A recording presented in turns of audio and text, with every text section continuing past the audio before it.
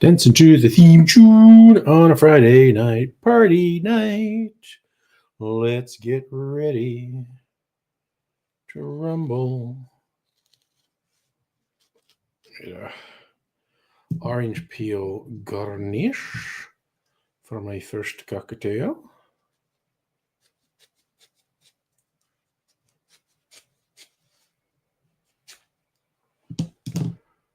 There we go. That's looking nice. Maybe I'll trim it. Home for the elderly. Nice. Well, okay. So this is a bit different. It's like that. And it's got a martini, but it's in a shaker. I hate it. It's iconic barware. The iconic barware is a shaker and a martini glass. Where's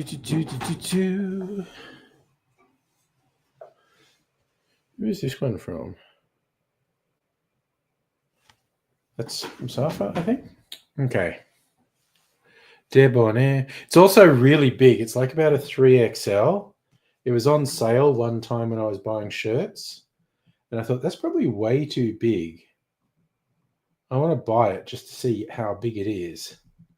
Answer, way too big.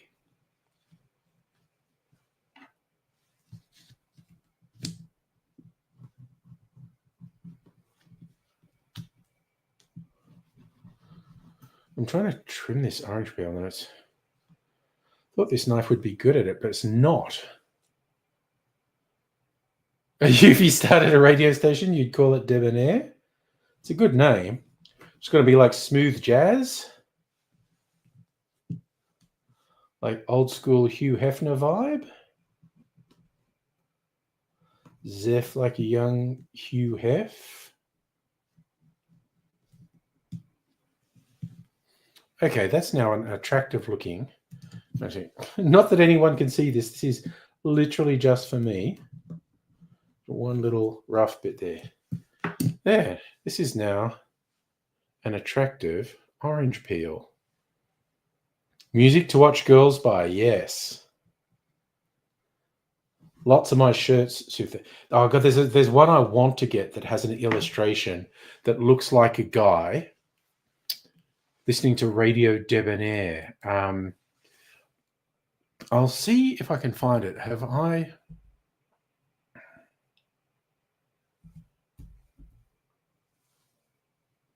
Yeah, Roy Aura shirts. I think of the various sites I get shirts from. This is the one. Dude, fuck off.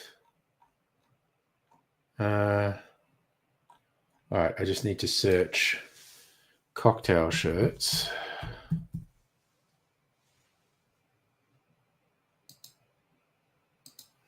It should come up. Now that this has popped into my head, well, look, I'll share the screen. See all the shirts as I scroll by them.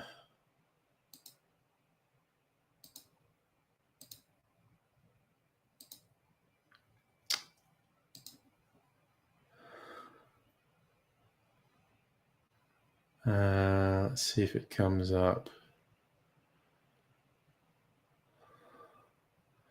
Lots of designs, some of which I have. I like this one. It's really sort of abstract. And this one as well, okay, I really want to get some of those abstract ones. They're almost $50 each. The exchange rate's gone to shit. Oh, anyway. I was sure this was the site that had the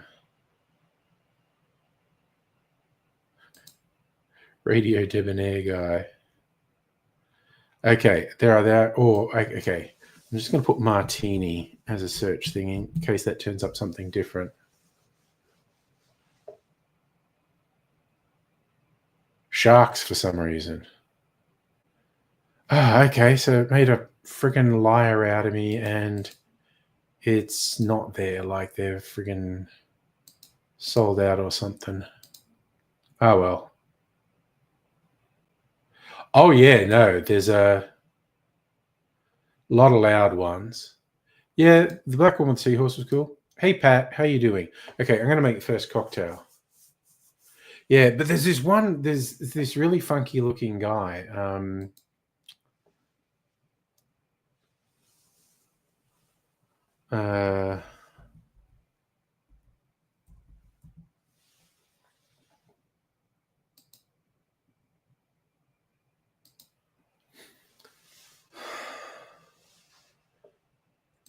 Okay, so this is another site.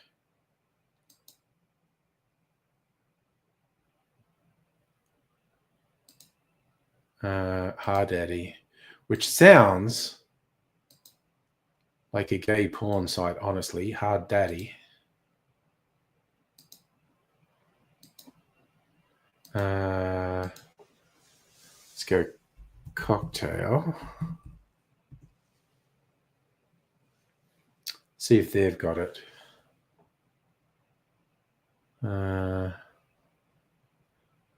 Oh, they've got like there's an increasing number of obviously AI generated ones. Like they've got a couple of Darth Vader with a cocktail. On one level, I'm like, cool. On the other level, I'm going, oh, gross AI.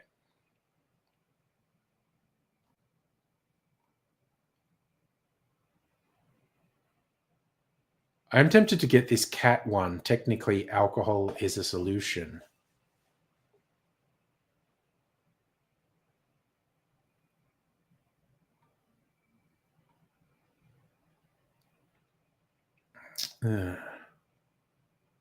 Man, why is the exchange rate so shit? Santa shaking up a cocktail.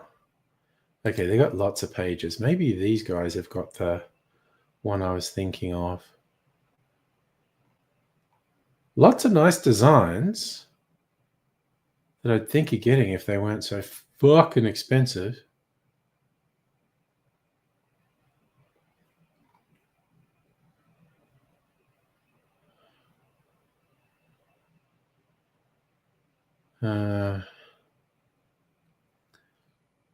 Still going. I'm just determined to find this one particular shirt. Not having a lot of luck yet. Jesus, that technically... Wait, this is the same lot of shirts. It is. It's the same shirts. Why was it not new shirts? Oh, no, there's a mix. Okay, there's another Darth Vader one. Oh, well, fuck me, eh?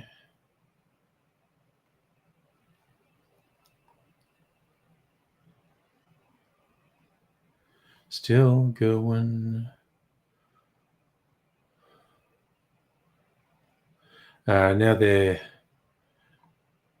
no longer cocktail shirts,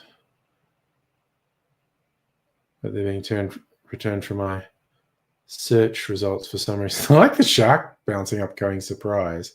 Although again, I suspect that's AI. Some tiki ones. No, apparently it's freaking just gone. They don't have it anymore. Oh well. C'est la vie. Yeah, lots of parrot ones. Yeah, they repeat. Oh no, Pat's got a cold. That's no good, mate.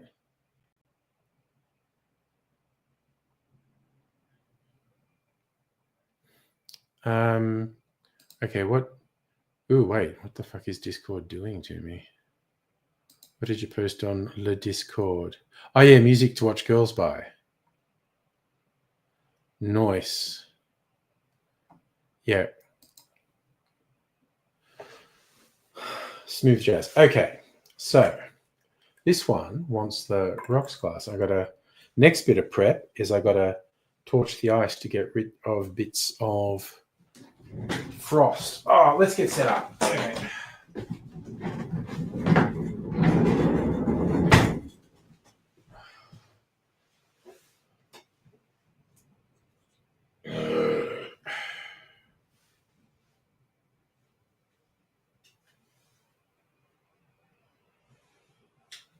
Wait, what the fuck was that?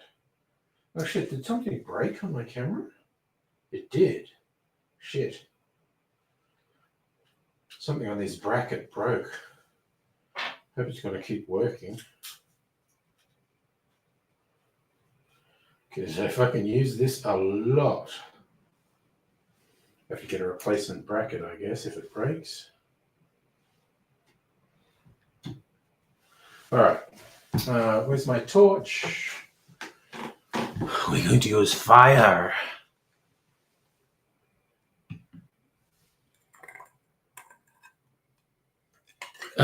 You and Rob friends again. You know what we say, Pat? People like you have a mercurial personality. I feel like you're, on again, off again with your girlfriend. No little thing with Rob. But I'm glad it's sorted. Hey, Celtic. All right. That's ready new. Let's get a few other things ready. Okay. We are stirring this, I think. All right. Get my phone. What are we going to make? Long video. I think it's the Archbishop.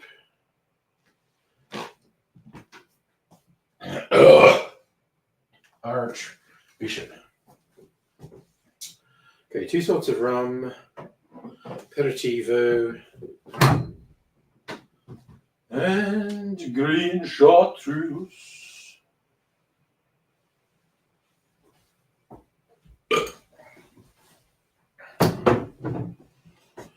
All right, so we want overproof rum and blended rum. You know what? I'm just going to go with the Diplomatico. But overproof, where's our Smith & Cross?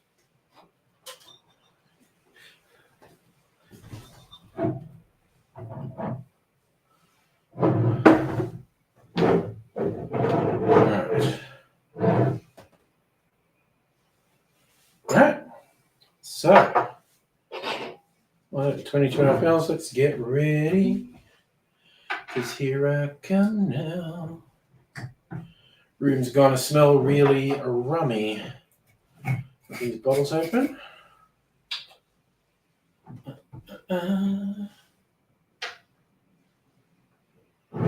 Just gonna remind me.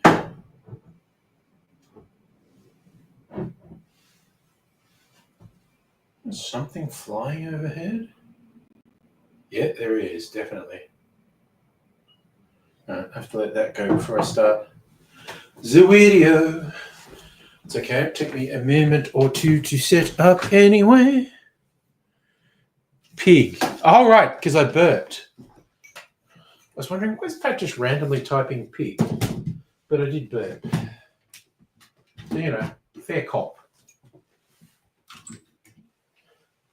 Speaking of, I think the Nicolas Cage film Pig is coming on Netflix. It's a good fucking movie. So funny with Nick Cage. He makes so many movies. Like, because he needs the money. Because he is a shopaholic. Like, he seriously has a problem.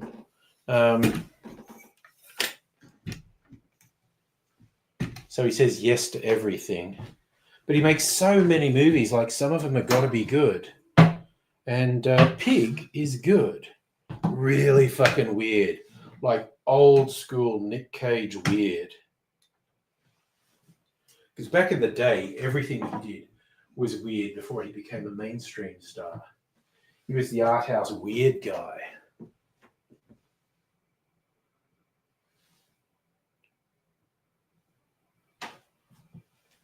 Okay. Whatever was flying over has flown over. Let's turn this on.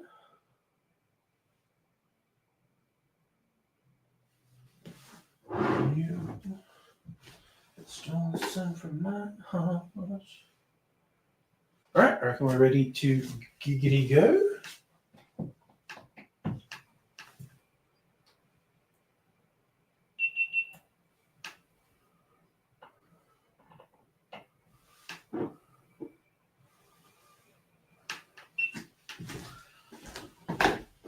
Okay, so smithing cross. Oop, that's a bit of a splashback. Diplomatico.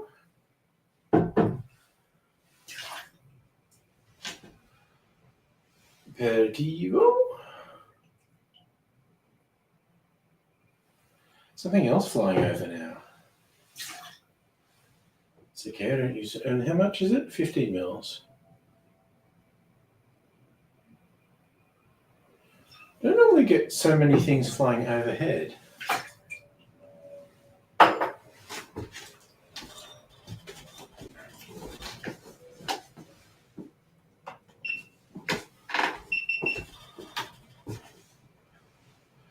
Is it just me, or does anyone else half expect when you hear like a plane descending, like, is this going to be like a major air disaster? That plane's going to crash in my neighborhood? Anyone? Anyone? Just me? Okay. Just me. Probably not just me. All right.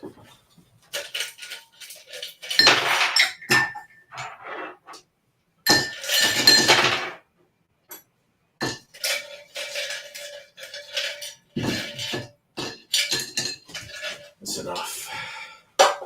Lost enough ice.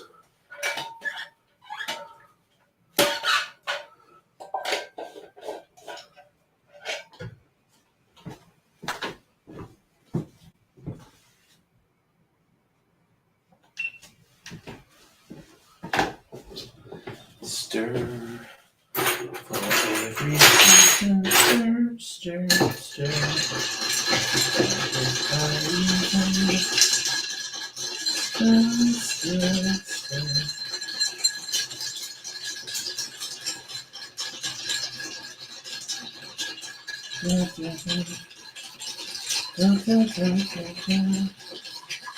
This means a good start because it's very busy.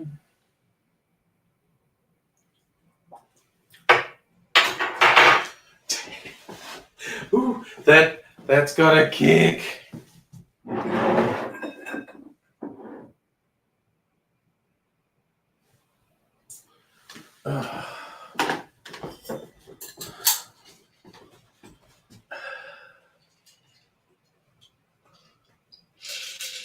Ooh, it's a lovely golden colour.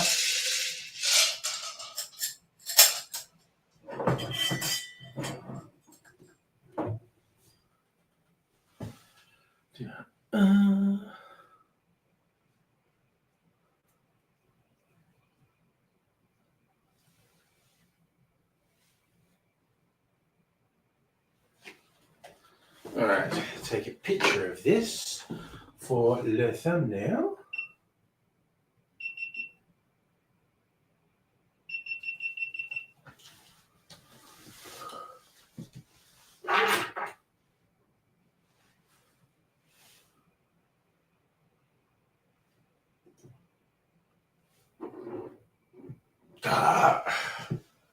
All right, let me get this picture.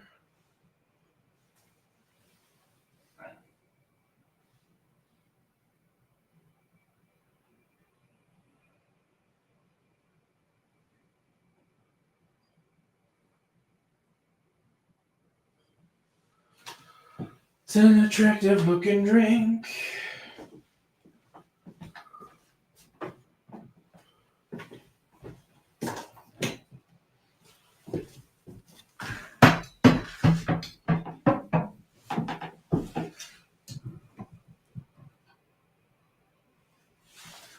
All right, now the talky bit.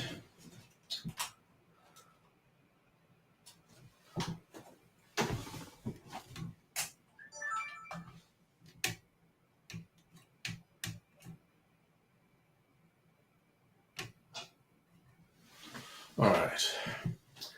That's ready. That's ready.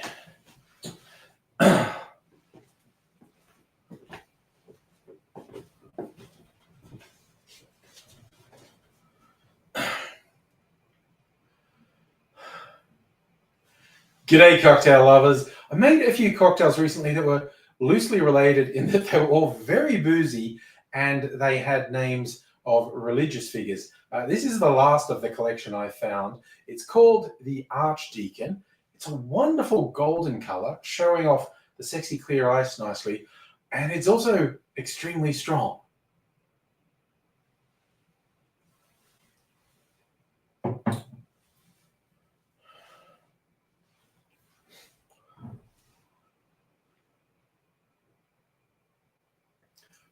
I'm using a rum. What the fuck was that? I'm using a split rum base in this. It called for an overproof Jamaican style rum and then just a blended rum. Overproof Jamaican style. Couldn't resist going for the Smith and Cross. This is the unofficial rum of YouTube cocktail channels. We don't all know each other, but there is a large cadre of channels that we do interact a lot and sometimes hang out on live streams. And Smith and Cross always comes up. Now, this is my favorite blended rum, Diplomatico. So I'm doing a split base of these two.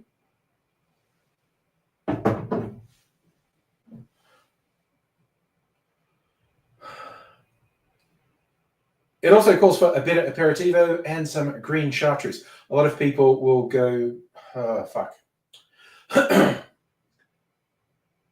It also calls for a bit of aperitivo and some green chartreuse. A lot of people would go for something like Campari or maybe Aperol.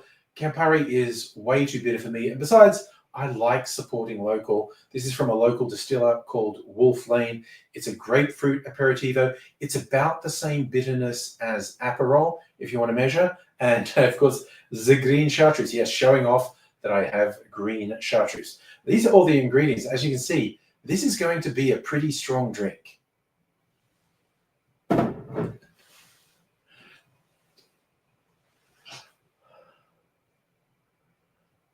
I've been building myself up to tasting this because the room smelled so strongly of rum when I was making it, but let's give it a go.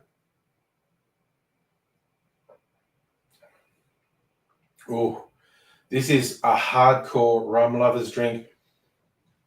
Wow, these elements all come together. There's so much flavor in this. Let me show you how to make it.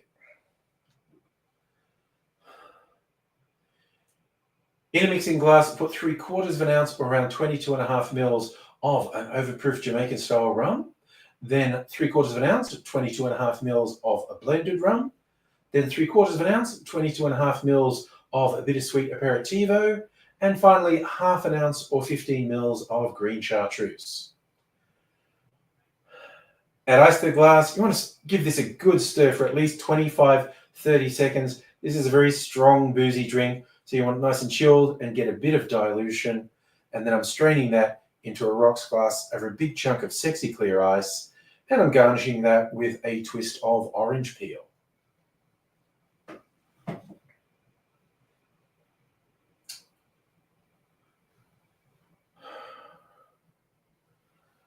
I love any excuse to show off the sexy clear ice, and this one does it really well. It is actually a really attractive cocktail. I'm a little surprised that it's come out like this. I think if you used Campari, it's going to be redder, but I thought adding the chartreuse, it might have gone murky, but it's just this beautiful golden color. So I'm really liking how it looks. I like how it tastes, although I think this is going to be gentle sips at a time, given how strong it is, because we should drink responsibly. I like to repeat what a guy who performs under the name Blind Boy, he was originally in the band Rubber Bandits, and now he has an extremely successful podcast, and he's an author as well. He makes TV shows. He's multi-talented, but he referred to drinking cocktails as mindful drinking, because if you buy one when you're out, they're expensive. You don't want to just neck it. So you sip it and you appreciate it. And good cocktails give you something in every sip. I think this seems like a good cocktail, the Archbishop. So if you like rum, if you like strong drinks, I think you should give this one a go. and come back and tell me how that went. And, don't forget to join me again for more cocktail adventures. Always up to something here in the Angry Bar. And I would love to have you along for the ride. Until I do see you again, I'll say cheers. Fuck you, ice.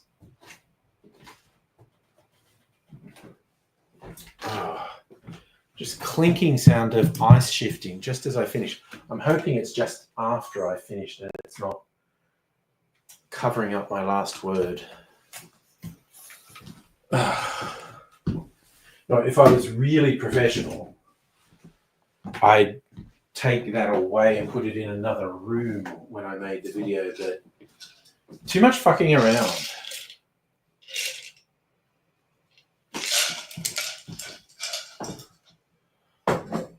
Just a one-man operation here. Can't be fucking around too much.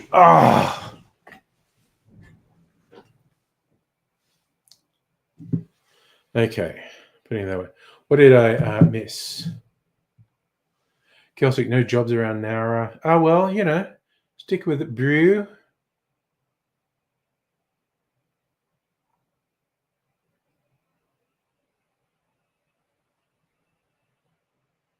Or Sherry? Sherry, who are you talking to about turning off monetization? Hello, Madam Butterfly. Well, I'm going to check a thing on YouTube, and I don't know if this makes any difference. If I switch it from top chat to live chat, I don't know if that makes any difference at all, but I thought I might do it anyway. Anyway, so skewer. Even though the official recipe did not call for a cherry, I call for a cherry. Maybe 2 cherries, because I didn't have a cherry last night. And I'm not streaming tomorrow, so I feel deprived. So stab. Call me Stabatha. It was Stabatha all along. Speaking of which, I might watch that series on Disney, Agatha All Along. Because I did like her in the Scarlet Witch series. WandaVision. Which was a good, trippy show.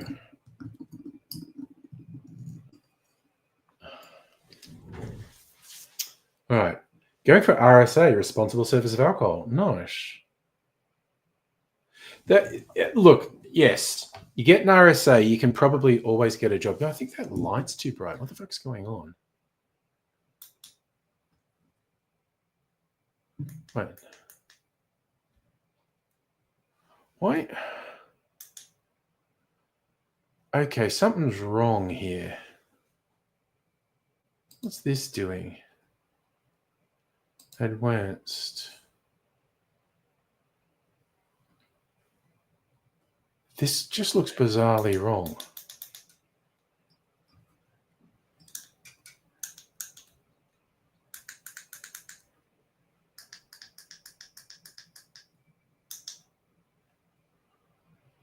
Okay, what are we doing?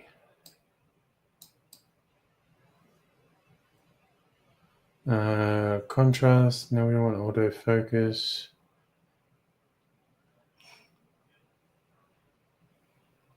What does this do if I move this? Ooh, does that? There.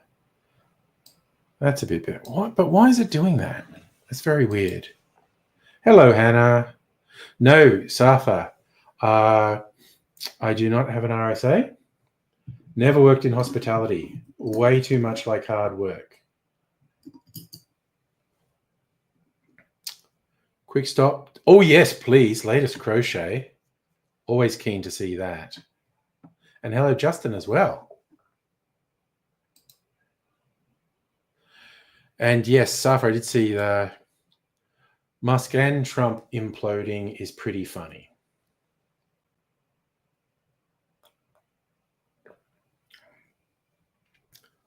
Like, it's the most obvious thing ever. Like, I was going like, I said it. They wouldn't last 6 months. Like that's a really deep, insightful thing to say. Like, it's super friggin' obvious they wouldn't last. 2 really obnoxious, sociopathic narcissists. Okay. Ooh. Oh, wow. Okay. So I need to share this. Where are we? On the Discord. Hannah's laces. It's like a black rose. And oh yeah, that's another view of it.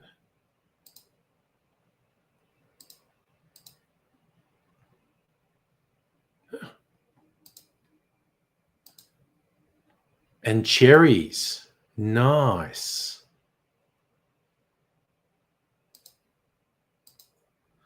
Ooh, and that's very cute. Sunflowers.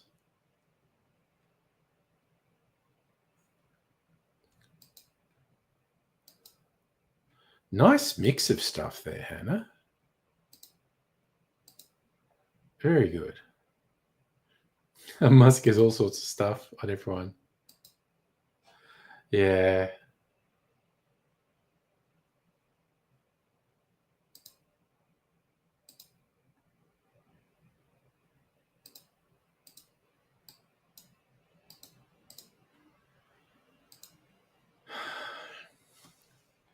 Well, we can just hope that Trump and fucking Express and put orange zest. Seem to put an orange zest on this flip. I'm looking at other, like, I'm going to make some short videos tonight. Smokestack lightning. Garnish with a lime wedge. I'm not going to do that. I don't have any limes. All right. So the correct people have worked said, do you know how to make the following? And he's about to find out. Nice.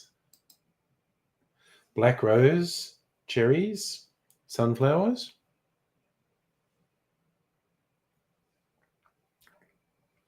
Justin, I'm not sure why you think Musk would know stuff about Trump's taxes. You think it's pillow talk between them? It's more, to me, it'd be more like the reverse, in as much as Trump would be able to investigate all of Musk's finances. I'm still coherent. Yes, Safa. Bless me, still coherent half an hour in. Oh, I finally fucking worked. I was so confused. Oh my God, the big fucking ring light was still on. Oh, God, that explains so much. God, what a dingus, though. I've never done that before. I feel quite silly.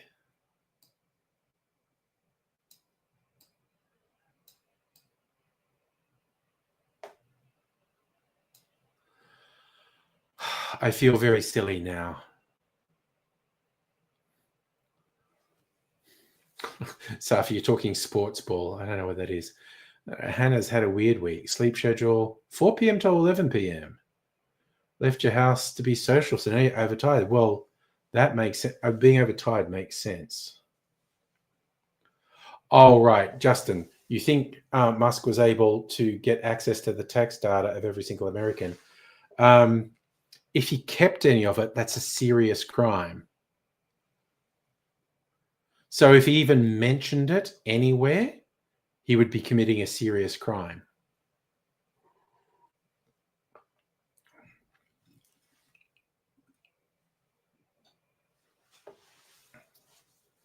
Where's your mum going? You went to Melbourne Airport, did you?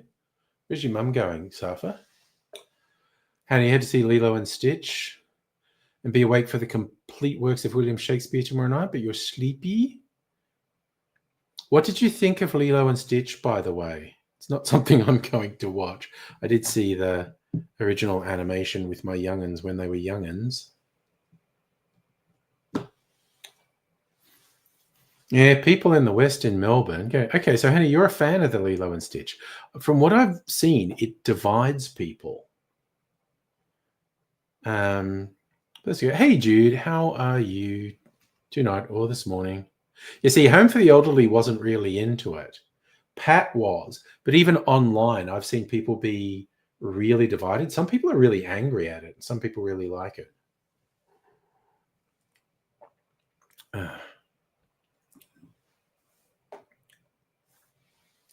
Well, that is surprisingly drinkable considering how strong it is. Hannah, very cute, good adaptation. Enough of the original, but different enough to not be word for word. Okay, cool. As I say, it very much divides people. Jude, 3:34 a.m. for you. About as well as to be expected for that time. Fair.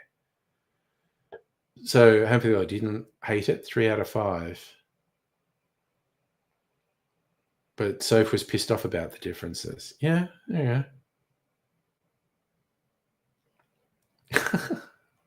Safa, I don't know how you could avoid a spoiler with Doctor Who.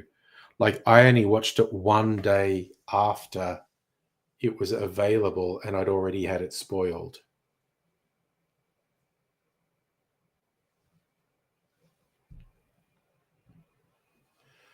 Like, technically, we don't even know if there's going to be another season because Disney or BBC or someone has to renew it. It wasn't social media, it was the fucking media. They just raced straight to put headlines about spoiler. Justin, $700 in car service. Yeah. Oof. A year or two ago, I had to lash out my car because there was some very vital part of the engine that was fucked. So if I had to accelerate or go up a hill, the car would just fucking die.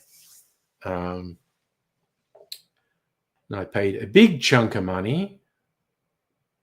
But the car's been running good since. Nice. Celtic VD still threatening a letter. Been saying it for years. Yeah, maybe if he's got accommodation and he's off the booze, he'll be together enough to do it. Safa, yeah, there's been the first Doctor, of course, did one season in the reboot. I think, how many did Matt Smith do? I feel like Matt Smith did like 5 seasons.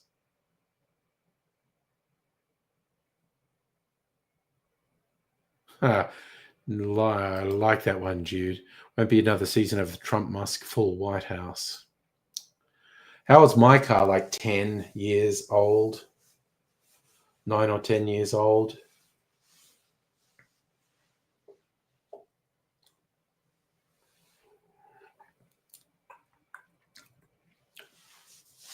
Still got a lot of life in it. Is it saying, Safa, your car's 25 years old? It's a little while since I've driven a car that old. I have had, my first car, Volkswagen Beetle, was older than me.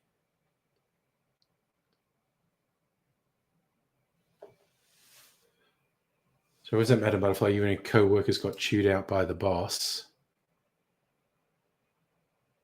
You said had fun when the boss wasn't there, though, so that's good. Jude, yours is 18. You got the repairs to prove it? Yeah. Celtic, if VD posts, I'll bring it out. But yeah, if it's, I'm not reading slurs or he can rip on me. That's fine. That's funny. But I'm not going to platform his slurs. Devious Chris, the maggers. There's a split. I've noticed some of the high-profile maggers taking sides, and they're not all taking Trump's side. But some of them are like in denial or upset, like, please fight. It's like Kanye posted, no, bros, don't fight. We love you both.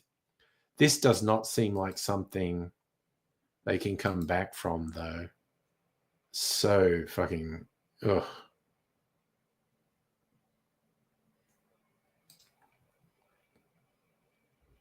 It's a whole wide thing. I love that. So that's 16 is the golden age for the car, Jude. Then it like all goes to hell. Justin, yes, I have a Holden. What am I going to do when I have to get a new car? Excellent question. Who knows? The ice shifted suddenly and fucking splashed me.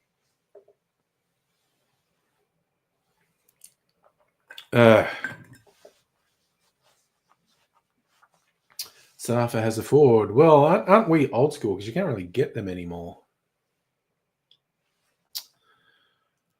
All right, which will I make next? A couple of short videos I want to make tonight. Smokestack lightning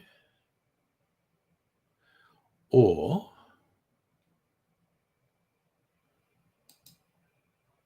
Oh, no, I'll do the Negroni flip second because it's a fucking flip. There's an egg in it. Smokestack lightning is just a margarita with peated whiskey.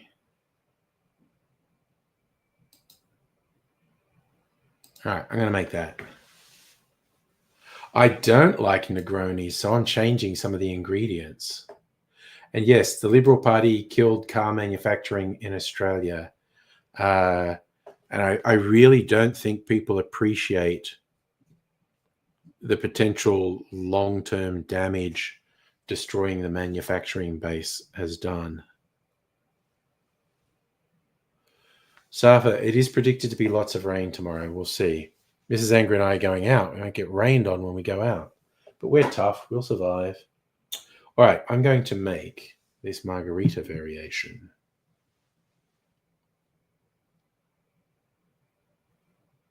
Smokestack lightning. Yes, tomorrow is date night. Kelty had to call in sick, otherwise he'd be in bed. Oh. Well, you're being responsible, mate, both for yourself and other people. You've got to look after yourself when you're sick. You want to minimize the chance of making other people sick too. If you're at all a responsible, decent human being, that is. All right.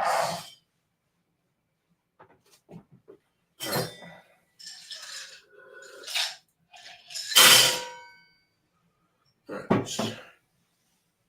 So, let me get this cool.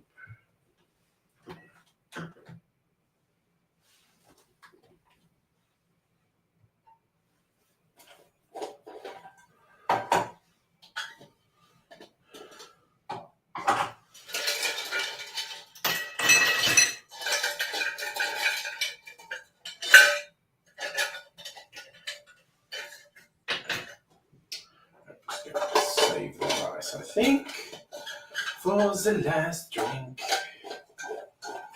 Okay, let's get this shit together.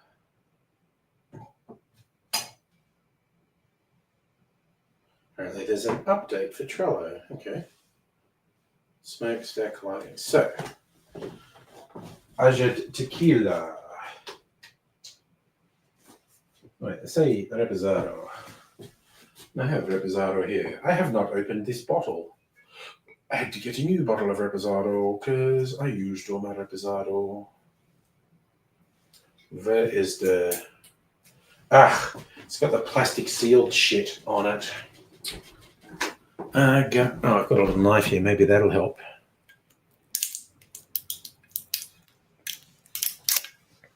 Let's do that. Gosh darn it.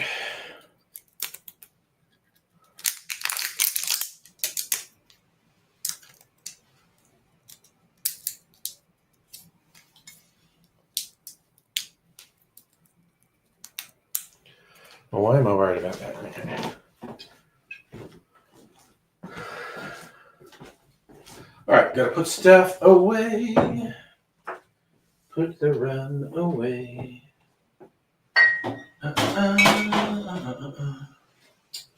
Put this stuff away. Do I want anything out of there? Peated whiskey.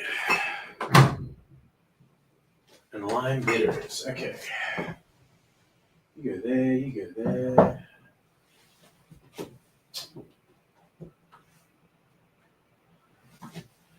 there. Fuck it. We'll do Lagavulin. Got Lagavulin.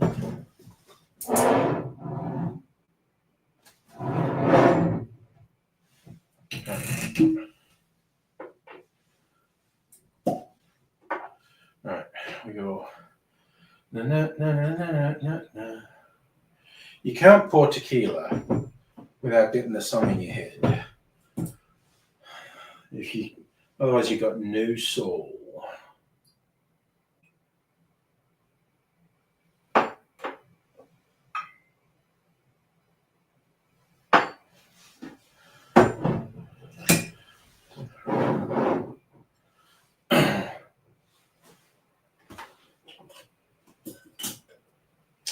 Okay, I want the agave syrup and the lime juice, which is over here because I'm super organized.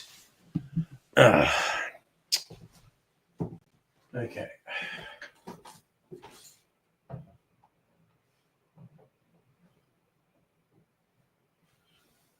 Okay.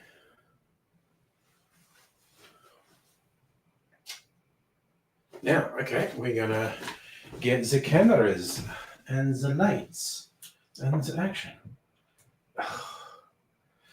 Still having trouble getting over. I couldn't work out what was wrong with my camera, and it was this. I'd left this light on. I marvel at my ability to come up with a new way to be stupid.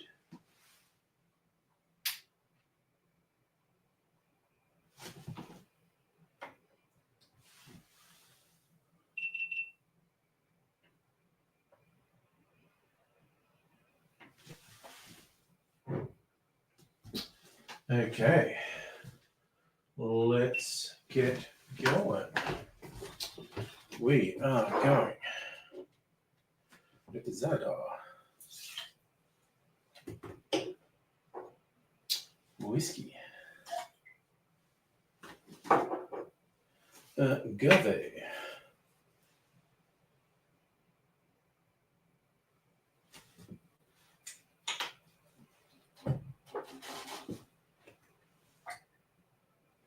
Of agave and a bit of lime juice.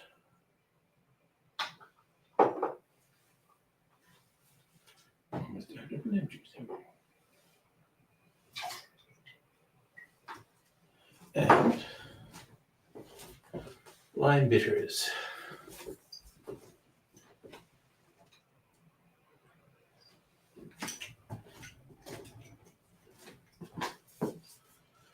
Alrighty. With that. Okey-doke.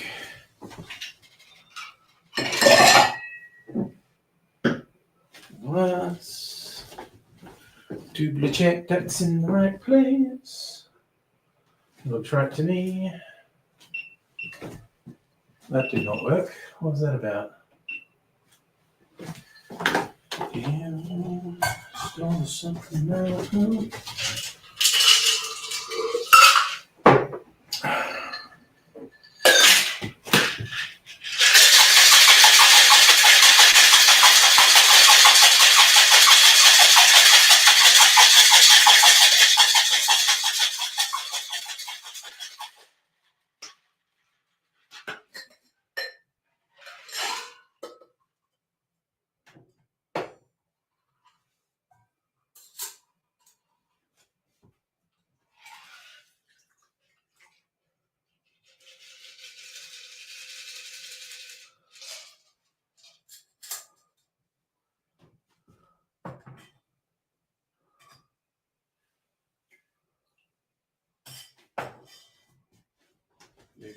These things to give me some more room. Turn this off.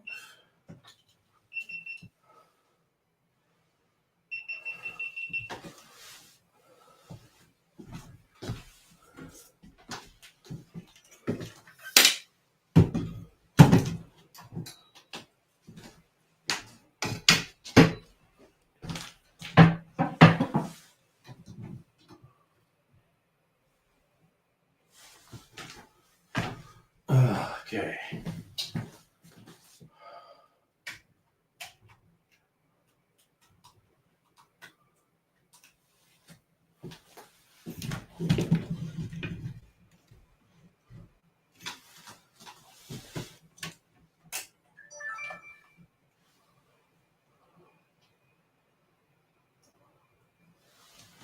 All right.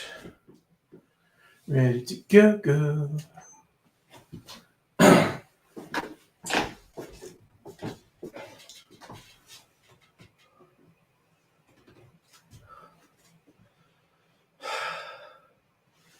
G'day, cocktail lovers. This is a margarita variation called a smokestack lightning.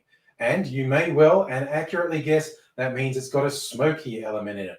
And you may also be like me and have first thought that meant it would be mezcal in here, but someone's decided to go for a slightly different flavor profile and say, no, put some peated whiskey in there, which I think is an interesting idea, which is why I wanted to try it.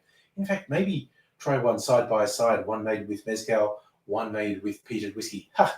Another day. I've just got this one, and I do want to see what this tastes like.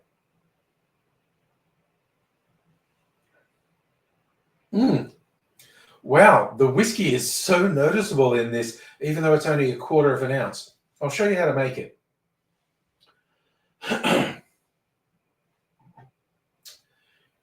In a shaker, put 2 ounces or 60 mils of Reposado tequila, then 1/4 of an ounce or 7.5 mils of peated whiskey, then 1/2 an ounce or 15 mils of agave syrup. Then, oh, fuck you, ice. Then 3/4 of an ounce, around 22.5 mils of lime juice, and rounding things out with just a few drops of lime bitters. Add ice to the shaker, shake that for 10 or 15 seconds to chill and dilute the drink, and then I'm straining that into a chilled coupe.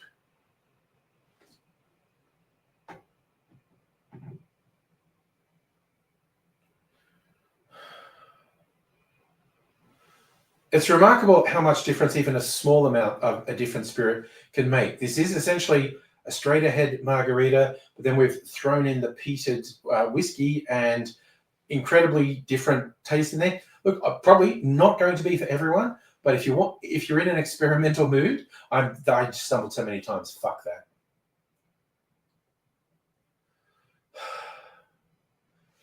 It's remarkable how much difference just a little bit of a different spirit can make. Just having that 1/4 of an ounce of peated whiskey in there takes a straight ahead margarita in a whole new direction. Probably not going to be for everyone, but if you're in an experimental mood and you like a margarita and want to try something a little different, try a smokestack lightning. Cheers. Okay, switching some things off.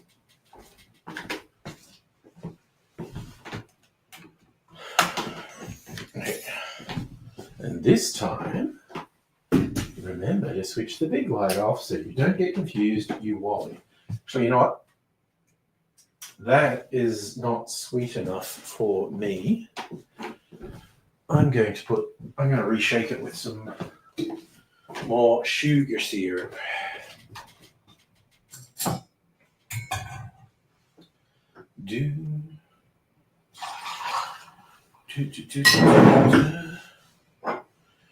You stole the sun.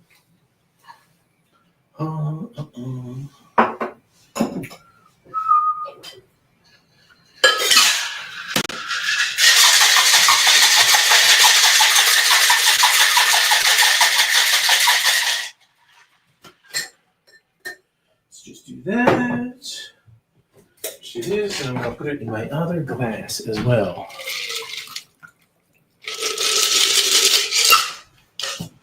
There we go. Donezo.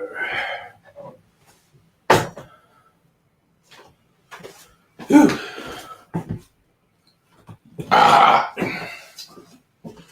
You stole the... All right, what's been happening in the chat? We're talking about games. Den of Thieves. Oh, Helldivers. I've watched people play those.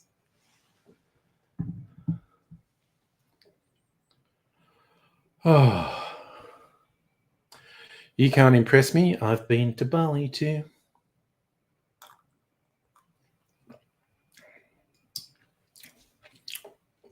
That's better with the extra sugar syrup. Yum. It was too tart for me. just not as into citrus in my cocktails as a lot of people, or even not as much as I used to be.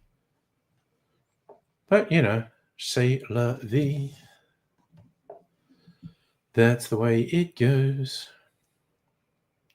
It's really funny. One of my teammates had a holiday in Bali, and in our team chat, I put a link to I've been to Bali too. And he was stunned. He's like, you'd never heard of it. I go, I didn't know. What was all about? I go, that was a really, well, okay. He's like fucking 20 years younger than me, so I'll excuse him.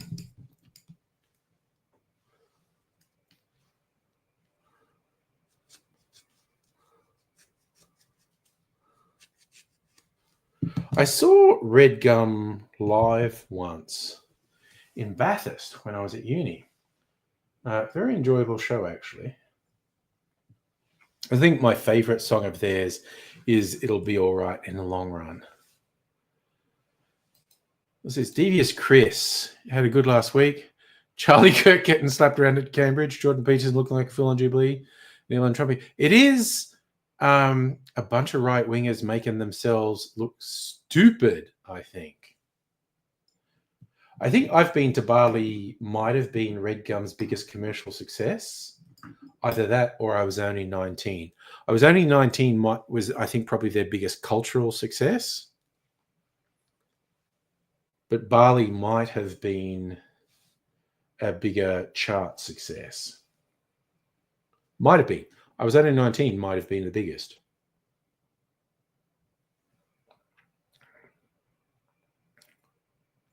Oh, okay. Now I'm really liking this with extra sugar syrup. Yes, I'm the elderly. What a week to be a Republican.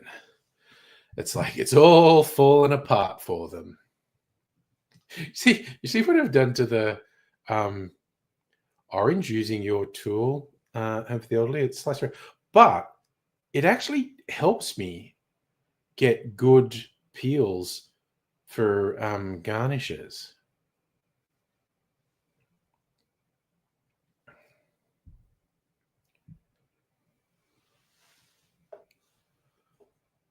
So what's that, Celtic? You went to Bali, tripped your parents out. They never noticed the swastika. Oh yeah, that's a Hindu symbol, the swastika. Oh gosh, Devious Chris, what a fun / horrible way to spend your time debating Jordan Peterson apologists. The little bits I saw of that Jubilee video with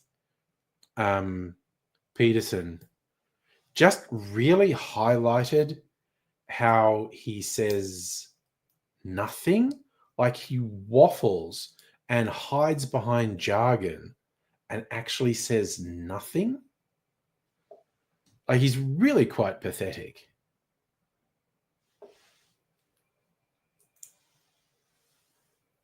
I like that, Hope the Elderly, debating Peterson fans, like arguing with the cat. Yeah. No, it's just pointless. Like if somebody is fucked in the head enough to think Jordan Peterson's awesome, I just don't want to spend time around them. But more power to you, Chris. Yeah, that's a good summary, Celtic. Peterson's an expert using a lot of words to say nothing. We live in a country 2 beers named after prime ministers. The Hawks have been around for a while. Some Albers. Ugh.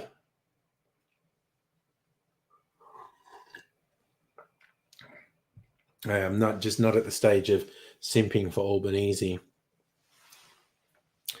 because I have problems with that guy. I mean, orders of magnitude better than getting a Dutton government, but that's damning with faint praise as far as I'm concerned. So I still live in hope in this term Labor will do stuff that will make me genuinely happy. So we'll see. So was that? So said last time Trump was president, getting to really heated debates with Trump fans get so worked and angry, so could feel the vibe. So this time, take a step back. That is healthy. That is very healthy. Oh, Celtic. Okay, this shirt today, Like when I got into a team meeting, the first thing people said, like, that doesn't seem right. That's not a cocktail shirt, because this was what they were seeing on the webcam. So I had to go like, no, look, see down there, it's a cocktail. You're just only seeing the top of the shirt. So, yeah. All right, what are we going? 9 o'clock. I've had 2 cocktails. Actually, just an interesting point. I mean, actually, Trump would probably sue someone who released Trump beer, saying he wanted a cut of it.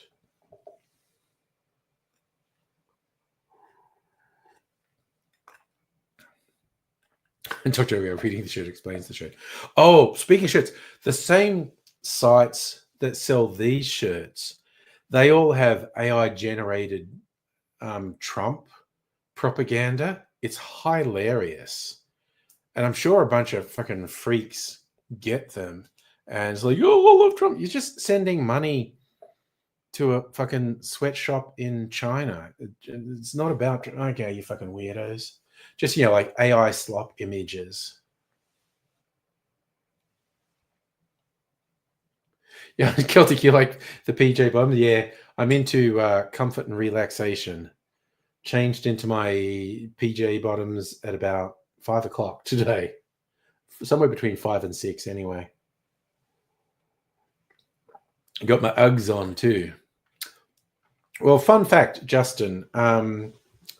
First, Duff Beer has been released in Australia twice. The first time, they got sued out of existence by the people who owned the Simpsons copyrights, saying that's not authorized. So it was only available for a really short time. I should have bought a slab of that, actually. It might have been worth something. But anyway, so the first time it appeared, that got sued out of existence by the Simpsons people. Second time, it must have actually been authorized. Duff Beer appeared again, and some lobby groups successfully argued in the courts that that was an image associated with a children's cartoon, The Simpsons, and so it was too much like appealing to children, so it should be taken off the market. And there was a court ruling that said, yes, it should have been taken off the market. And it got taken off the market. So that's the short-lived adventures of 2 different releases of Duff Beer in Australia. Celtic, I do not like beer at all, like not even a little bit. So no, I never drank Duff Beer. Devious, you're saying, great. Duff was swill, remember briefly around 96.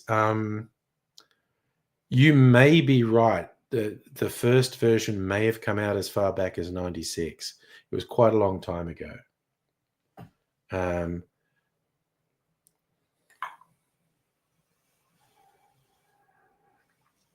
But yeah, they got sued out of existence. And then the second one just got banned by the courts for being too appealing to children. Kind of like when they released an alcoholic lemon soda and branded it the same as a non-alcoholic lemon soda, Solo. And a successful argument was raised. That's too much like the non-alcoholic thing. It's too much like they're appealing to kids. Shouldn't be able to do that. And the court said, yep, that's right. You should not be able to do something that's appealing to kids with alcohol. So now it's called hard rated instead of hard solo. Celtic, I just fucking hate beer. Like, I actively, quite strongly hate beer. Even if I good-naturedly had a sip of it, I would have spat it out because I fucking hate beer. And yes, Home for the Elderly, they exactly copied the labeling of Duff Beer, which is why the first one got sued by the Simpsons people and the second one got banned by the courts. Well, it is true. And just what are we, 30? You could have been, if you were old enough to watch the first seasons of The Simpsons when it came out, you're over 40 now. So, but of course, because The Simpsons was repeated ad nauseum by Channel 10. So it's kind of like anyone who grew up in the 90s and noughties had heaps of Simpsons.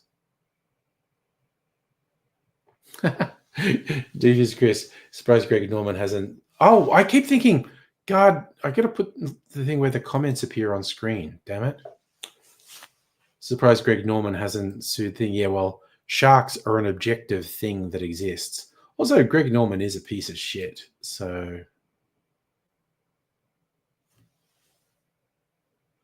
Celtic used to hate beer. Now you don't mind it. I have no interest in developing a taste for beer. Just you're the same age as The Simpsons. Nice. How many kids watch The Simpsons now? I don't know. It's still going really big. Noog, hey. Talking about to say hello. Oh, yeah. Definitely. Stop in to have a laugh at Trump and Musk. Most definitely. Oh, Edamogga pub beer. That they actually built that. Somewhere near Wagga, I think. Okay, and for those who don't know, there was a big glossy magazine in the 70s, maybe lasted into the 80s, called Australasian Post. And among other things, they had cartoons in it. It's in Albury. Okay, thanks, Arthur. Yeah, they had cartoons in it, and one of it was centered around a fictional pub called the Edamogga Pub. I know I used to find it hilarious when I was a kid in Dobbo. And yeah, near Albury, someone built a reasonable replica of the Edamogga Pub, which is weird because it was not a natural shape for a building. I've driven past the Edamogga Pub, Safa, and Home for the Elderly. Your mates don't know. Yeah, I don't know. They used to buy Australasian Post in my house. It was like a general interest magazine. Would have some girl in a bikini on the cover. Nothing too racy, but there would be bikini photos in there. The Australian version of People magazine was much racier. And then there were magazines that tried to be even racier than People without being full-on porn. Celtic, I don't know if the pub's still there. Safa seemed to be suggesting it is still there. Devious Chris, only beer you ever willingly purchased was Newcastle Brown, English trademark, pint for clubbing night. And you're on the way. Nice. You know what I almost got recently? There's a beer, and I don't know if it's actually, I don't know where the beer is actually from, but the bottles are shaped like a little Buddha, and it was on special in the Woolies bottle shop. It's like 4 bottles of this beer and themed drinking glasses for $20. And I was tempted to get it because I liked the bottles, and I could have used the beer to make syrup. Actually, a beer-based sugar syrup actually tastes good in an old-fashioned one. Chris is saying the pub is still there. Stuff saying it's still there. And they changed the exterior when they got the rights to the name. Yeah. Well, okay, look, honestly, we're on the internet. Let's do the crazy thing where we look it up. At Mogga Pub. Let's get a picture of it. Images.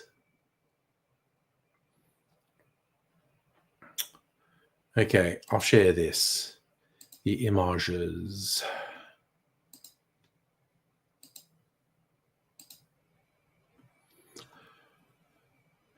So I guess it's not too unnatural a shape.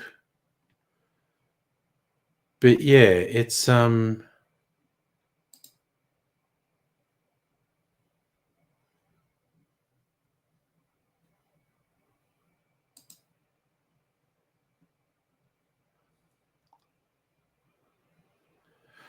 yeah, they made it look like the pub in the comic. essentially.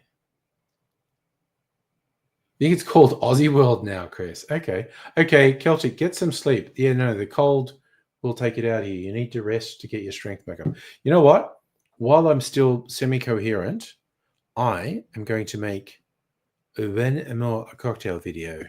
And it's going to be cocktail with an egg. So, oh, goodness me.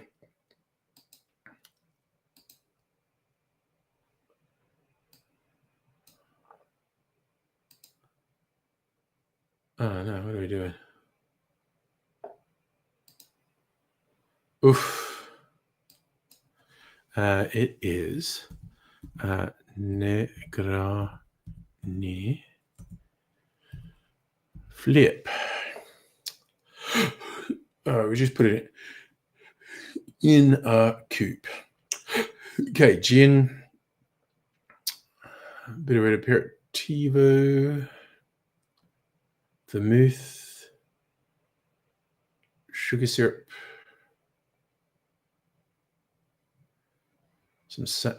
I don't think I'm going to taste the saline in this, but I'll do it because they tell me to.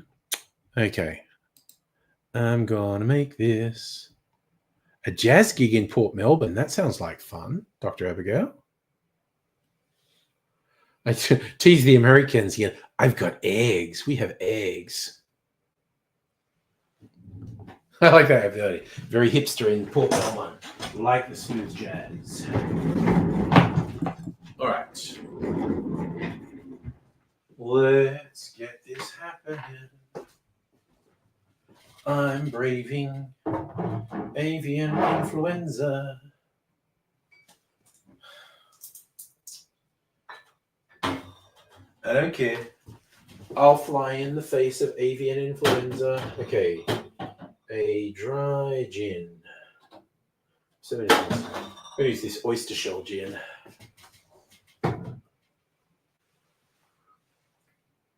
All right. New. Okay. The new.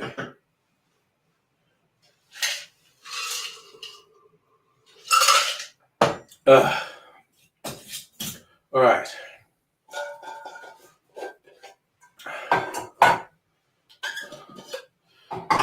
Thanks. Not sure I'll even like this drink.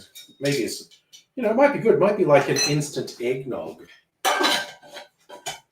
with some unusual flavors. We shall see how this works out.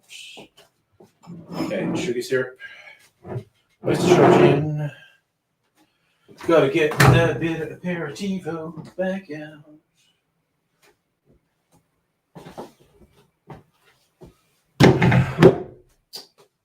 The wolf lane.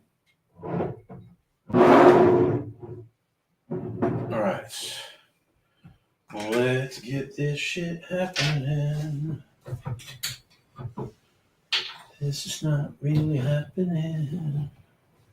You bet your life it is. I left my phone over here. Okay, let's get some shit happening. We're gonna put the camera there. Let's get this light out.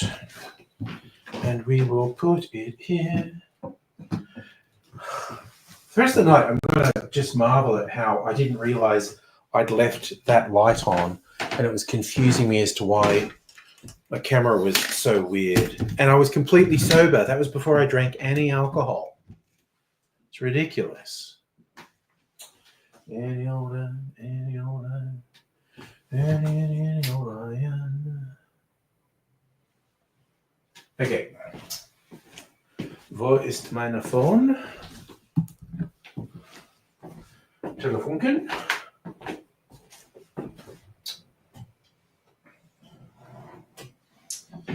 Okay, the Negroni Flip. 30, 40 mils is sweet for me. Okay. Let's do it. Let's do this. Right. Shaboopy. Okay. 30 mils of gin. That's more. Wow, this is accidentally making it too strong. 30 mils of that. 30 mils of aperitivo.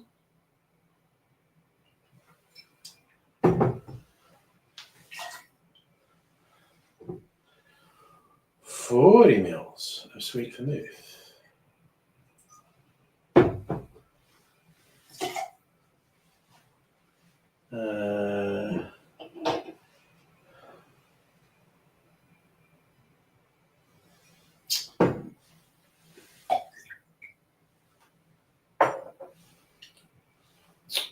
Two drops of saline.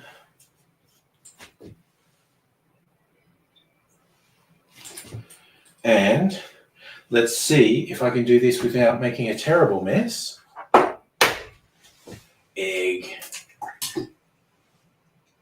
That was pretty good. Fuck, okay. Throwing that in the bin. Okay. Mix the run. Mix the run.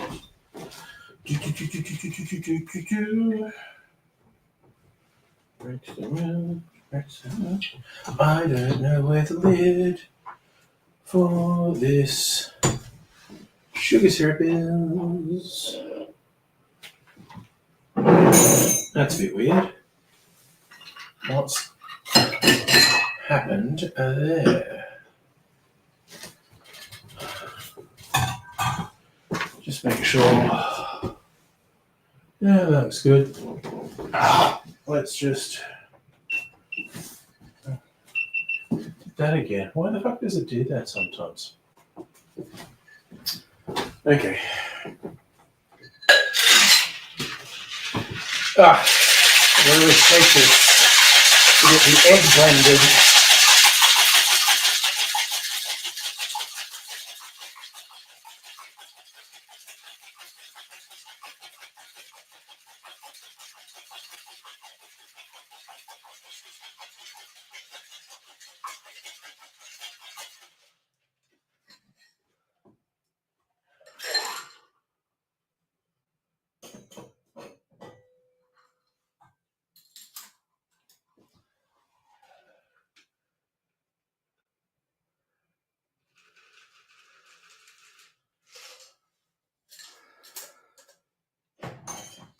All right.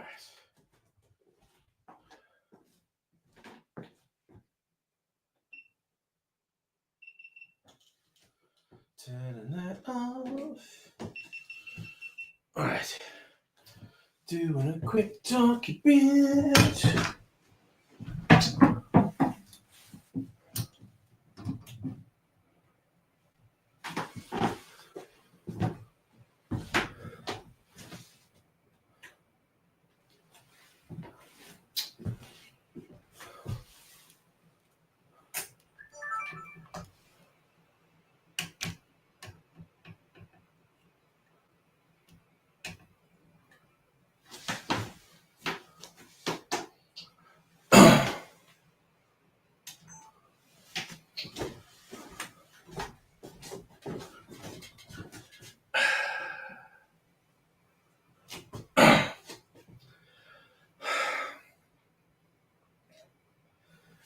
G'day, cocktail lovers. This is a cocktail with a whole egg in it. Yes, in this economy, in the face of avian flu, one whole egg in this cocktail.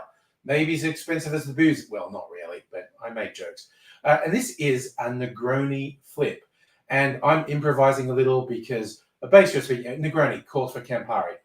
Anyone who knows me knows Campari is way too bitter for me, even small amounts. I just don't like it. So use alternatives. This is a local aperitivo that's about the same bitterness as Aperol. It's a grapefruit aperitivo as opposed to an orange one, but I think it will go well in here. But the big test kind of looks like instant eggnog. Let's see what it tastes like.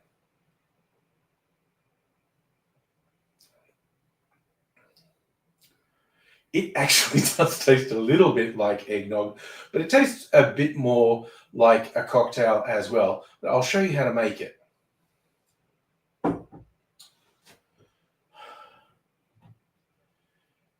In a shaker, put 1 ounce or 30 mils of dry gin, then 1 ounce or 30 mils of a bittersweet aperitivo, then 40 mils, about 1 1/3 ounces of sweet vermouth, then just a little bit, half a bar spoon, around 2.5 mils of sugar syrup, then add 2 drops of saline to bring up the flavors, and finally 1 whole egg.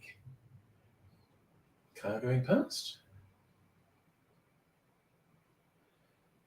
Add ice to the shaker. Shake that good and hard for at least 15-20 seconds because you want that egg fully integrated with everything else. Then I'm straining that into a chilled coupe.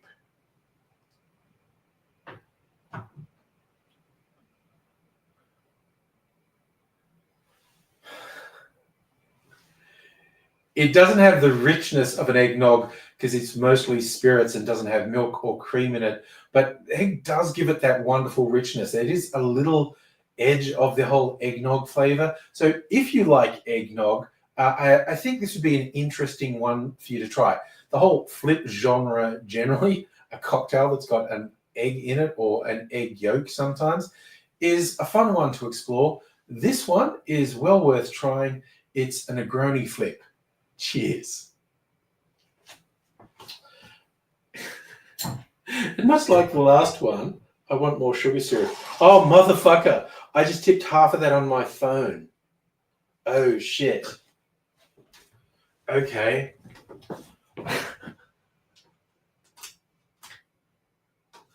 That may be a hint that we're approaching Tim Smith territory. I don't feel Tim Smith yet. Oh, I am going to have to dip out and clean my phone like a fully poured that drink all over it. Good Lord. Give me a minute.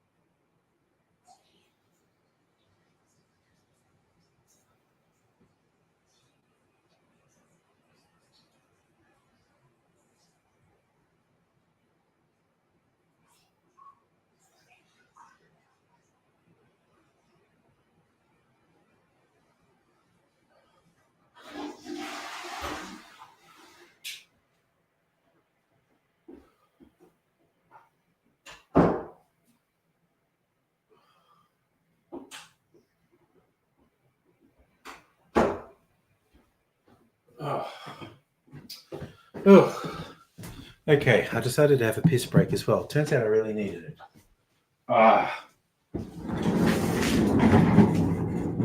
Okay.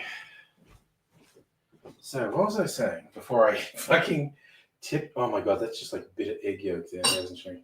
That's pretty gross. All right. Bit more sugar syrup. Add that. Shake it again.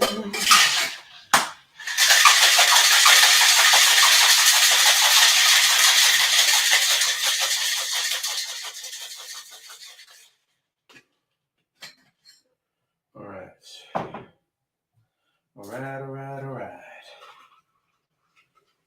Yeah. All right. Bit of a mess here now at the bar. That's okay. Actually, speaking of eggnog, I made some eggnog last week. I might taste it later. Yeah, sticky phone calls. I rinsed the phone off. It's waterproof. Devious Kishu, so you spent time driving by that pub. Steve still let us bring macropods to his zoo for a free miracle. Oh, okay. That's interesting.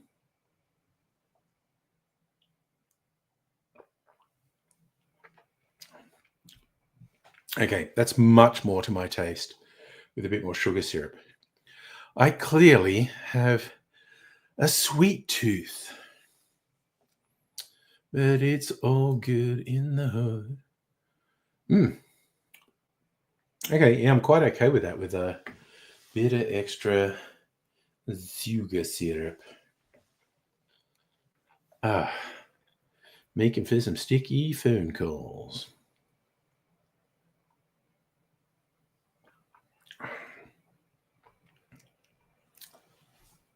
Now okay. It's like dessert now that it's got that extra sugar in it. It's like dessert.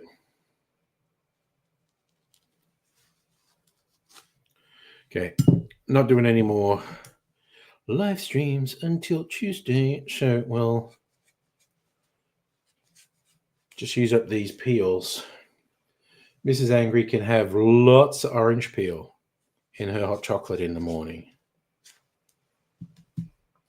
Oh, hey, in shocking news for someone who's not a coffee, proudly not a coffee drinker in this coffee obsessed city, I did a work thing on Wednesday. Drove to Bendigo, didn't drive, got on a train to Bendigo with my team. We're visiting a regional office, and in the kitchen there is, I made myself a hot chocolate in the morning, and then just on a whim a bit later, because I normally drink a lot of Pepsi at work, and I didn't have a Pepsi supply there. And on a whim, I thought, because I've kind of got more forgiving of coffee flavor in cocktails lately. Could I make like a mocha, like mostly hot chocolate, but I'll put a spoon of instant coffee in it. It's like Makuna coffee. And I made that, and I didn't mind it at all. It wasn't super coffee-ish, but it did take the edge off the sweetness of the hot chocolate. And man, I was amped afterwards. Like just like one spoonful of instant coffee, and I really felt it. I didn't like the aftertaste. Like for half an hour to an hour afterwards, there was this coffee aftertaste in my mouth that I really didn't like. But geez, I got the required caffeine hit. I'll tell you what. I might experiment with that a bit more when I go back into the office next week.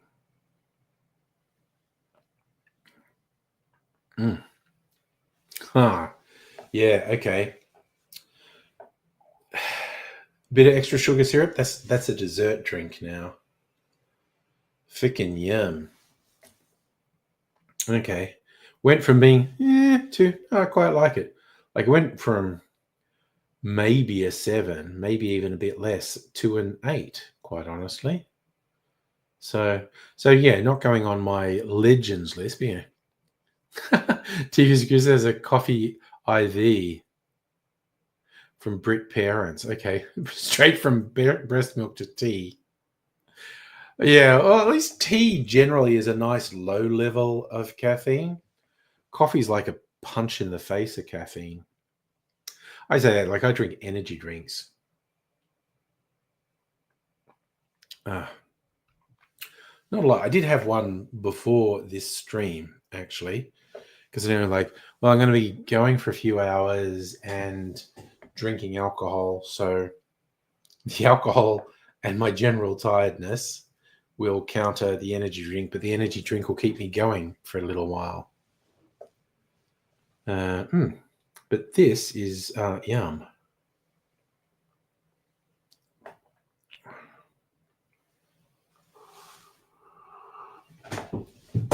Okay, that was kind of boozy, and I drank it kind of quick.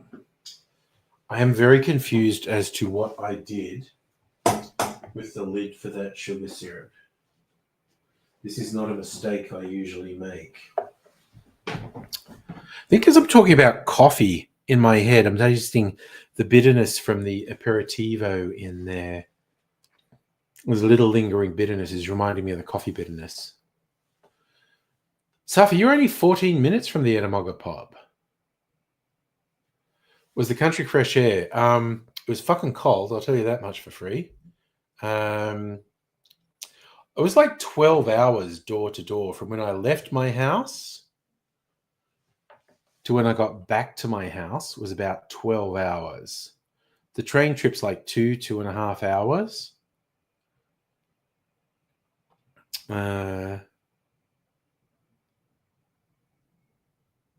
So yeah. The train wasn't full. Like, okay, because we were going the opposite way to the busiest, I think, because I think it's busier with people going into Melbourne in the morning for work, and it's busiest in the afternoon leaving Melbourne, people going back thing. So in the morning, the train we were on had reserved seating, and the carriage we were in probably wasn't even half full. The one we got on the way back was not reserved seating, like you just use a Mikey, and it was fine. It was more crowded than the morning train, but it was fine. And how busy was Southern Cross? I mean, pretty freaking active. There was a TV thing. They were interviewing people because there'd been a like $70 million Oz Lotto draw the night before, and someone had won it, but it hadn't been publicized yet who won it. So apparently they were going up to people saying, "Did you win $70 million in Oz Lotto last night?" Safa, there was a snack cart on the train to Bendigo. One of my co-workers did get a ham and cheese croissant, which was in a plastic bag and got microwaved, so he described it as sweaty, and I decided I didn't want any train food. The train on the way back did not have a snack cart. It was just like a suburban train, except it was going all the way maybe out to Swan Hill, I don't know. But it was faster. The return train was faster than the train out. How many of the co-workers? There's like 5 of us. So basically half my team went there, and it was good. It was kind of, the whole thing was just broadening our horizons and meeting people in regional offices so they could have some FaceTime with cybersecurity people rather than us just being, behind the scenes sending them emails, people.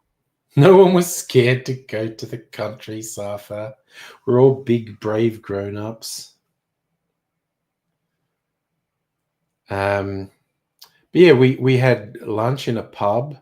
I got called darling far more often than I'm used to by the barmaid. I was wearing one of my cocktail shirts. She did comment that she liked it and thought it was very fitting for the pub. But she was always like, "What can I get you, darling?" And I was like, "There you go, doll." And she's like, "Oh, that's so country. I fucking love it." And of course, because I get that, yeah, Dr. Abigail, I was very confused by Safa's question too, honestly. Because it was statewide, and a lot of the people or at least some people I deal with are from the country. I do occasionally get in meetings with sort of middle-aged women who call me Dal, which I just find fun. Was it a country pub? Well, Jesus Christ, I mean, Bendigo is pretty big. I mean, it was an old pub, but I think it was kind of upmarket. Like the lunches were like $25 for the big things. So yeah.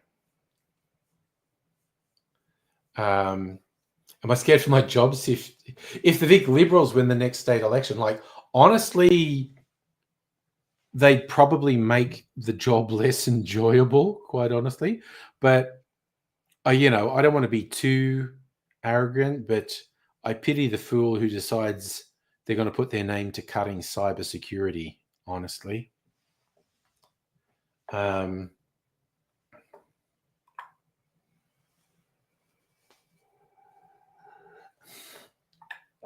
I love it. I've thought when you go on V-Line, you get microwaved sausage roll. Yeah, I was kind of tempted to get something, but I thought no in the end.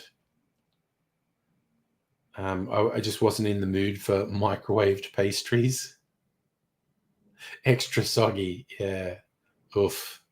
You know what? I am going to dash out and get fucking eggnog. Oh, and because I can feel the alcohol catching up with me now.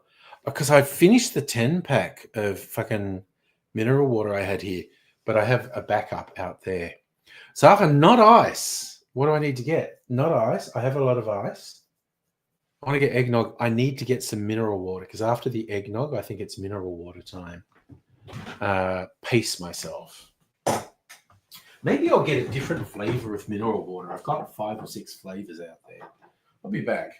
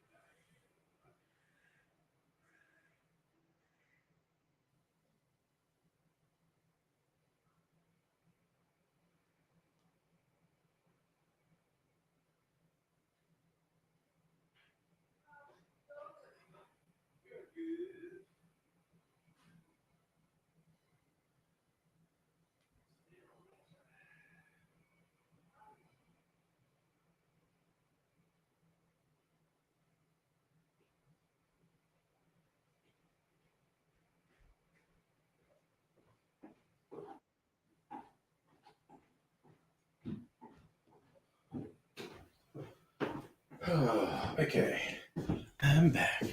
Decided to get some blood orange and mango. I haven't had that for a little while. But most of all, first eggnog I've made since before Christmas. And I did finish my last lot of eggnog, was a tequila-based eggnog. But this is the traditional blend of rum, whiskey, and brandy.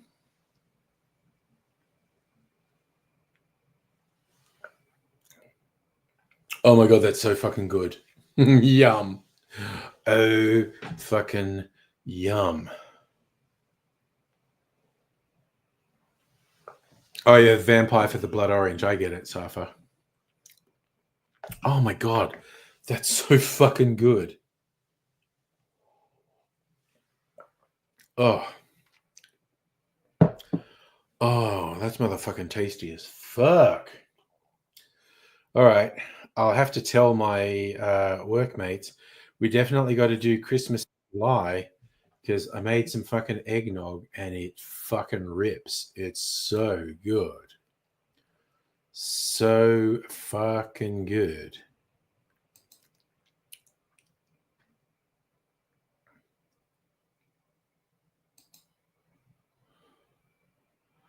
Ooh, that's sorry. So I got a beep from Discord. What it was is Strictly Sega putting Lined Up by Shriekback. Fucking classic. That was actually from before I got into Shriekback because I'd never heard of them in Dubbo. So yeah, Lined Up came back in 83. I got to uni at 85. That's when the Oil and Gold album came in. It was tracks like Nemesis and whatnot. It was awesome. But fuck me, Lined Up's a good one. Oh, yeah. I took a clarified cocktail in for someone's birthday recently. No, it was for a farewell, actually, for someone who was going on secondment for a year. And they were all like, and this was like legit. Like I've made dozens of clarified cocktails, and this one is legit the best one I've ever made. And I took it in. Oh yeah, chat time, new CDs. I haven't heard from Pat, but I just kind of feel like if I do the link, Pat's going to appear. No. I fucking love having you on, man. I also think Pat's going to appear if I do this. God, this eggnog's so fucking good. There's the thing, Safri, if Pat's on a job, he needs to come onto the stream at some point for an alibi. Oh my God. For some reason, I used to think I didn't like eggnog, and I don't know what convinced me to try making my own. It was like not last Christmas, the Christmas before was the first time I made my own eggnog. And I made it in about September because I had this recipe for aged eggnog, and it's like, oh my God, I fucking love this so much. Oh my God, that is so fucking good. And we got an excess of eggs at the moment. I might make some more eggnog this weekend. It's the spices. Now, in this one, I used the white sugar spice thing. So I've done it twice. Like I was going to send you some. So I got the spiced apple sugar syrup, one made with brown sugar, which is the thing I've been doing, but I made one with a blend of caster sugar and raw sugar. So it's lighter and the eggnog is lighter. I think that's a huge winner. Also, I have used that in an old fashioned and it fucking kicks ass. Yeah, well, most eggnogs say like, oh, when you're making it, blending it, like put in some cinnamon or whatever. But making that the spiced, instead of just putting sugar and some cinnamon or whatever, making the spiced sugar syrup fucking next levels it. Abso-fucking-lutely. I will be hard pressed to not go out and drink more eggnog tonight. That was so fucking yummy. I'll have to tell Mrs. Angry how good it is. And then I legit think I'm going to have to make some more eggnog this weekend. Because like I said, we've got an excess of eggs. I only use about 6 eggs and I'll make a couple of liters of eggnog. Oh, that's okay. Yeah, it's absolutely no rush, man. And I'm happy to re-put the link as well. We're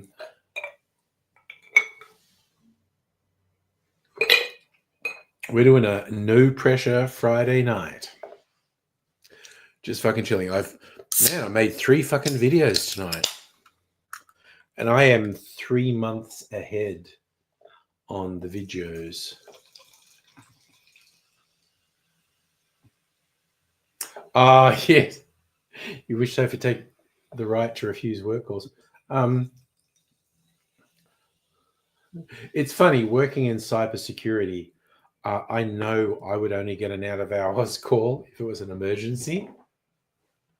So I'm like, okay, I'm not logged into the work systems on my phone out of hours, but boss knows my number. If there's an emergency, I'd get a call. Madam Butterfly, despite your boss being on a rampage yesterday, still doing fuck up Friday. I love how you do that, honestly. Oh yeah, the Sweet Virginia. It's like a sweetened Manhattan is actually quite nice. I made that my background at work today. It's actually so much fun. I do a background for Teams chat, my cocktail of the week. Or it's such a good icebreaker because people always go, oh, what's that? And often there's, not always, but often there's an obscure ingredient in my cocktails. People go, what's that? I've never heard of it. So I get to, share my wisdom and tell people, oh, Falernum, that's a rum-based spiced liqueur. And they're like, oh, what's Peychaud's bitters? Oh, well, Peychaud's bitters was developed by a chemist in New Orleans. It was originally like a health tonic. But unlike Angostura, which is like, it's very much the cooking spices, cinnamon, cardamom, things like that. Peychaud's has like anise and exotic flavors like that. Oh no, Justin, actually it would probably kind of make sense for me to work in here, but I don't. This is my personal laptop.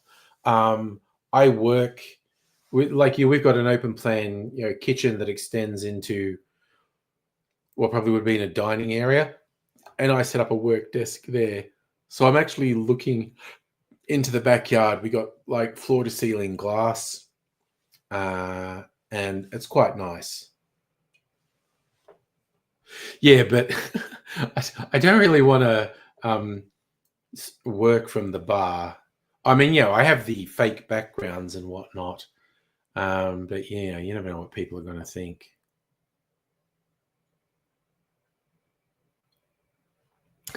Having to explain what laser discs are to people. Yeah.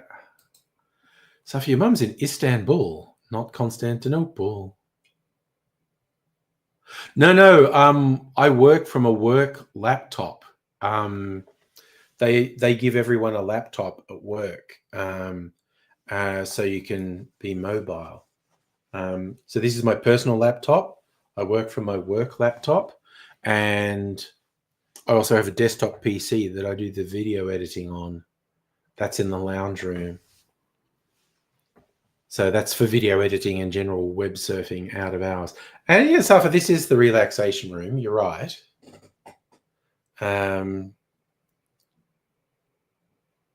Safa, Constantinople. I'm doing, that's a They Might Be Giants song. Istanbul, not Constantinople. I don't really know the lyrics to that. I know they also have a line, even old New York was once New Amsterdam. Justin, you have a docking station and a sit-stand desk. My office desk is technically sit-stand. Home, it's just, I'm literally just at a table. What year was the song made in? That's like fucking 80s, dude. Nobody's business but the Turk. Oh, is that a cover? They Might Be Giants actually covered. Whose song is it? Or is it a traditional song?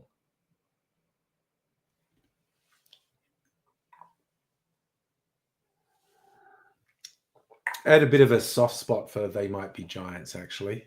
1990, Home for the Elderly, they looked it up.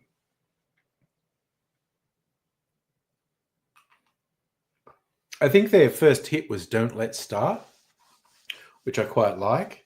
Don't let's start. This is the first part. But they were fun. They Might Be Giants were fun. Got to give them that. Quirky and fun. So it's a really old song. It's Jimmy Kennedy in 1953 did the first version. There you go. Wow. See, I had no freaking idea. Like the way they did it, they made it their own. I'd always just kind of assumed it was their song. Never looked into it. Nice. Nice bit of knowledge sharing, Dr. Abigail. Thank you. Oh, yes, the Dr. Worm song. They call me Dr. Worm. I'm not a real doctor, but I am a real worm.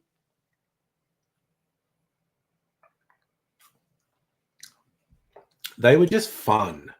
Madame Butterfly drinking passion fruit flavored vodka. Oh my god. Oh my god, I love how off the hook you are. Oh, Dr. Abigail, definitely never doubt your correctness. No. Justin, you had a boss who worked from a car, secretly being driven to Canberra from Melbourne to attend a work Christmas party. Safa, the doctor isn't a real doctor. There's doctors and doctors. Like traditionally, a doctorate was someone who did advanced study at university. So GPs, from that perspective, aren't doctors because they don't do the advanced uni course. A PhD is a doctorate, and you're only a doctor if you have a PhD. Fun facts. I am a real worm. I am a real worm. I am an actual worm.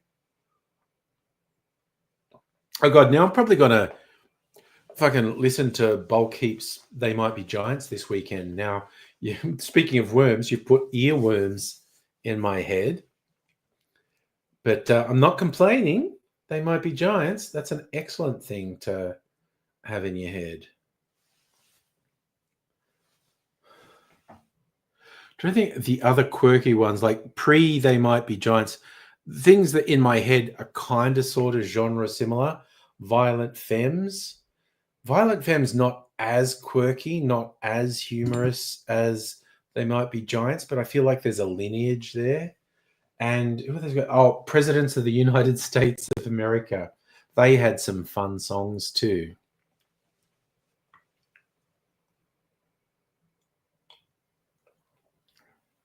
Justin, if I did a PhD, what would it be on? Excellent question.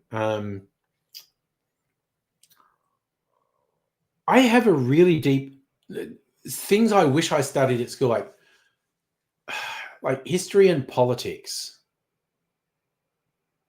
So it would either be, I reckon if I did a PhD, it would either be in history or philosophy.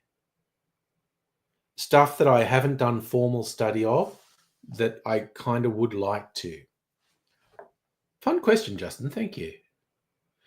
You had it on the Hottest 100 disc. Nice. Oh, the Kitty song. Oh my God. Oh God, that has a whole meaning for me because someone in an IRC chat in the 90s with the screen name Kitty, who I think was a bullshit artist. Might have been any. Justin, a PhD in cocktails, in mixology. That would be chemistry, I think. And I think you could do a good PhD study in a, well, there's I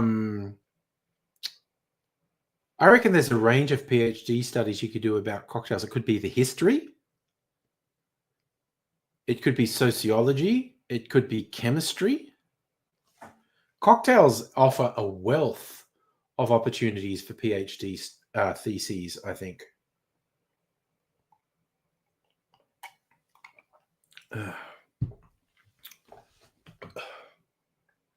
Like, fuck you, Kitty. You're going to spend the night outside. Oh my God, that eggnog. There was just like a few drops of eggnog in that glass. So fucking good. Oh my God, so fucking yummy. Oh, that's incredible. Heine, interesting. I have a link to a web page because layering cocktails is all about the relative density of the things. And I've got a cocktail that gives you a comprehensive list of relative densities.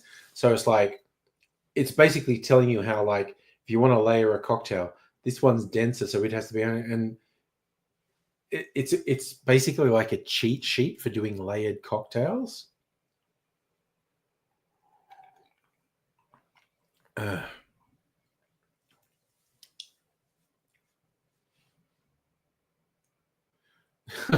So, is that a sports thing you're just throwing at Heine, Oscar?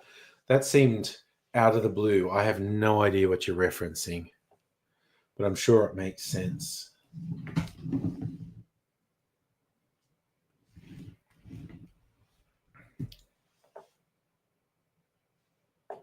Oh, also, sure. I was looking for something else, but I thought, oh yeah, all these barrel staves are in here. Absolutely. Next time we do a friggin' mail swap, I've got to remember to send you some barrel staves because you could have fun aging whiskey by dropping the barrel staves into a bottle. Get a cheap whiskey and put some barrel staves in it for a few months. Change the flavor. What's his name? Oscar Pistorius or something? The F1 person?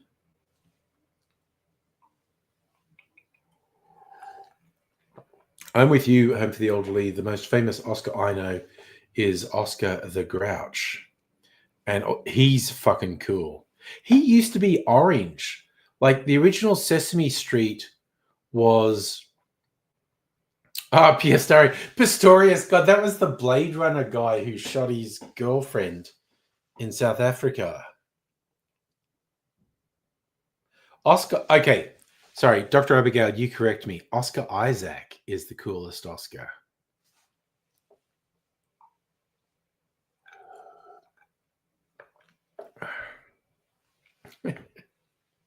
where he said Disney were too gutless to give Finn and Poe a gay relationship in Star Wars. Oh, what a hoot. God, I wonder if, yeah, I'm sure Disney will eventually get into making Star Wars movies again. God, I hope they have some fucking brains behind it next time.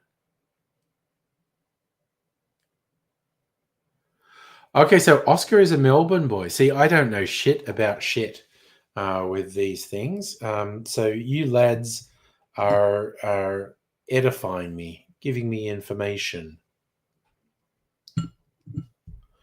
Man, now this is all done, I got so much orange juice, and I normally would use it to make clarified cocktails, but I've got a backlog of fucking bottled clarified cocktails. Maybe I'll just drink orange juice this weekend. Who the fuck knows? Justin, Bert and Ernie, famous gay couple who slept in separate beds for some reason in the same room. Or are they just downtrodden working class who could only afford a one-room apartment and they had to sleep in the same room? I don't know. Bert and Ernie are fucking hilarious. Honestly, Ernie's a piece of shit. Like, on the surface, Bert's a square and Ernie's the cool, fun one. But you watch some of their sketches together, Ernie's a fucking piece of shit. Bert didn't want Ernie sweating all over him. Safa, would there be a Sunday night stream because I know work on Monday? Probably not. Because I'll just be hanging out with Mrs. Angry. But I don't know. It'll be a surprise. Although I'll put it on Discord if I'm gonna do Sunday night. But I'll warn you up front. Probably not, because I'll be hanging out with Mrs. Angry. Ernie could sing. I had as a kid 7-inch single Ernie singing Rubber Ducky. I fucking loved that, by the way. Ernie singing Rubber Ducky. Rubber Ducky, you're the one. You make best time lots of fun. Fucking love that. I am very romantic, Safa. Ask your mum. Sorry. I always throw your mum things in. Oh, Justin, who's top, who's bottom? Bert and Ernie. Bert's bottom, definitely. Bertie's too uptight to be a top. I think Ernie's maybe a switch, but I think Bert's a bottom. Outwardly being this in control guy, but I think in the bedroom, I think Bert's really submissive. This is such a fucked up topic of conversation. Oh my god. Safa, I never really liked Play School. I kind of thought Play School was shit. Sesame Street was cool. Home for the Elderly, you're on board. Bert's the bottom. You know, Bert's definitely submissive in the bedroom. He acts in day-to-day life, he wants to be in control, but in the bedroom, he wants to be submissive. Madam Butterfly, you hated Sesame Street. My goodness.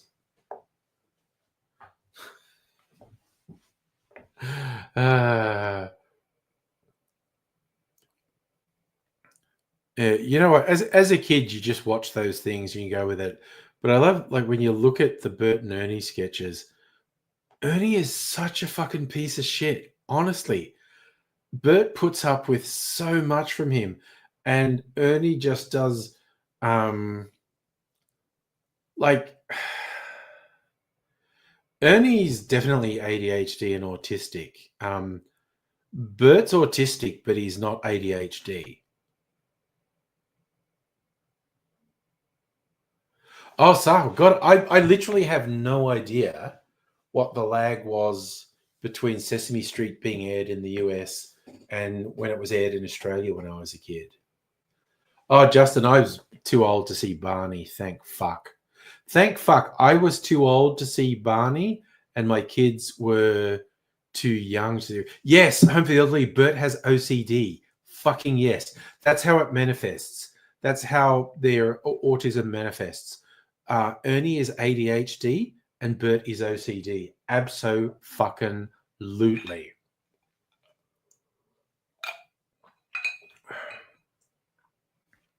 Safa, no, my youngins didn't watch Sesame Street. They watched High Five and Pokemon. Also, kind of glad they weren't into the Wiggles. They were into High Five because there was, hot girls in the High Five. Oh yeah, Home for the Elderly. Bert and Ernie would love this stream. Abso-fucking-lutely. The neurodivergent stream. They'd be so fucking on board.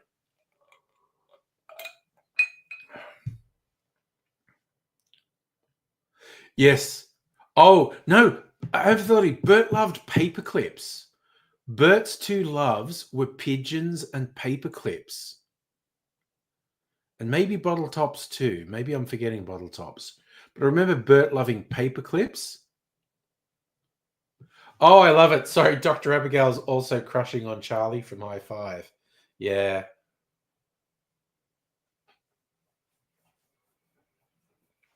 One, two, three, four. High Five.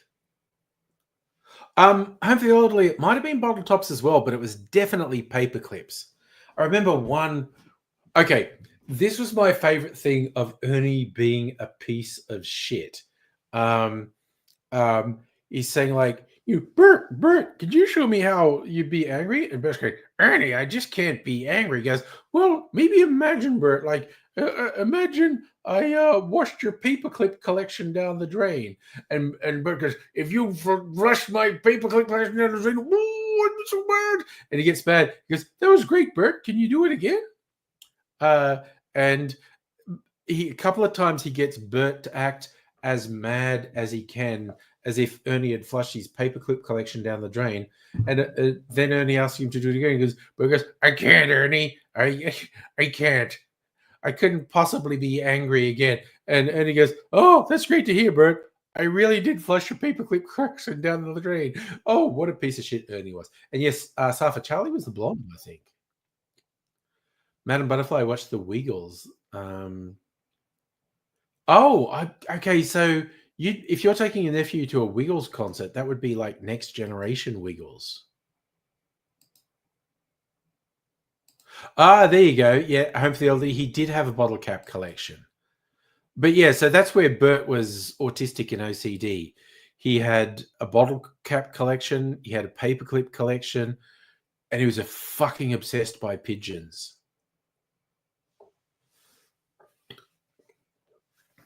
And I think he may have had another or multiple other super autistic pursuits. I know he had the fan club for the people who love the letter W. There was a song about it. It's not any trouble, you know it's a W when you hear whoa, whoa, whoa, whoa.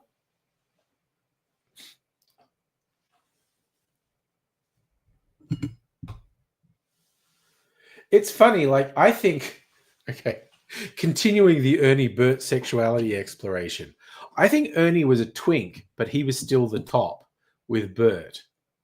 Like externally, Bert radiates authority and control, and Ernie radiates twink childishness. Oh, Charlie was the redhead. See, I'm not even remembering them. Blonde, redhead, and Filipina.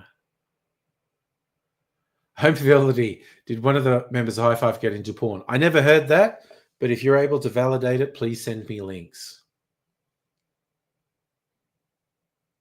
Nice, Bed and Butterfly. You were the first generation. Your nephew's second generation, and his son will be the third generation Wiggles fan. Yeah, well, they replaced all the original Wiggles with younger people. Okay, here's one. Now I need to look it up. High Five. Okay, what the fuck are you doing to me, browser? Okay, Australian TV series High Five.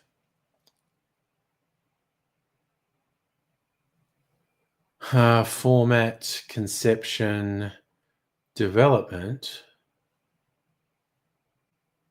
cancellation, revival. So it got cancelled in 2012 and revived in 2016. Educational theory. The cast. Okay. So the original cast.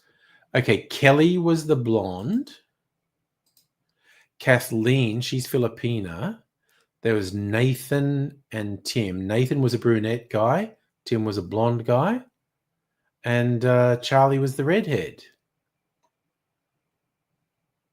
So that was the original 5. But over the original run, they had a whole bunch of things. But yeah, the original High Five cast, Kelly, blonde, Kathleen, Filipina, Nathan, brunette, Tim, blonde, Charlie, redhead.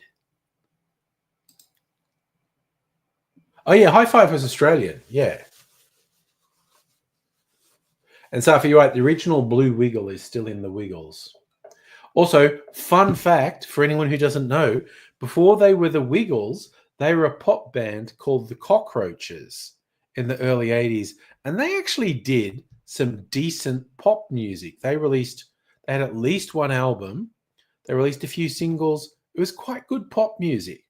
But I think several of them had done teacher training at uni. And someone just twigged, there is a lot of money in kids' entertainment.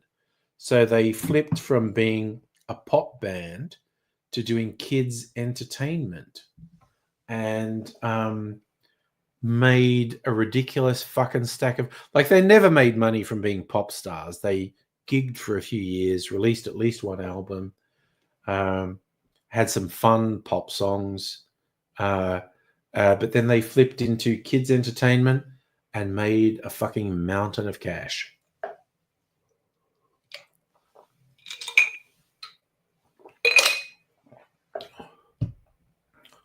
So if you're saying the original Blue Wiggle's daughter is also a Wiggle, she's also a Blue Wiggle. There you go. As a matter of fact, 3 of them went to Macquarie University. Yeah, they just realized there was a fucking fortune in kids' entertainment. So, yeah.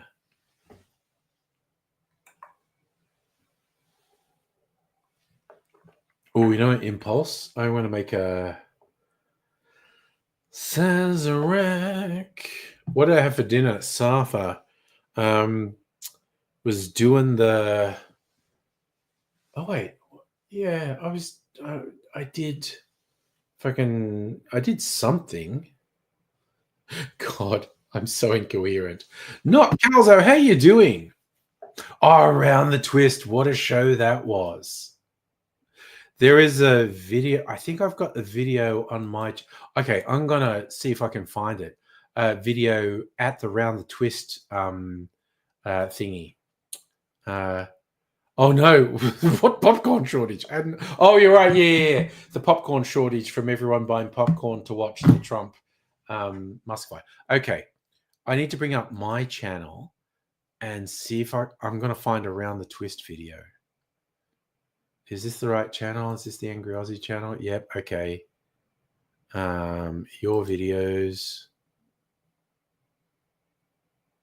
Search across my channel. Twist. Oh, God. I fucking can't type. Jesus. Twist. Have I got Round the Twist on my channel? AZ's Toothless Tongue Twist. Oh, donut flavored twisties. I've got twisties that turn your tongue blue. I should go get them. Maybe it was on Less Angry Aussie, actually. All right. Do Italians make better old fashions? Oh, damn. Steve the bartender has an old fashioned video. I'm going to have to watch that. Less Angry Aussie. Is that channel? Videos. Search. Is Round the Twist on here?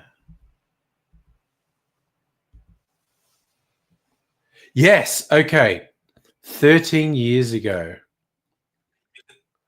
Okay. Oh, this is only 40 seconds. Okay, I have to share this. Round the twist. Heidi, you remember that road trip in the Great Ocean Road? Okay. Look at this. Where are we? Round the twist. All right, we've got to go down here. The Split Point Lighthouse, which Australians of a certain age will remember as being central to a TV show called Around the Twist. Have you ever felt like this? Some strange things happen when you're going round the twist. Have you ever felt like this? Some strange things happen when you're going round the twist. Take it, Sarah. Have you heard the word about the bird and the spider that wriggled and wriggled and jiggled inside her? Yeah!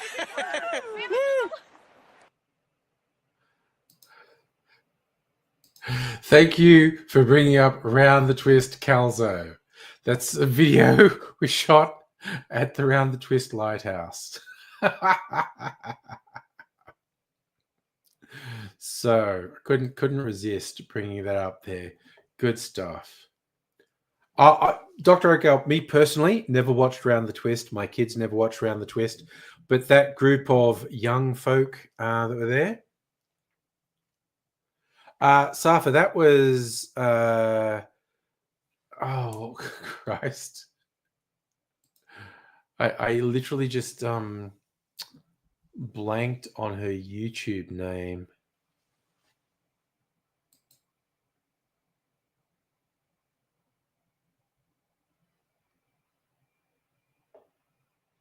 Luna. God, that was it. If Pat was here, he would have said it. Pat loved Luna. Luna Tuna.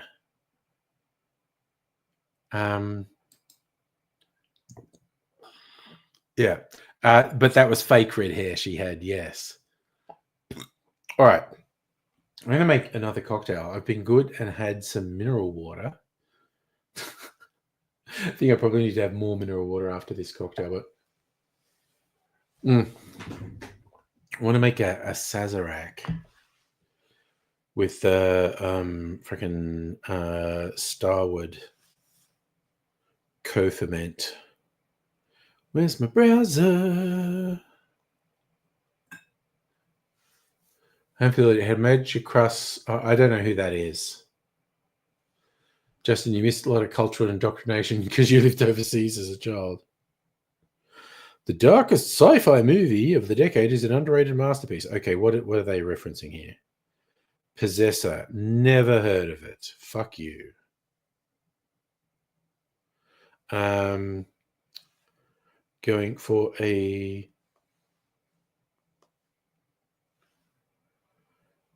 simple recipe. We'll go liquor.com. What's their Sazerac recipe?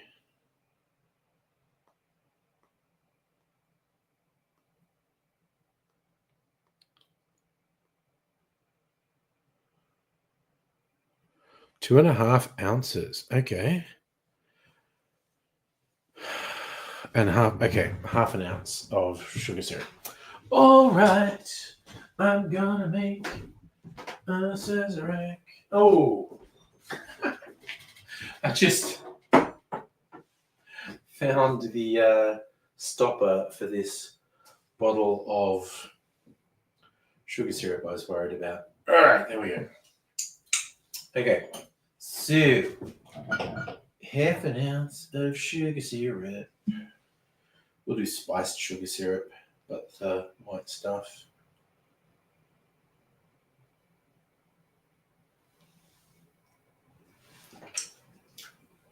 Oh my god, that's so fucking yummy. Now I've got to remember where the co-ferment is. I think it's in the mysterious forbidden cupboard. It is. Look at that. Co-ferment. Very nondescript label on it.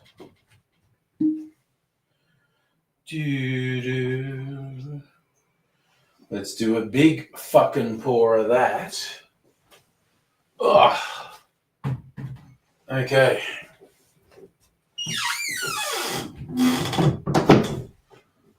Ooh. Ooh, yeah, I've got to do an absinthe. Splash of absinthe. Splash of absinthe in there.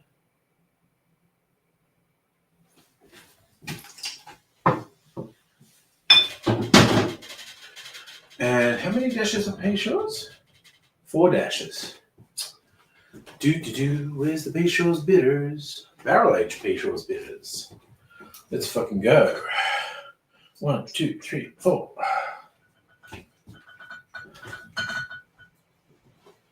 Alright. Oh, drinking my specialty spirits. Here we go. The original. See, I don't know what you're talking about. I'm missing stuff. All right, mixy. Man, I put a lot of absinthe in this. But that's okay. I like absinthe. By a lot. I mean, like a couple of mils. Oh, man. It's got a beautiful absinthe aroma on it. Oh, fuck yeah. Oh, that's really good. Yum. Definitely. I think I'm going to have to duck out and get another can of mineral water after this, or I'll be too fucking drunk. Molly Grubs. Okay, I don't think I ever really watched. I'm aware of the existence of Molly Grubs. I don't think I watched it. Geez, we had some weird fucking kids shows in Australia, though. Honestly. 80s and 90s in particular had some fucking tripped out kids shows. Just real weird shit in them.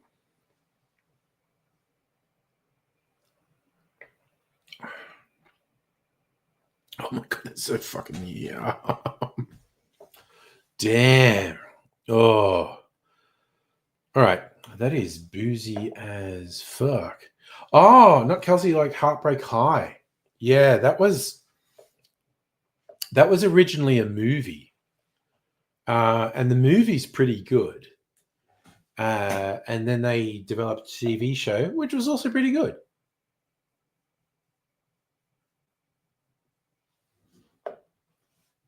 So, Ability, what are you saying was the best show on TV? Is that Molly Grubs or Heartbreak High? I lose track of what we're talking about.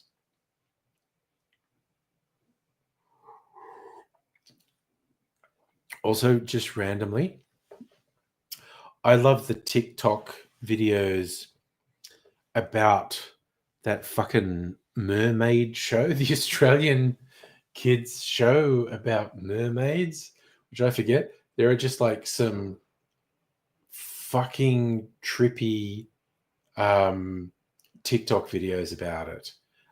Like Americans discovering that show 10, 20 years after it went off air. Amazing is an Australian children's television game show. Literally never heard of it. Famous for a relatively large, elaborate maze obstacle course, part of the show's studio set. Hosted by James Sherry. Never heard of it. Literally never heard of it. So there you go.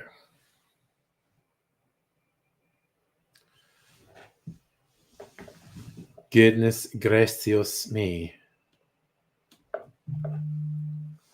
Oh. Mrs. Angry's gone to bed.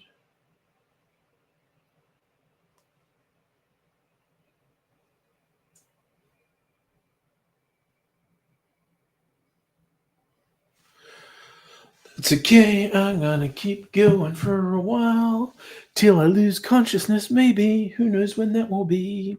We're having great nostalgia talks tonight. I freaking love that. You still don't know what I had for dinner. Okay, it was freaking light and easy. I think. You reckon I'd remember, really? Wouldn't you? I think it was past. Like, this is doing my head in trying to remember, honestly.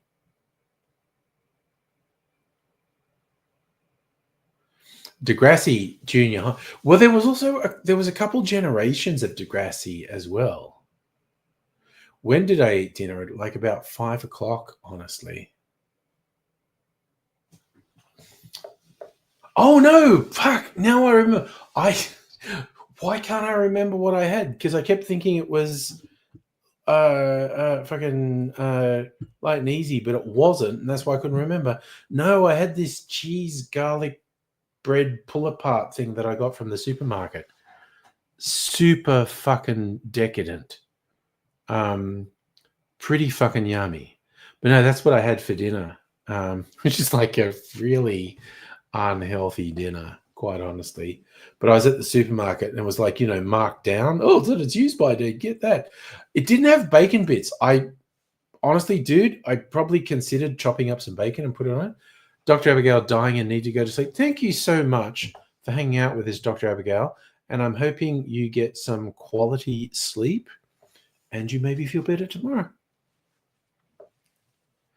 But thank you for hanging out. Oh my God. Fuck yeah.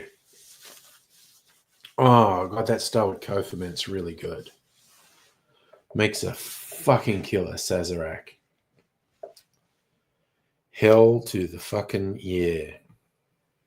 Although the more I think about it, like, yeah, dude, I so fucking need to drink something that is not alcoholic. I do have gas heating. I have vents in the floor, which also our cat Shadow loves. Will just lie on the vent going, oh yeah, it's fucking awesome. And yes, it not heavy rain today, but there was rain on and off. Yeah, I need to go out and get some mineral water.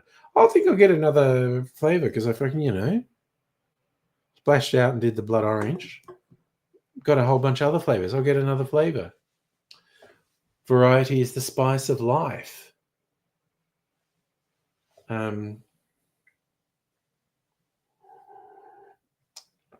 Here's a funny thing. Sorry, just because we're talking about heating, not far from where I live. In fact, it's right next to the tram stop I go to if I walk up to the tram stop. There used to be a funeral parlor there, got knocked down. Someone built this big warehousey sort of thing that's a showroom for like high-end heat pumps and other heating solutions. And it's really full on. And I was like, man, someone is super convinced they're going to make money on this business because they would have spent a shit ton on buying this land, knocking down the building that was there, building a whole new building and fitting it out. So they must be super friggin' convinced they're going to make money selling these heat pumps and whatnot. And I was like, and apparently heat pumps are a way better option than old school like gas heating like I've got in this house. But it's a rental, so I can't do anything about it. But yeah, every time I see this place, I just can't help thinking like, okay, you guys spent minimum $1 million buying that land and building this building. You must be so fucking sure that you're going to make money. Yeah, apparently, yeah, Safa, heat pumps are just more efficient and cheaper to run. And this place has all sorts of heating and environment control solutions. But yeah, all I ever think is, damn, you guys spent so much money setting this up. You got to be super confident in your business. Oh, yeah, what are you going to do? You know what I failed. Decided I'm going to do. Oh God, I've got so many tabs open, and it's all photos of the members of High Five.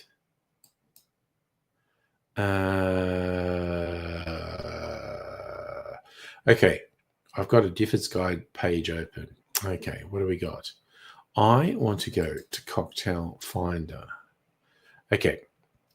So yeah, play along with me. Safra, I've never been in a place that had heat pumps, actually. You guys heating 20. I don't know, dude. I don't know shit about shit. What the character in Ozark say? I don't know shit about fuck.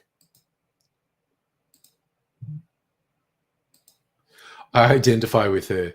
I think growing up in Dubbo is the equivalent of growing up in the Ozarks. Okay, cocktail finder. Ingredient. Fruit and veg juice. What is it? Orange juice. Tell me, I just want to see all their top rated. No, not that one. Fruit and veg juice. Okay. Top rated orange juice cocktails. Orange juice. There's over 400 recipes with orange juice. Fuck me. Okay, well, what are the top rated ones? They're top rated is Ferrabildi and orange juice. 3 dots on a dash. I've made that. Rum, falernum, pimento, lime, orange juice. I've really made these just because I have had orange juice from time to time. Okay, the Ozarks, Ozarks, is like hillbilly country in the south of the US. Really, really, really good Netflix series called Ozark. If you've never watched it, 100% recommend it. Sort of real dark crime stuff. It's kind of things like if you liked Breaking Bad, watch Ozark. It's a guy who ends up being fucking accountant for the mob. Really worth watching. All right. Sunray, Garibaldi, Blood and Sand. I've made Blood and Sand. Don't really like it, actually. Actually, clarified Blood and Sand is good. Satan's Whiskers I've made too. Velasco and Sand. Nelson's Blood, Navy Rum, Cranberry Orange Lime, Pisco Punch. That's right, the Bronx is a Manhattan that has orange juice. Painkiller, okay, that's one of my all-time top clarified cocktails. A painkiller.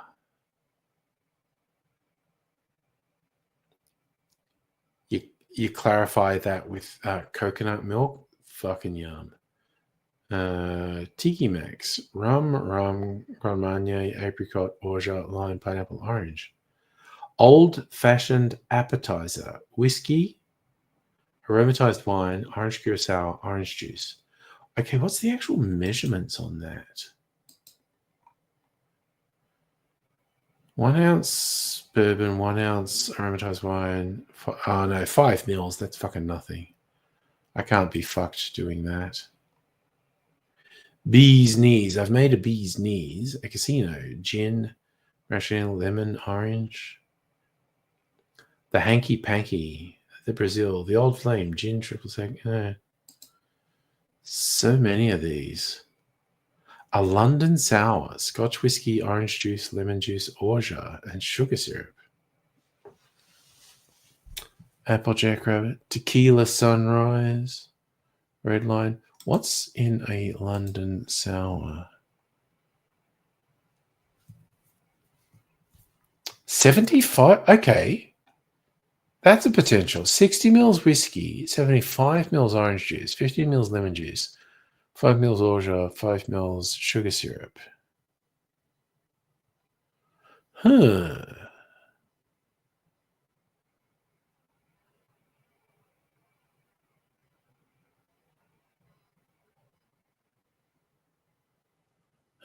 That's interesting.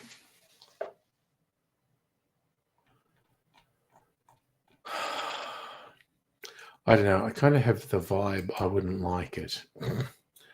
Rum sour. Rum, orange juice, lime juice, sugar syrup. Green chartreuse and orange juice. A Mona Lisa. What the fuck is that? Mona Lisa, 30 mils green chartreuse, 60 mils orange juice. Oh, that kind of sounds fucked up, honestly. Yeah, they're not doing a lot for me, Home for the Elderly, honestly.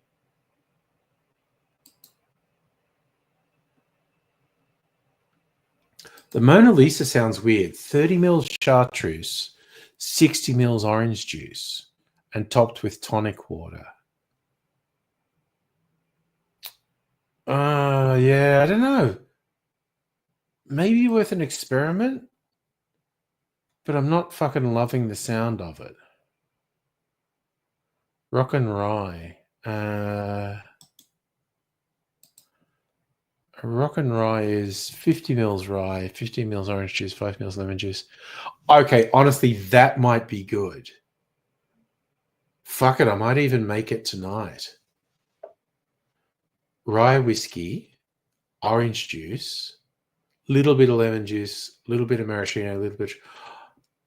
You know what? I might actually make that tonight. Calzo, got to run. Thank you for popping in and saying hello.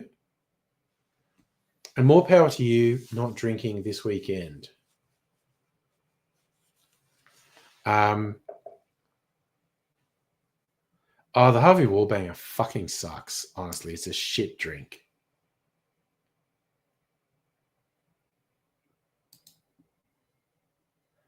Vodka orange juice. Yeah, it was literally a promo thing for Galliano in the 70s. Galliano were trying to get people to drink Galliano, so they were inventing cocktails. Harvey Wallbanger is a shit cocktail, not least because it's got vodka in it. I made an old-fashioned inspired by Harvey Wallbanger, I think, and I had orange liqueur, not orange juice. And I certainly didn't use vodka. I don't remember what I used. Maybe gin, maybe rum, and Galliano and orange liqueur. And it was okay. I'm going to try, I reckon I'm going to make a rock and rye tonight. A pinky pitcher, bourbon, orange juice, lemon juice, sugar syrup, orgeat. Kind of like orgeat. Pinky pincher, 45 mils whiskey. That's not very strong. Orange juice, lemon juice. Yeah, no, I'm going to make the rock and rye, I think. Honolulu. I think I made a stone sour at one point. I think I made the Honolulu #1. Gin, orange juice, pineapple. Bermuda rum swizzle. Rum, Falernum, pineapple. I don't have any pineapple juice handy. A cactus banger. Tequila, Grand Marnier, Galliano, lime juice, orange juice. How much orange juice? When they say, oh, wow, okay, 30 mils tequila, 20 mils orange liqueur, 7.5 mils Galliano, 10 mils lime, 45 mils orange juice. That's an excuse to use up some orange juice. That might be okay. I'm going to do the rock and rye first, though. Yeah, no, the rock and rye definitely sounds like... Pat, I put the link there because Home for the Elderly was going to join too. I'll put it again. You can join, Pat. Alibi for when the cops question you about who got whacked tonight. Madam Butterfly's at the feel-good level. And the next is the I don't give a shit level. Fair enough. Yeah, I'm definitely going to try the rock and rye. Negroni Amaro Sour. Jesus, gin. Fuck that. I have made a golden Cadillac, I think. A witch's daiquiri. Rum Strega. Yeah, because Strega is a witch. Orgeat, lemon juice, orange. How much orange juice is in that? 15 mils. And 50 mils lemon juice. I don't have Strega, but I'd probably use yellow chartreuse. I've made a Goombay Smash and a Hurricane. And I think I've made a Yellow Bird as well. I think I've made a Reggae Rum Punch as well. Oh, fun fact. The cocktail I made... That's okay, Humphrey. Soph's still on the phone. Here's Patty. What are you doing, mate? How you doing? I'm a little sick, still cold. Still got a cold, but you're soldiering Yeah, on? That's yeah, very brave I of know you. what. I'm gonna get a rest. Yeah, you should be resting. That's true. And But tomorrow I go out to my dad's tomorrow. going out with your dad? Yep, you got lunch. Oh, lunch with your dad. That sounds good. Yeah, What are you going to have for lunch? I don't know. Look at see. Where are you going? Are you going to the pub or cafe? Where are Not you the going? pub, mall. Going to the mall. Yeah, Okay, there's bound to be heaps of choices. yeah, yeah. I done a lunch. Yeah, Oh, yeah, you know my Xbox 60 and Xbox S. yeah. But yeah, my dad's buy my Xbox tomorrow. Your dad's getting a new Xbox. Yep. Nice. That's pretty good, That, mate. yeah, Love that's on the work. You know Love that. the sound of that. Going to the mall, having lunch, getting a new Xbox. That's Yep. that's a good deal, mate. That's nothing to complain about there. That's a good day out. Yep. Oh, hopefully that'll be the Switch too. Yeah, I'm not in a rush to get a Switch 2, actually. That's out this week. Mrs. Angry's Yeah. still playing Diablo 2 on the Switch. Yeah. Rob made friends now.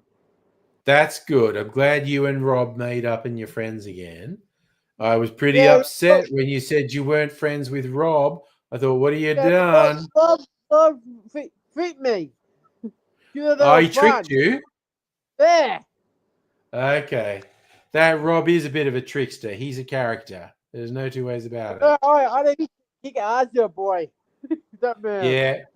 No. When you see him, tell him I said he's a character. You're a character, Rob. That's what's going on. I didn't see what this Friday that dance. Okay, that's cool. That is cool. Going to a dance. I like that. That sounds good. And yeah, Safra, I saw all the publicity stuff for the Switch 2 getting listed. Yeah, if a kid gets a Switch 2, they're a rich kid. I'm an adult. It's super funny as like that sort of stuff was regarded as kids stuff, but I'm an adult. I get it.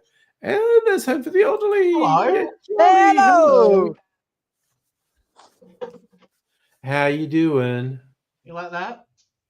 I'm Yeah, a CD collector. Yeah, get it. yeah. Yes. Well, Nice. CD collector. I like that. yeah, no, new CD. Yeah. Hey, Did you get some... Hey, Soph, how you doing? You got the Uzi on? Hello. Yeah. We were talking. My Right, workmates. the We other were all one. talking about because, like, when we work from home, it's like you're working at home and no one can see you. So, like, literally, when I get up in the mornings, normally I roll out of bed, I log on, I'll work for a couple of hours, I'll be there in my pajamas with a big fluffy dressing gown on. Then it's like, oh, there's a I meeting. can't because I'm actually on camera a lot of the times. Yeah, I get it's like normally in a good day I don't have meetings before 10, and it's like, oh, there's a meeting coming up. I have to go have a shower and get dressed and be presentable because I'm going to be on camera. I just But spent I an know, hour helping one of my ladies and I'm not even on duty. yeah, no, I normally I'll roll out. I'll tend to work for about 2 hours, and then it's like, now I should go have a shower and get dressed, and then come back and be on camera to talk to people for a few hours. But You we ever were do the joking and unplanned saying, thing, like the top up only thing? "Oh That's yeah, what people are this recommending is I what was people, trying to do. this is what people see of me when I'm working from home." Hmm. Even as I said at the start of the stream, because I was wearing this shirt today, first time I was on with people, they went, what's that shirt? That's not a cocktail shirt. So I had to go like, no, down here. There's a cocktail down here. and it's just like, Oh, God.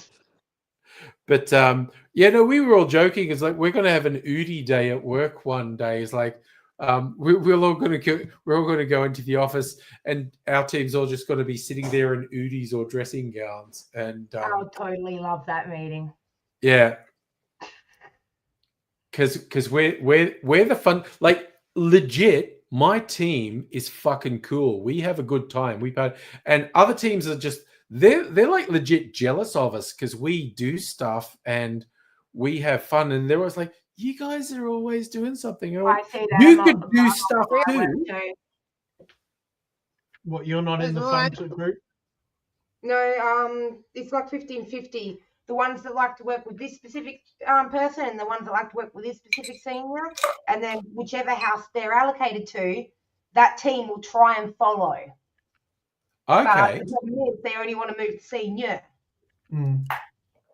All right. So, but then the senior will call on them for a favour and then magically make their way over if they like them. But if they don't like them, they're left.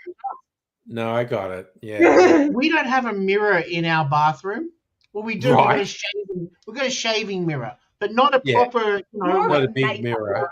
Yeah. full mirror, right? More of a makeup Oh, mirror. okay, it's a makeup mirror / shaving mirror. You know what I mean, Yeah. right? It's one I of know those what you mean. Several little magnifies ones you. like that. Anyway, we haven't got a wall mirror, so this is the only time I see myself, about once every fortnight.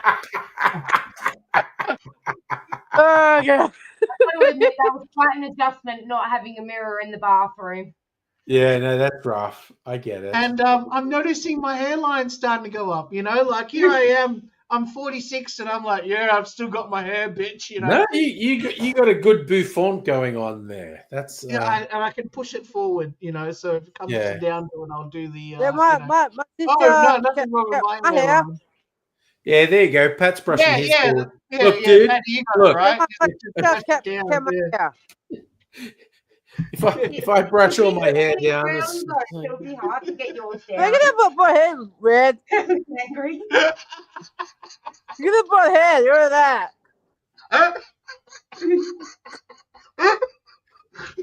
all right. Let's get that out of the way. Oh dear. Sorry, that's fucking funny. I know. Oh. That's I'm not drinking tonight either because I got all my friends coming over tomorrow. all right. This That's is my fair. last free weekend till we got into financial year coming up. Oh And yeah. I'm just going to pull that out for the next 3 weeks. Oh, okay. And I've Cool. also got a lunch date with my son on to go see How to Train Your Yeah. Dragon when it comes out in 2 weeks. Oh, nice. Yeah. Oh, okay, I'll know that. Yeah, man, you got to go. You'll like that. I think that's right up your alley because you like Lilo and Stitch as well, didn't you? Yeah, I yeah. I kinda saw. how Cool. Pat's given Lilo and Stitch 10 out of 10, and at the same time, he's given the freakiest horror movies ever 10 out of 10. Yeah, He's, yeah. He loves he's his a man horror of and diverse taste. That's what I That's like. his two favorite genres. Yeah, Yeah, horror and kids films. I love it. It's a Yeah. great mix. Yeah. but I'd be super keen for both of you seeing the Philippou brothers one, Bring Her Back, because apparently that's just woof. I'll be another month or so when it comes out on disc for that. Yeah. one. Just like Talk to Me. I didn't watch it when it first came out, but I still loved it at home. You know. Yeah, no, Talk to Me was friggin' great. But yeah, I've not read the reviews. I've just seen the headlines for Bring It Back, and it's like the horror movie you'll watch only once. And it's just like they're just going, this is a really good movie, but watching it will fuck you up, and you probably won't watch it twice. To be honest, most horror films I only watch once because there's that twist ending and stuff like that. Yeah. Like, could you imagine watching Sixth Sense a second time? There's can't. nothing to Okay. gain from that. Like, I legit think you need to watch Sixth Sense twice, because you watch it once, you get the twist ending, and you go, oh my God. And then you watch it the second time and you go, oh yeah. I see it. Now, he actually laid it all out. Everything in it was laid out. And when you know, you know. And it's like, damn, okay. Safa, nearly all of my clothing nowadays is Mambo. Mumbled. Yeah. Oh, the old dog whistle one. Yeah, okay. Yeah, I pretty much only buy Mambo. Now, I go online and just like how he does with his booze, I'll be sitting there looking Yeah. through the Mambo website. Just, Yeah. oh, I I want love that. I love the designs Reg Mombassa did for Membo. Yeah, me too. That's my favorite stuff. Yeah, Yeah. I love his design sensibility. It's really good. yeah. Most 2 out of 3 of my new jumpers are a Reg Mombasso design. Yeah. They're my Yeah. favorite. Yeah. If I can't get that, I like this because it's a neat, Yeah. clean look. Like Yeah, it's it is. like a nice, neat, yeah. Oof, Oh okay. yes, I'm a clothes snob. Yes, yes. No, Clothes, to be yes, honest, clothes as snob. you get Wearing older, Membo makes you a snob.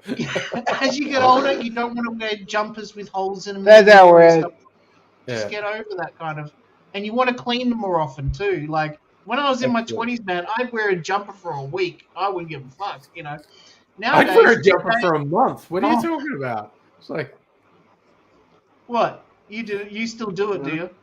probably, I don't yeah. know. Like I change shirts and underwear and socks daily, but like Yeah. pants or jumpers or jackets, it's just like, yeah, no, this will be fine forever.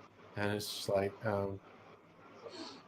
Nah, pants, jumpers, definitely 2, 3 days. That's max. And then okay. it's a Well, wash. you're all I can say is you're much I am a bit cleaner of a than clothes me. snob after all. Yeah.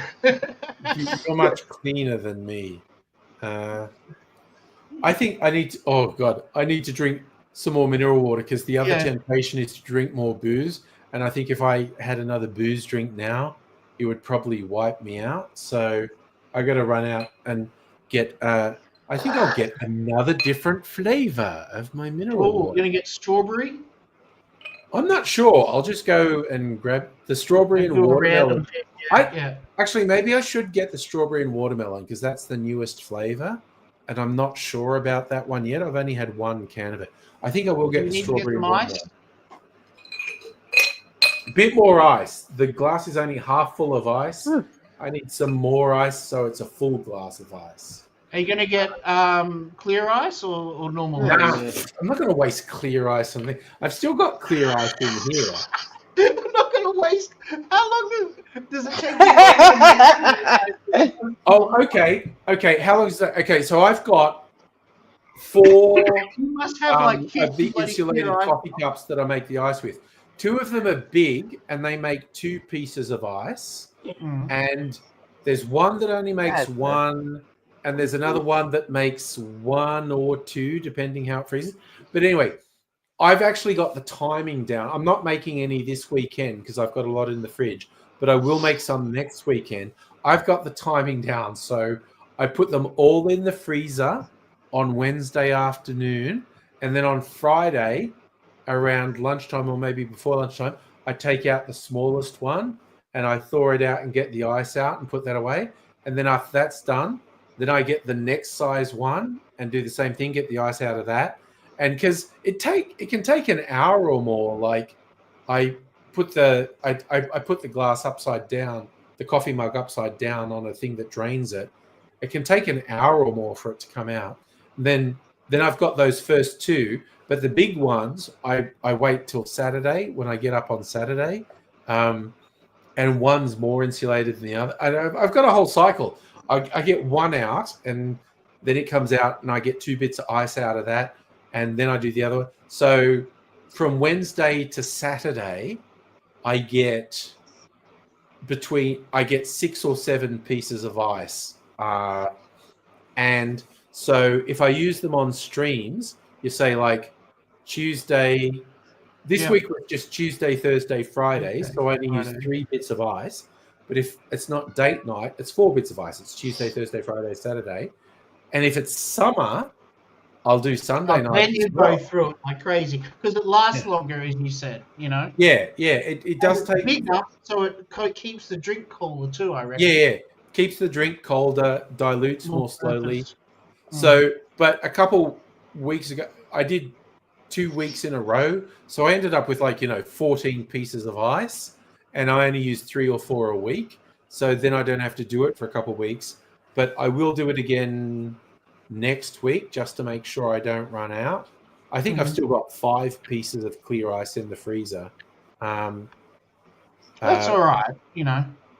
but I've worked out the whole method. It's like, oh yeah, Yeah, do it of on course you have. Of course do you it have. on Wednesday afternoon, You know? and on Friday you take this one out, and on Saturday you take this one out.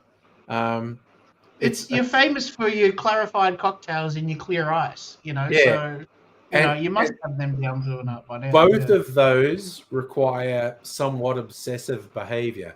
So and patience more. we're Yeah, talking about Bert and Ernie, where they are on the spectrum and what's affecting them. I'm I'm a little bit Ernie and a little bit Bert. I think it's there's I'm a little bit hyperactive and ADHD, and I'm a little bit OCD. Like I will yeah. legit do the thing where it's like, no, I want to match when I'm getting cutlery for dinner. I want to match that fork and that knife. Oh It's yes, just, yes, yes.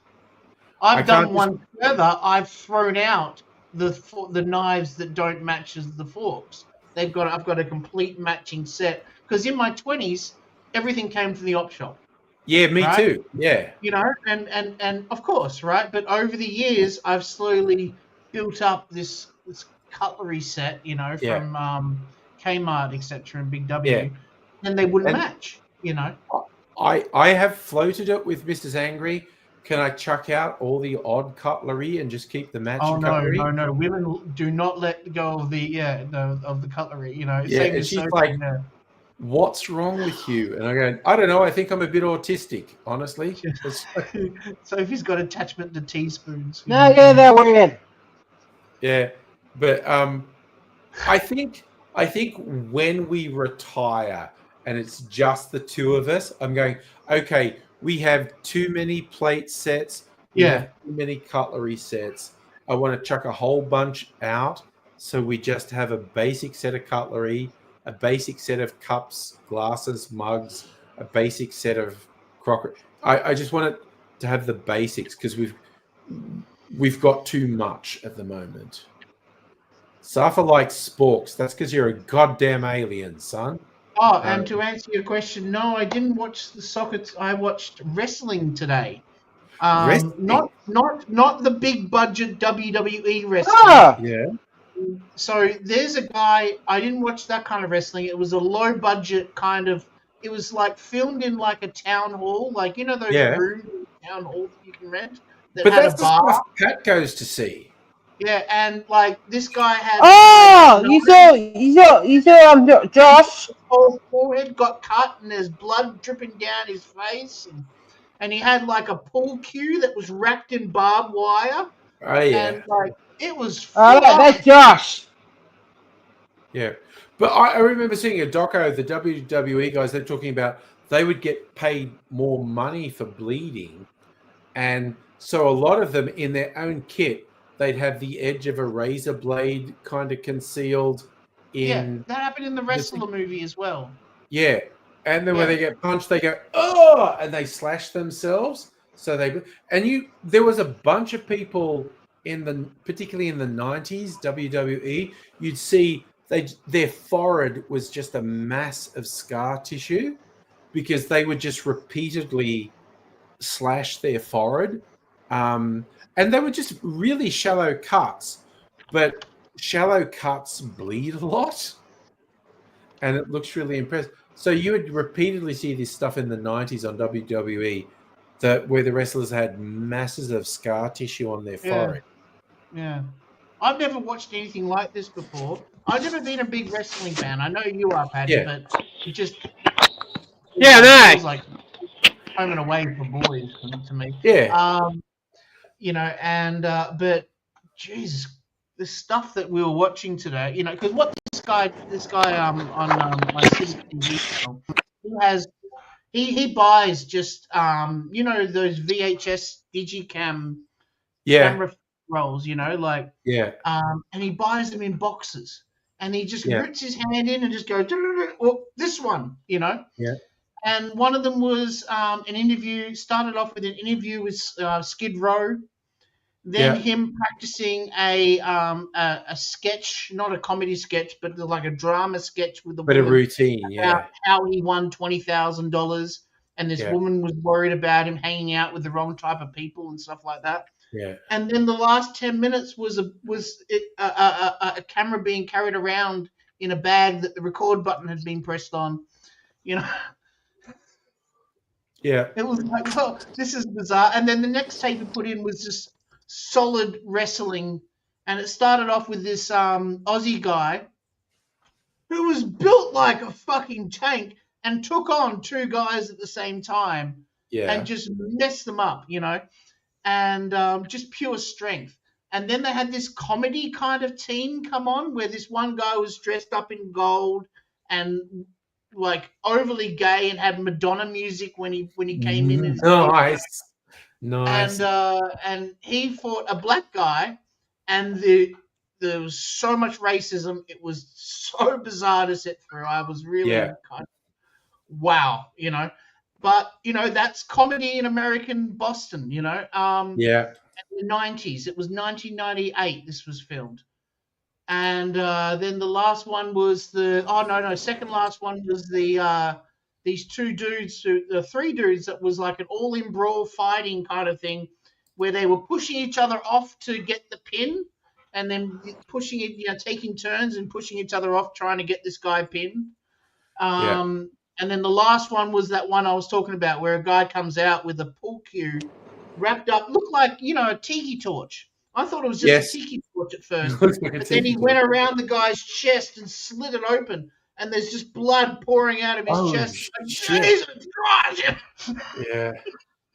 And then the Damn. tape runs out, and they're like, "Oh, what is that Damn. blood?" Damn. That sounds Yeah, wild. that was full on. I'm sorry. Please go get your drink. I'll stop talking. No, okay. I just want to throw in movie trivia. Do you know of or remember Henry Winkler? I was looking it up while you were saying this. Henry Winkler did a wrestler movie, and I just looked it up. It was in Oh, yes, with 1978. blonde hair. It's called The One and Only. He has blonde hair. Yeah, yeah, It's yeah. a really enjoyable movie. Yeah. Oh, It's yeah. like I saw it back in I think 80s home video era. My favorite Henry Winkler film, though, is the one with Michael Keaton, where he opens a brothel in a Yes. you know, dead people, a morgue. They Yeah, turn a yep. morgue into a brothel. Yeah. Night Shift, is that called Night Shift. That's it. Yeah. Thank you. I'm really bad at remembering names. I remember stories of films, Yeah. but I forget the names. Yeah, that's the whole thing. And what was funny is because then it was almost like Henry Winkler petered out, like he didn't make more, but it's like everyone loved Henry Winkler and they keep putting him in And things. they still do. Yeah. It's like everyone loves him. Apparently, he's just a very lovable guy. How could he not? Yeah, he is. He's so sweet and grateful for what he's been through in life. And Like stuff what was the Arrested Development? He was so funny he was their lawyer, the family lawyer in Arrested and Development. Parks and Rec, he played the same character. My the lawyer God, as well. It The was exact same so character's funny. name and everything. It was like, yeah. So funny. Arrested Development and Parks and Rec, same character name. Yeah. No, he was so good. So good. Anyway, okay. So yes, the one and only, very weird late 70s wrestling comedy movie, but I'm gonna jump on eBay and get that actually. Genuinely good. Yeah. All right, I'm going to duck out. I'm going to get some more mineral water and ice, and I'm honestly probably going to do a toilet break as well. Do you guys want to hang on screen, or should I put a video on? No, I'm happy to talk on screen. Yeah. All right, you and Pat talk wrestling while I'm gone from this. We got this. Oh, good. So, have you ever seen Japanese wrestling, Patty? Yes, on YouTube. Yeah, where they line the ring with barbed wire, and they have explosives go off. Yeah, I saw that. That was full on. Yeah, you're gonna see my friend Josh. Josh recently, ex-friend that's Punk, and Josh got a cut. Got a cut right there. Yeah. And my friend Josh Hey. won. Does it leave a scar? No, yes. I don't know. I saw Josh once. The recent ones. Yeah, I bet it would. Yeah. Yeah. At least he won the match, eh? Yeah, and once the Punk's girl, recently that man and Punk free kick, he boof free kick, and the Punk's girl won Oh, Punk. really? Yeah, Was it to the chest or to the face? For the face. Yeah. Get a free shot. We're here down. Have you ever fallen down on a wrestling ring? No, yes, for the ass. On your ass, not on your. Did it Yeah. make that loud noise? Yeah. Yeah. Did it hurt? No. No. I No, think they spring it. They make it springy to make it so it doesn't hurt as much. Yeah. Yeah, I know. It would hurt a lot Well, more being thrown on the ground. Yeah. Yeah, once I recently that man that was Josh Jackson that a real man hip at the man. All right. I've been out for a while, Pat, and you've had free reign to talk about murder for hire is a proper way to run your life. I'm here to put a stop to that talk and say the official stance of the Angry Aussie live stream is murdering people for money is bad. Why did you say that? Pat disagrees, clearly. He thinks murdering people for money is good. No? You sure? No. Depends how much money. Yeah, I know. Give me enough money, and you don't know who I'd murder if you give me enough money. Honestly. So a bit of fun. I'll show the CDs off later, but yeah. I thought if you'd like to do this real quick, can you jump on Discord? Yeah. And make us nice and small, and bring the Discord and bring the quiz up onto the big screen. I thought you would like to see how you do on the magazine quiz. cover up. It's what? Oh yeah, that's High Five. I told you about the chick from High Five. Well, that's Kelly from High Five. See, I told you. I told you one of the High Five girls got. Well, there's a difference between lingerie modeling and porn. Oh no. Okay, that's just because I'm not able to show you the rest of the stuff on a. Okay. There's more. Trust me. There's a quiz. Test your cocktail knowledge. Okay, let's bring this up. Yeah, that's not what I pointed you towards. That was the last topic of discussion. The that's Ralph okay. magazine. That will be for the after party. Checking out the. Oh yeah, you see. Okay, let's see how you go here. All right, let's see how we go. No helping anybody, guys. This is all about Angry finishing this on his own. I want to see. Okay, no cocktail twiz. I have not read The Great Gatsby. My guess, The Great Gatsby would reference a gin Ricky. That's a very old style of cocktail. Okay.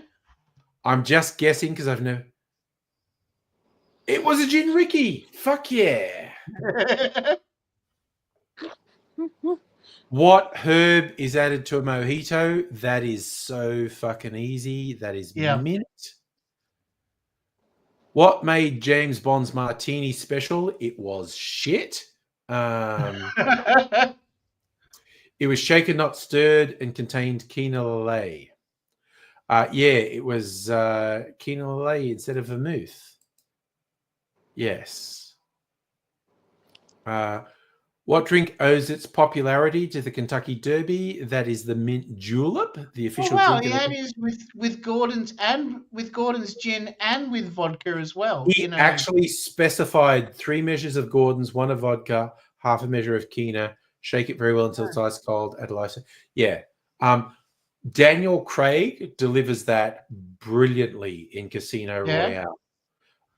He makes it sound cool. It's not a terrible cocktail, but Well, we makes it talked sound. about this ages ago. You said Yeah. that when you, my question was if you shook it, it would have bruised the gin, and you're like, not enough to really factor enough any difference. It makes it cloudy. I think it doesn't look as good when you shake it, but diluting the gin with vodka, I think it may look. If I was going to say anything positive that's the worst about part, a isn't it, to Vespa, you? Yeah. it's like a gateway for people who think gin's too full on.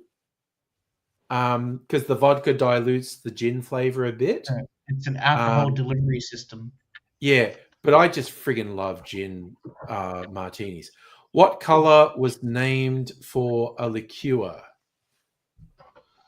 I guess we're saying chartreuse here.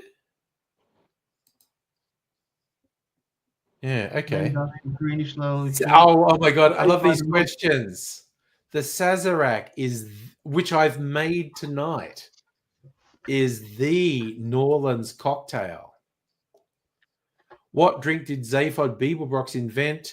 That is the Pan-Galactic Gargle Blaster.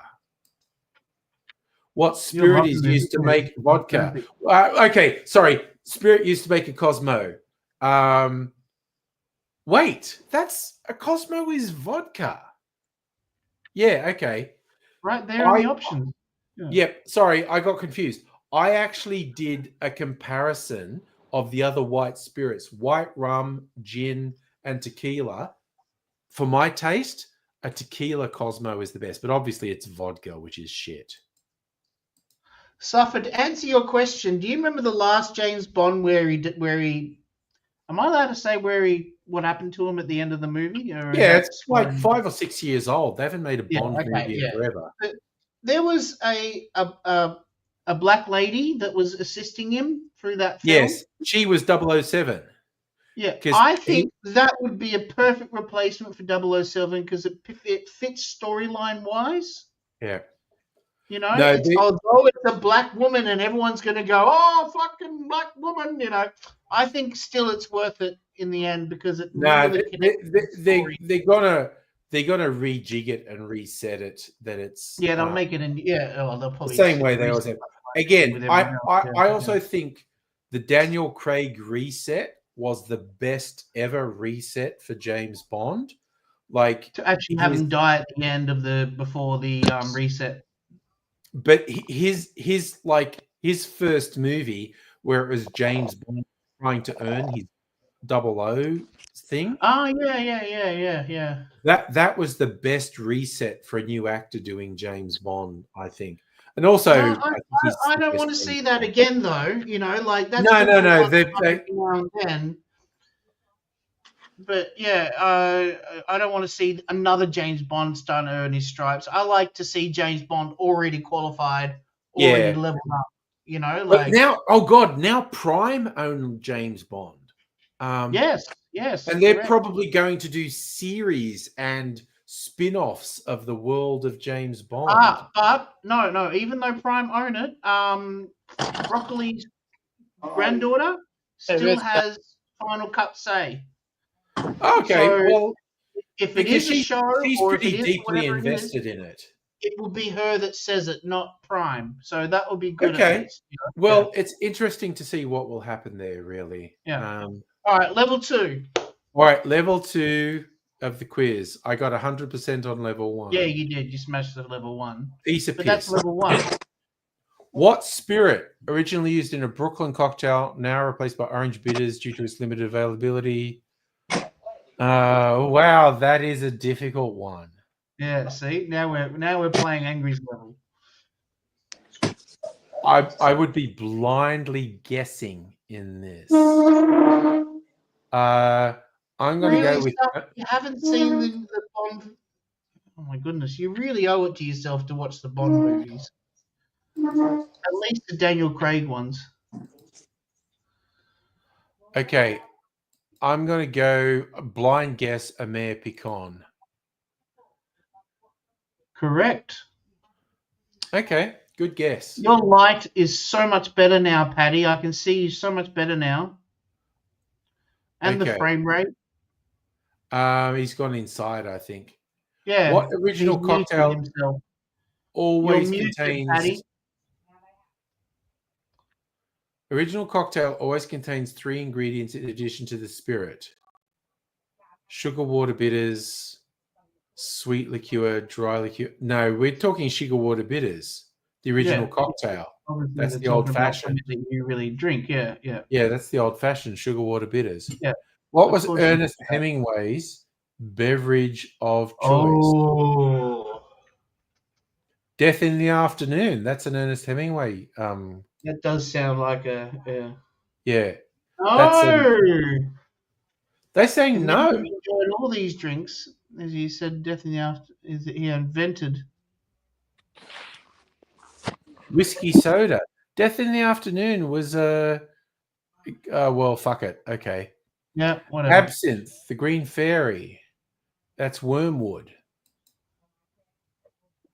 Well done. Shakespeare included hilariously drunk characters. Which play included exchange between a porter? Oh yes, that's You should know Macbeth. this. Yeah. Macbeth, the gatekeeper, when he talks about they all got shit-faced drunk the night before. And they go, what is it about alcohol? It makes you horny. And it basically said it puts you up and it puts you down. It's like it makes you horny, but you can't get an erection. That is Oh, Macbeth. What's required for drink alcohol to be serves the deemed broker of three bourbon? things: nose painting, sleep, and urine. 51% corn is the bourbon requirement. What does Hunter S. Thompson drink in the Pogo Lounge in the book Fear and Loathing in Las Vegas? I'm going to go with Singapore Sling because Yeah, I'm leaning towards the third one too. Yep, Singapore Sling. Correct. And that's it. Submit. I got an A grade. No, I only got one wrong, and I would probably even argue the call on that one, the Hemingway one. Yeah, yeah, right. I mean, they were trying to trick you clearly by saying it was one of the drinks that he invented. Yeah. Being on the list, yeah. Safa, are we done movie talk? I don't know what Suffer, James Bond dies at the end. We never are done with movie talk. We are always going to talk movie. Also, this weekend, long weekend, and it's going to be shit and rainy as fuck here in Melbourne. So I'm probably going to spend a lot of time on the lounge watching stuff. So you got to uninstall Plex off your PlayStation and put it back. Yeah, if I can get Plex to work. I noticed you had Sinners on there. I definitely want to watch Sinners. Yeah, I got Sinners on both 4K and 1K on that. Yeah. Yeah. So if I can get it to work, I'm going to watch Sinners. Safa, well, it's, internal contradictions. I'm not lying. I'm not lying. He gets blown the fuck up. There's internal contradictions in Bond films with different actors. So yeah. Every time there's a new actor, it's almost like they get reset, except for Her Majesty's Secret Service when the wife dies. Yes. They go and visit the gravestone in Man with the Golden Gun. Yeah. Fuck, I'm impressed I remembered that. The names are so many names in the Bond series, That was what who's the guy who was the man Roger with the Moore. golden? No, that was Roger Moore was Bond, but the bad guy was what's his name? Who's a fucking legend. He's Saruman in The Lord of the Rings, and he's Dooku in Star Wars. Christopher Lee. Lee, is it? Yeah. He's awesome. Scaramanga. Oh yes, that's right. The duel they do. Yeah. Yeah.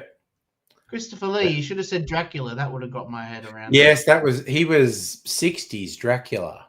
Yeah. He did a bunch of Hammer horror films playing different roles, actually. Bloody oath, yeah. Yeah. Christopher Lee's a fucking... And my favorite thing is, like, because he was a commando in World War II. Like, one of my favorite stories from Lord of the Rings that people said was real on the set, there was something about when they were stabbing someone, and Christopher Lee just went to Peter Jackson, no. If you grab a man and stab him, it sounds like this.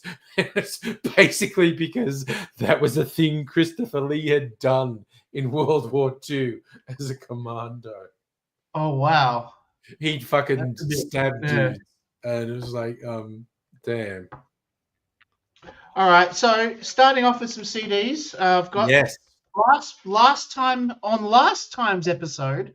On last time we were here, sorry. I was showing off how I got Smash Hits 95. Yeah. Right, with the impossible to read back cover. Yes. And so since then, I've also got Smash Hits 94. Okay, what's your hot pick from Sash? What's the best track on Smash Hits 94? Okay, in Smash Hits 94, we've got Sing Hallelujah, The Sign. Oh God, they're Nazis. The Key, The Secret was good. What's that The band? winner is Sydney. Do you remember that? What was it? The winner is Sydney. When we won the Olympics. Yes, has that got the dance track on there? Yeah. The winner is by South. Itchy and Scratchy? Yeah. Hey?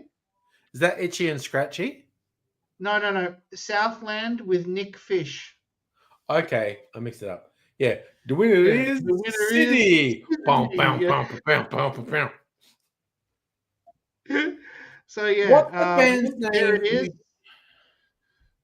Bizarre Love Triangle, Frente.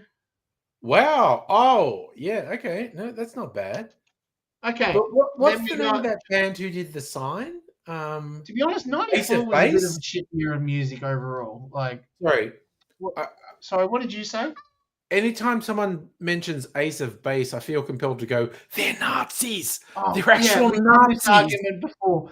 They might have been, but they also had the keyboard player happens to be the greatest songwriter in history when it comes to pop music. You know who Max Martin is, right? What? You ever heard of the name Max Martin? Oh, yeah. He was from Ace of Base originally. But at least one of them was a fucking So that's why I go into fight for Ace of Base, because it was one guy before he joined the band spent a couple of years doing it. Yeah, and it's like, you know, when I was 18, I was a fuckwit too, you know, like. Yeah, no, at least one of them was a Nazi. We're not having that argument again. I don't want to have that argument again. No. Just taking the piss, really. So next one is 93. Ooh, okay. Hot pick from 93 Smash Hits. So we got Ace of Base, All That She Wants.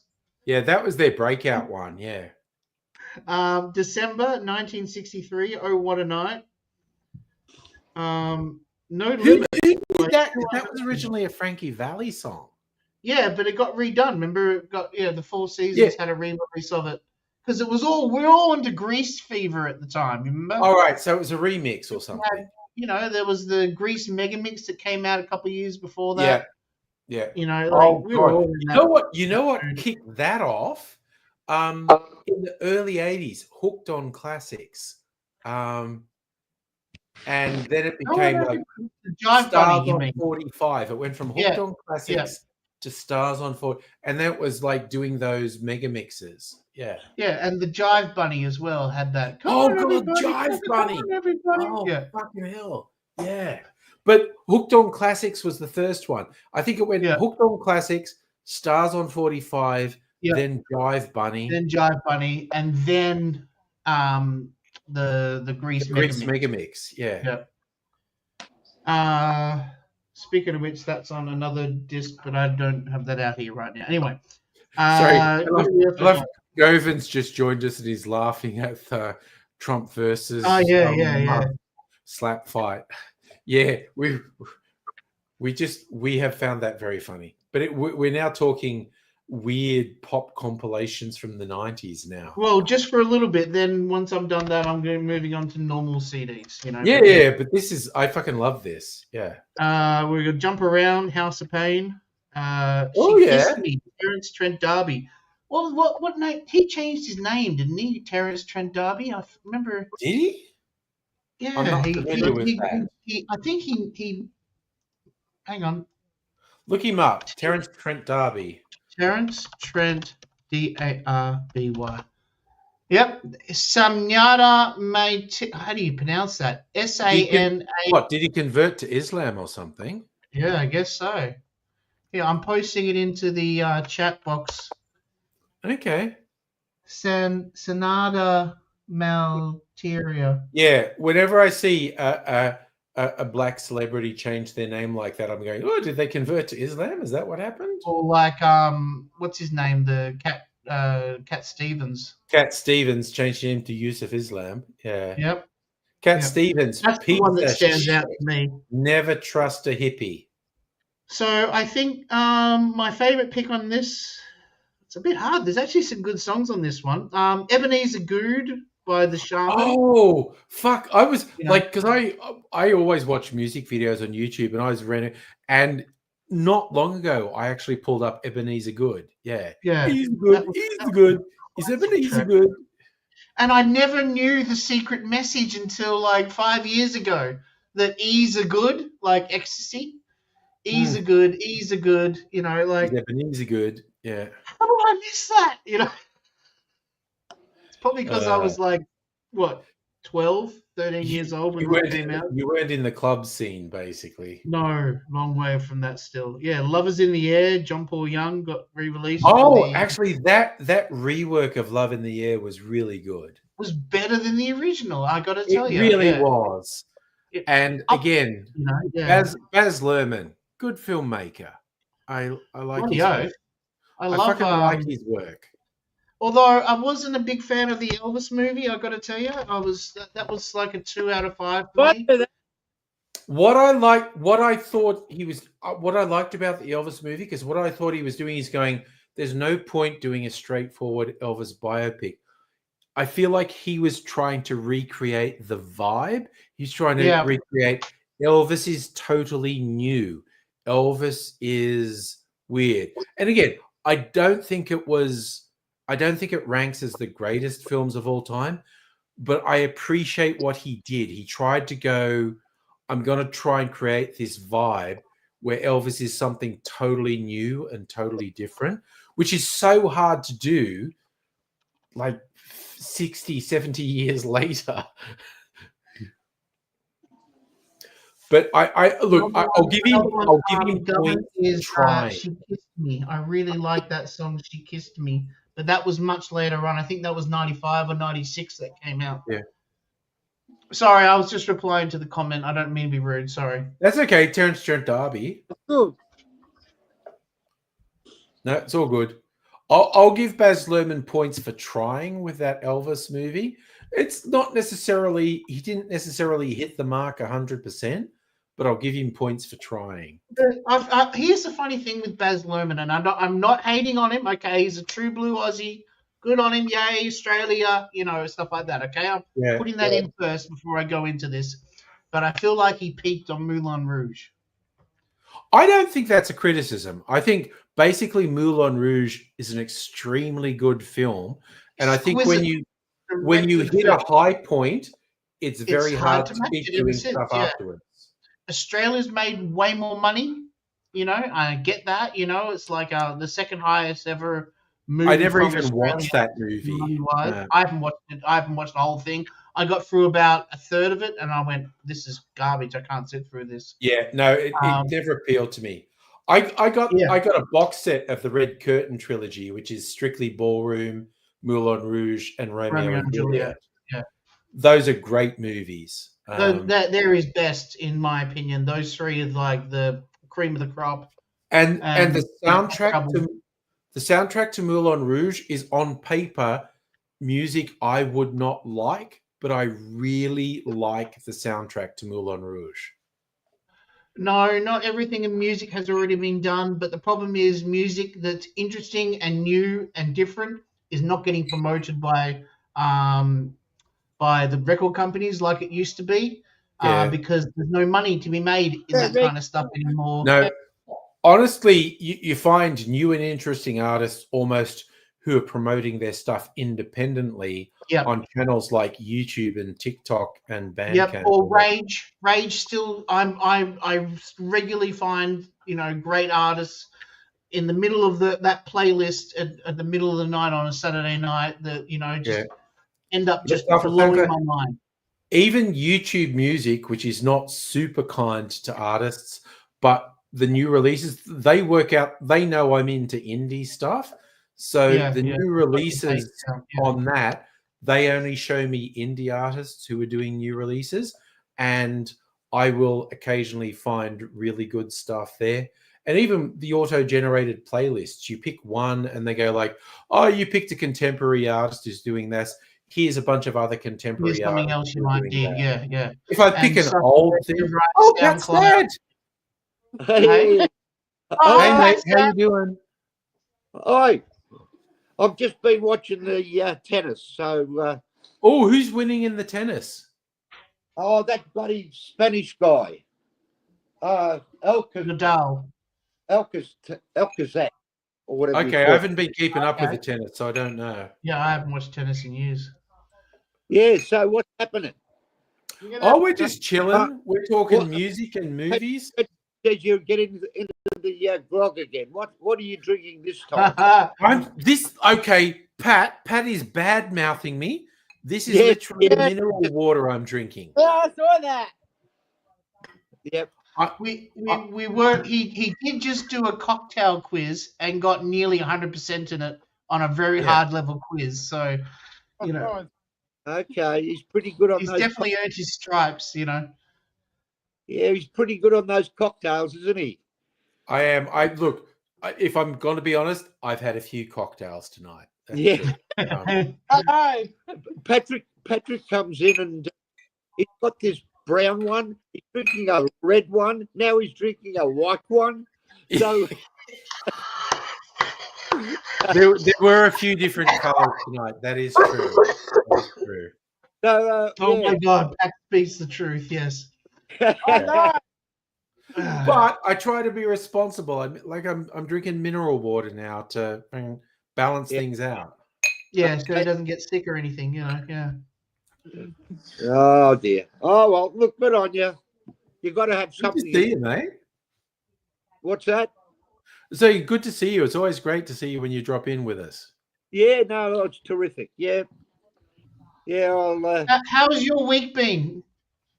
Oh, look, pretty slow, but no, pretty good. Right. Family sort of thing with my daughter and my grandkids and all that sort of stuff. That's just. You're going out for lunch tomorrow. Whereabouts? Sorry? Pat said you were going out for lunch. Oh, yeah, we're going out. It's just outside of Mall. It's called Mid Valley. It's okay. And they've got a food court there, and his Xbox is playing up, so I've got to buy him a new one tomorrow. That's all right. Thank you very much. And yep, not cheap. Yeah, sounds like a good day though. Well, look, he deserves it. Like he sits in that shed and listens to his wrestling and all. Watches his wrestling and all that. So no, and play games. And he's play a good lad. Yeah. Yeah, but no, everything's good. Oh, good. So good to hear it. And it's nearly time for my bedtime, so I'm going to leave you two. That's fair, mate. Hold it. Oh, no, I've got a leak in the roof there, so I had a guy come over and fix it up, so I've got to get a plasterer now to fix up that hole. And yeah, but that's all right. Yeah, apart from that, no, everything's good. All right. Great to hear, mate. Take care, Mick. Yep, and it's Andrew, isn't it? It is, yes. Yeah, and Carly. Okay, then. Catch Cheers, you later. mate. It's always fun when your dad comes in, Pat. We love it. I always feel like it's the dad in the house who's coming in, like checking, like a principal. He's Checking making on, sure making we're sure we're behaving. behaving ourselves and Yeah. stuff, you know. Yeah, he's just making sure Yes, we're sir, I'm behaving. good. I'm being No, good. We're Have you being been good. drinking too much, Andrew? I don't know, man. Okay, well now he's gone. I finished my mineral water. Yeah, so let's bring out the I'm booze. Yeah. gonna drink some more booze now. All right. All right, next CD, or should I stop doing this? Because if No, too more boring. CDs. More Okay. CDs. I fucking love it. So yeah, next one is 1992 of the Smash Hits. This is the last one of the Smash Hits. We're really going back now. I love the rollerblade on the front Yeah. cover. Nothing Yeah. screams out 1992 more than a rollerblade, I think, you know. All right. What's Kicking some off with good picks? I'm Too Sexy by Right Said Fred. Oh God.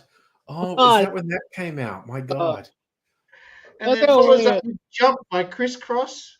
Frente, Oh. Ordinary Angels. I love that song, Frente, Ordinary I Angels. was kind of into Frente in the 90s. Yeah, me too. Yeah, except Accidentally Kelly Street. That just annoyed me so much. Accidentally Kelly Street. I remember the D-Gen did a spoof of that. Yeah. The song that accidentally was released, and the lyrics were basically, "This was really shit, and we never meant anywhere to hurt it, but the record company grabbed it, and it accidentally was released." And So KLF, Justified and Ancient. oh, okay. I'm gonna call it KLF. I fucking love That's the the KLF. best song on the CD, you reckon? Is that Rock so? Woman, That would be That Justified Word Nation. Love. That would be the version with Tammy Wynette. Yes, 100%. Yes, that's the only one they did is in Justified and Ancient was with Tammy Wynette. They flew all the way to Texas to record her, and then she was out of pitch, and they flew back and listened to the tape and was like, "Oh shit, what are we gonna do?" So they changed the song to be in a weird pitch so it matched her voice. Okay. Here's the thing: the guys, and I've talked about this on the stream, and in fact, way back in the AIDSy days, because that mashed in with the things he was into with the chaos magic. The guys in the KLF were what's known as Discordians, which means they're sort of anarchic pranksters. AIDSy's thing of chaos magic was a bit more serious, but was in the same kind of realm. But the guys in the KLF, because they, under various guises, essentially had hit after hit after hit after hit, and they made so much money, and it freaked them out because money was not good to them. Although they regret it now.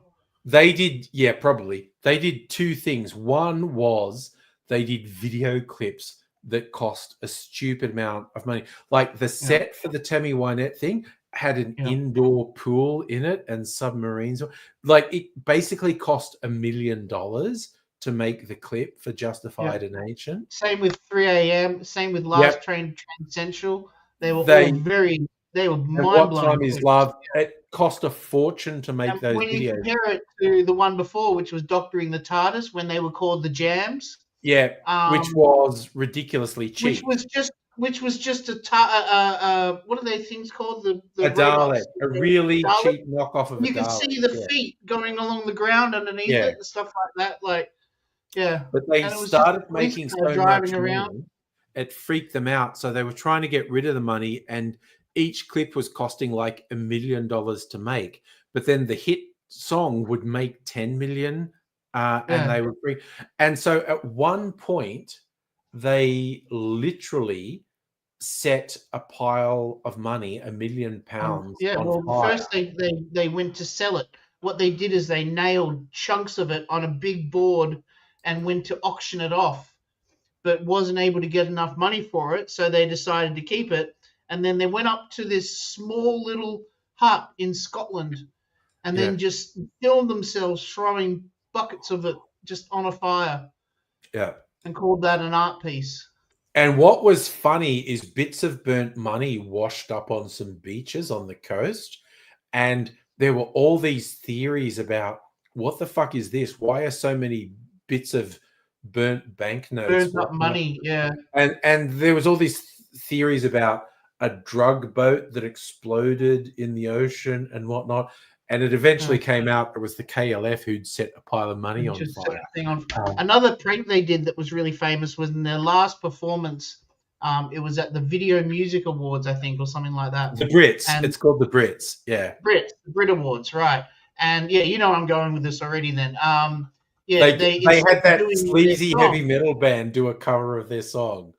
they were going to do "What Time Is Love," and instead of doing the normal version of the song, which everyone knows, they had a heavy, a punk heavy metal garage band do it. Yeah. And then they shot guns into the crowd with blank bullets in it, and everybody in the crowd was like, "Fucking Jesus," because they thought it was real bullets. And I think they fucked up the set on stage as well. Yeah, yeah. And it was literally like everyone in the Well, they establishment. turned up the fireworks too high. Yeah. And so if you see the video clip, the fireworks go right up to the top of the frame of the video, like well beyond. They're meant to be just the same height as a person, you know. Yeah. Yeah. So yeah, they were great. They were fantastic. I've got the White Room and I've got their book. I've really loved the KLF. I've had that Brits long thing. running passion for them. That Brits thing achieved what the KLF wanted in that they were blacklisted. It was like, never invite these people onto a show again. And they've also deleted their album off any way of selling it. You can't buy the White Room anymore. But they did upload HD versions of their videos to YouTube a couple of years ago, which I hugely appreciate. Yes, which is good because that's the hit songs that everyone wants anyway. Because I watch them regularly. I think even though it wasn't my favorite at the time, like often, particularly before the Friday night streams, I'll just have headphones on and listen to some real pumped up music for it. And I do that.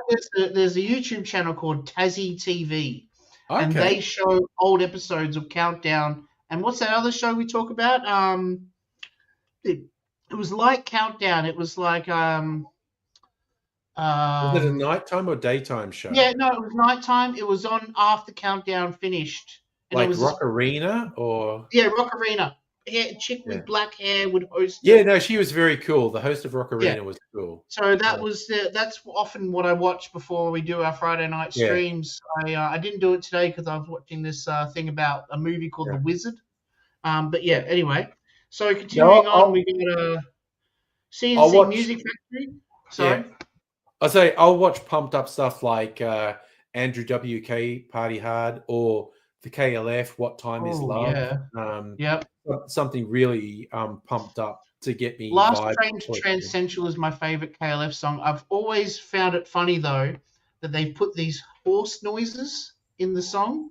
Mm-hmm. And it's like once you know those horse noises are there, you can't unhear it. You know what I mean? Yeah. Anyway, I do like the KLF, but I guess it's more like, CDs. There's a song by Five. There was a band called Five that came out in the late 90s. They were a boy band. And they did that song, Get On Up, called Keep On Moving. Yeah. And there's a whistle they blow, like a coach's whistle. And every time you hear that song, once you know there's that coach's whistle noise in there, it's the only thing you hear whenever you hear that song is just, you know. Safi gets pumped up by Parrot. Also, Calzo, I appreciate it, mate. I so much enjoyed when you joined us the other week. But if you're in a state to join us, we'll go because I feel like we're of an equivalent generation. We'll have mad music talks. That would be really good. Okay. So there's some. I think there's some other songs in here that might at least run up against KLF on this. Okay. Give us a go. So be patient though, because it's towards the end of the CDs where it really starts getting good. Yeah. Okay. Eurasia, Take on Me, and then CNC Music Factory, Just a Touch of Love. Yeah. Rosella, Everybody's Free. Yeah. Deborah Blando, Innocence. Kylie Minogue, The Word Is Out. Indecent Obsession, Kiss Me. Yotha Yindi, Japadar. Okay. Sound Unlimited, Kicking It to the Undersound. That was the very first Australian rap band, by the way. Sophie B. Hawkins. I think you're forgetting about Mighty Big Crime, but anyway. Okay. All right. Maybe. Also, they were terrible. Mighty Big Crime were So was terrible. Sound Unlimited too. Yeah. Sophie B. Hawkins. Damn, I Wish I Was Your Lover. Elton John and George Michael. Don't Let the Sun Go Down on Me. Jimmy Barnes, John Farnham. When Something Is Wrong with My Baby. And now here's the two that I think might be pushing your contenders. Mark Seymour with Paul Kelly. Hey boys. Yeah, I'm not going to Big say Audio no to that. Dynamite 2, The Globe. You know, I'm still going to go with the KLF. Still KLFing, okay. But you were right. Those were some big finishes. Those last two were big finishes. Yeah, definitely. There was some more grown-up music towards the end. Mine would be probably... Okay, sorry. We mentioned Mark Seymour. For those who don't know, he's the lead singer of Hunters and Collectors. Yep. Recently on YouTube, it served up a video for one of their very early tracks, which is called The Slab, Betty's Worry or The Slab, which is fucking... Because back in the day, it was basically Mark Seymour's growling lyrics and a bass guitar and a horn section and a guitar that did maybe 1.5 chords. But it was basically the bass and the horn section and just a little bit of guitar and Mark Seymour's gravelly voice. But it was like, it's just, I was looking for the lonely place where memory lingers. But I didn't even know they did a clip for it. Neither did I, yeah. Until we talked about this a few months ago, yeah. It got served up to me on YouTube recently, and he's carrying a slab of beer. The song's called The Slab, and he's walking down the street in Collingwood or something, carrying a slab lip sync. And I went, okay. To a house party. Like, A, I didn't know there was a clip for this song. B, I friggin' love that he's carrying a slab while he does this. It's just fucking golden. Also, young Mark Seymour, 80s Mark Seymour, fucking sexy as fuck. And, you know, maybe he's older than me. Maybe he's still sexy. I don't know. But 80s Mark Seymour, sexy as fuck.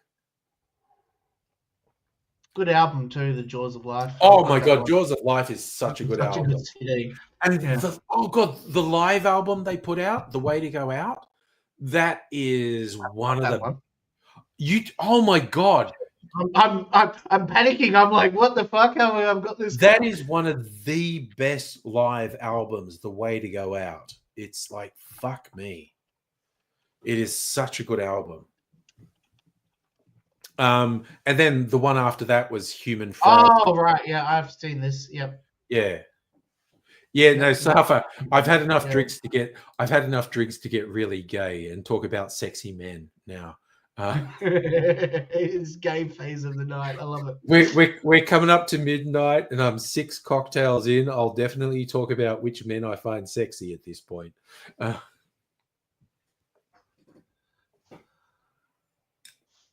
Oh dear. It's always been funny. I was getting distracted buying The Way to Go Out. Yeah. I think the next album after The Way to Go Out was Human Frailty, which was probably their first mainstream album. Had Throw Your Arms Around. Say Goodbye. There were so many good tracks on Human Frailty. Yeah, Say Goodbye. That's my favorite. You know, that's the also one because that came out when I was at uni at the radio station. I did a lot of interviews with bands to promo records and whatnot. I did an interview with it was actually the drummer Doug Faulkner did the interview, and I made a joke because Mark Seymour is so macho basically, because the refrain in that was "You Don't Make Me Feel Like I'm a Woman Anymore." And I had a joke and said, look, is there anyone except Mark Seymour who could get away with doing You Don't Make Me Feel Like a Woman Anymore? And he laughed when that was an in joke. We had that song because we knew it was kind of a sing-along thing, and it was very funny to us that these drunken blokes in the audience would be all sweaty and have their arms around each other. Singing, you don't make me feel like I'm a woman anymore. And he said, we found that so fucking funny. And I was like, yep, that's pretty good. That's pretty good. All right, next up, we're done with the compilation CDs. We're onto Okay, the so album. we're band Okay, CDs now. straight up and down single band albums. Okay. Okay. You know the Deftones? I do. So these were big in the early 2000s. I haven't really Yes. listened to them much yet. So Okay. my friends were all into them, and I was like, I really got to give them a chance because they were freaking huge, you know. So I was not into the Deftones, but they were big, yes. yeah, especially this album, White Pony. Yeah. Yeah. So there's that. This one, I know a lot of the songs on this. Flaming Lips, yes. Yeah. This has the big hit song everyone knows called "Do You Realize?" Is that Yoshimi battles the Pink Robots? Yes, that also has Yoshimi and Battle and Pink Robots as well. What's the album called? This album's called Yoshimi and the Battle of the Pink Robots. Yeah, I've got that one. Yeah, but yeah, I swear to this A day, lot of these CDs are your influence, Angry. Yeah. I will Yeah. admit. You know, Do like You Realize? I fucking love that song. And also, what was really funny, I played that for my kids when they were younger because they were really into anime and Japanese stuff. And when I told them, oh, I've got an album called Yoshimi Battles the Pink Robots, they're like, okay, I'm listening. yeah, I only learned about it because there's a video game called Rock Band. I also love Safa asking, did Mark Seymour go to the gym? Oh yeah, Mark Seymour was definitely a gym dude. He was He buff would as have had fuck. to. Yeah, either that He or was- being a hardcore labourer. No, he was buff as fuck. There's a game Rock called Band Rock Band 4. that came out. Yeah, I Okay. played this a lot when it first came out, and there was a song on this called Yoshimi Battles the Pink Robots on it. Yeah. Okay. And that's I fun. was just like, oh, I love this song, you know. So that's what got me into that album. Yeah. Good Yeah. one. I've got that album on CD. Yeah. But yeah, you having the album on the playlist, you know those playlists I've got. Yes, that I made, yes.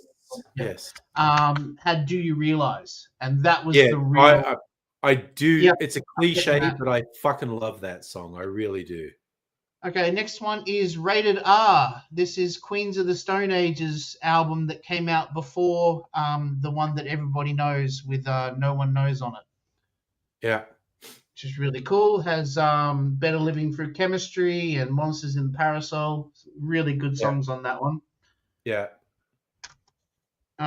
Peeping Tom. So this is another Mike Patton project. Oh, God, he did so much. Yeah, didn't he ever? Yeah, like there's He was Mr. so Bungle, busy. there's Phantom Mass, there's his solo adult themes of voice, of course, Faith Yeah. No More, and Peeping Tom. There's probably more that I think. Lovage, Music Oh, God, to Make Love to Your Old God, Lady dude. by. It's like you couldn't stop that guy doing stuff. Yeah, and not just that, but so much of it is really great quality work. It's not like I'm a Mike. There's I'm a a couple Mike of albums there fan. that I wouldn't touch again with a 10-foot pole, especially the adult themes for voice. I Yeah. bought that when I was 18, and it cost $70 to buy it from Japan. Oof. And this is in 1998 money.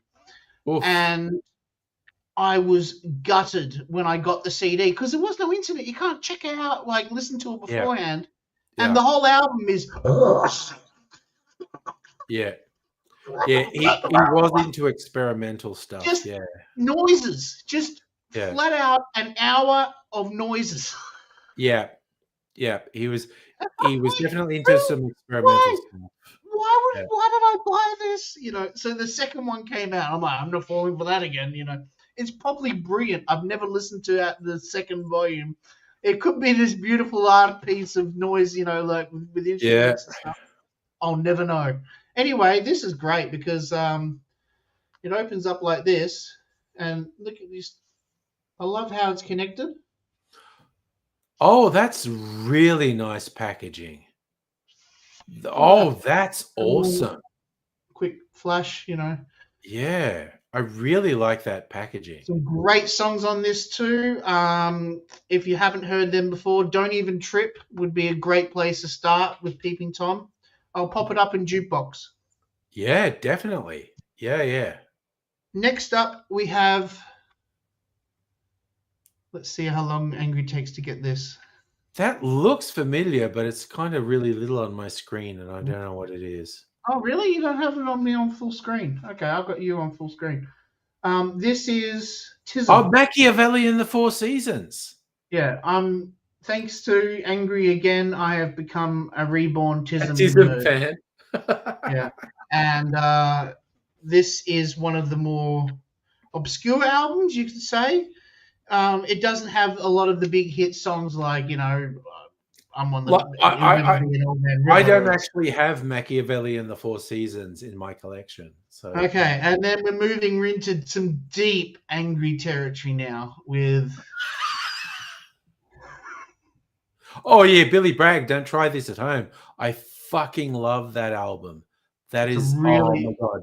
I've actually been listening to this most of the afternoon. This one and this one, but we'll get to that in a minute. Work is playtime.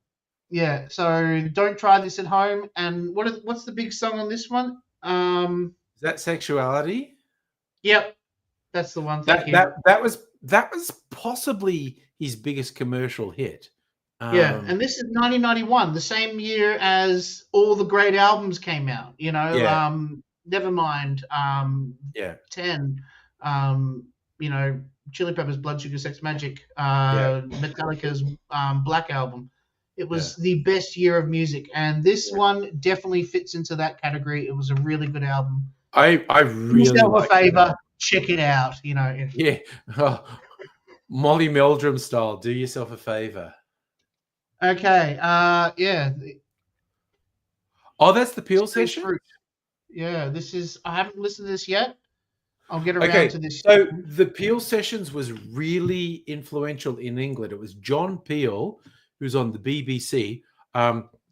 Side note, he was apparently a predator and a sexual offender, so fuck that guy. But he was famous for giving unknown artists airtime on the BBC. And the Peel sessions were a bunch of indie artists who would literally come into the BBC studios and record music live.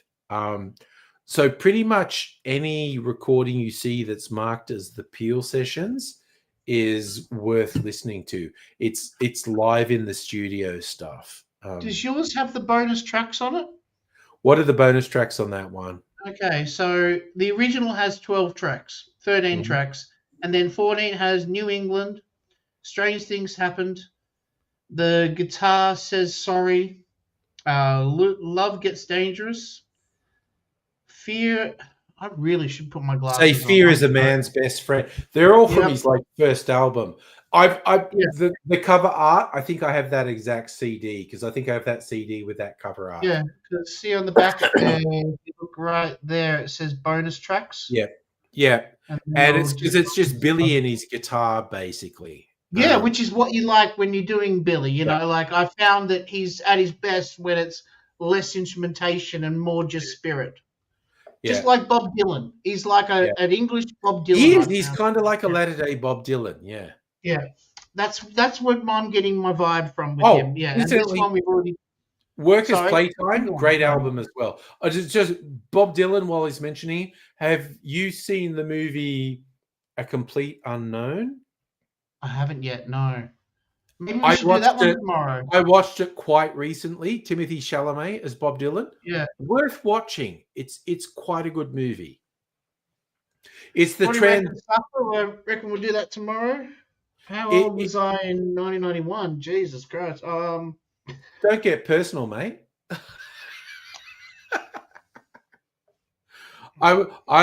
Me personally, full-fledged adult by 1991. I was 12 in 91.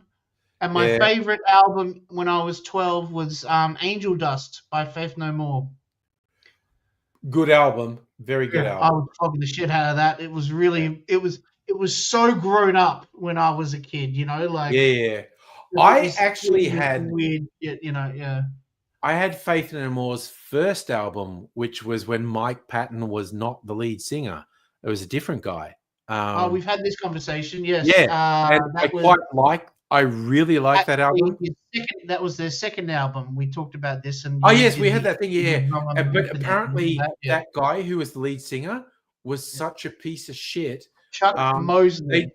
they did a big tour to promote that album, and by the end of the tour, they were actually having fist fights, and Yep. they were like, "Fuck you, man," and they replaced him with Mike Patton, which is where they became more mainstream. But yeah, the Introduce Yourself album, I really like that album. That was the pre-Mike Patton album. Pat's going to bed. That's fair, mate. Jim Martin was also a bit of a CUNT as well. It's remarkable how many entertainers are pieces of shit. Yeah, and it wasn't.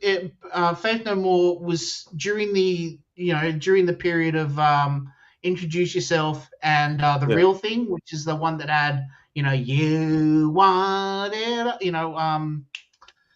the epic song. Epic, that's right? what it was called. Yeah, Yeah. yeah. So though that period, they were very Guns N' Roses ish, and they fitted in very well with like Poison and the hair metal bands and stuff like Yeah. that.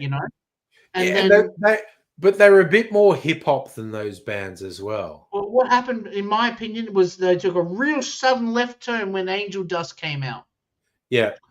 And Jim Martin just went, what the fuck, man? We're like, this is like a coffee house kind of music, He didn't like the angle that it went for. And Yeah. he left the band, and then they did their best album. Elon Musk is a liar. He lies way more than I do. Many people say so. He's very smart. Should do the Trump voice. So when he claims to know certain that I am included in the Epstein files, you can just ignore him. Fake news. He lies so much. Very large quantities of lies, I've heard. Also, he is very disrespectful of me. He started calling Air Force One Panda Express because it carries orange chicken. God, he's just giving himself bloody No, ammunition. as I just commented on that, I'm almost certain that isn't real. And You reckon? I genuinely have the shits with people who fake screenshots of Trump on stuff. I'm pulling it up. I'm going to his Reddit right now to look. That would be on Truth Social if it was real. Oh, right. Uh, It looks like Reddit. I am almost Reddit, certain that's not real. X. There's a few tip-offs in there, and I like I genuinely fucking hate people who fake social media posts of people they don't like, and I know Justin didn't create this. Yeah, you know what looks fake is that last line, especially. I'm considering placing tariffs on ketamine. That Yeah, will teach him a that's lesson. the from one Panda Express, orange chicken, tariffs on ketamine. None of that sounds real. 82. And I know Justin didn't make that up, but the people who make up fake screenshots of people they don't like, shit me up the fucking wall. It's like, don't make fake things. Let them do the. There's no need to. He already does dumb Exactly. enough shit already. You don't need to make up shit, like. Yeah. I'm almost certain that's not real. Yeah, no, it hasn't come up, but we'll see if it comes up tomorrow on the thing. Yeah. But I remember getting in a fight on a Facebook with people because there was a group. Cigarettes are going to be labeled individually with warnings. Oh, fun. Okay.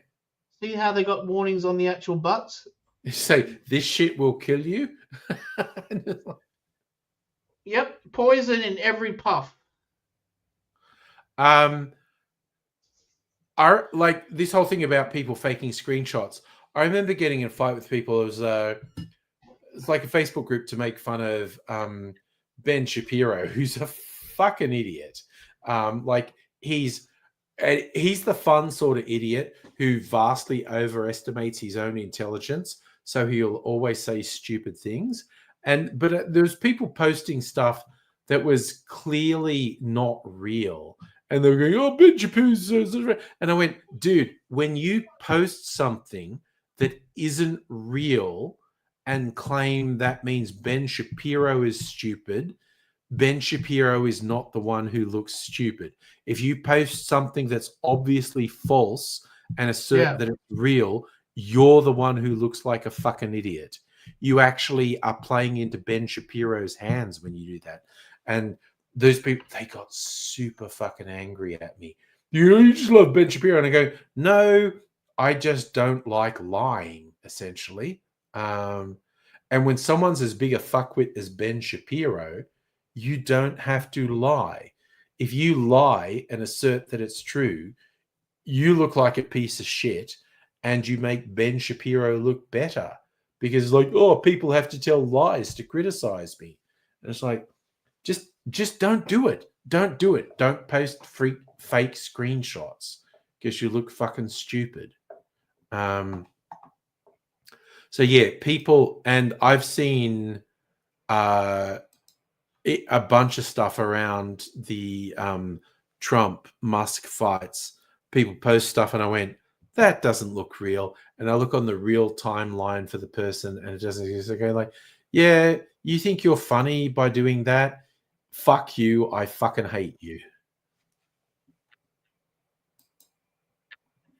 Oh, never mind. Well, what did you find on Reddit? Just a gif of Kamala Harris drinking tea. Drink, yeah. I mean, people who don't like Trump are definitely like breaking out the popcorn. People who like Trump and Musk are floating in conspiracies at the moment too. It is very funny. Plan to do some kind of other thing, like But I think the ego clash is real, and they're not going to recover from it. But the question is, how far does it go? Like I kind of lightheartedly said, Trump could deport Musk and ban him from re-entering the US. He has so many contracts with the US government at the moment. He could cost him billions. And in fact, if Trump's actions, Musk could also raise the price of all those contracts, and there's nowhere else to go for those same things, Yeah.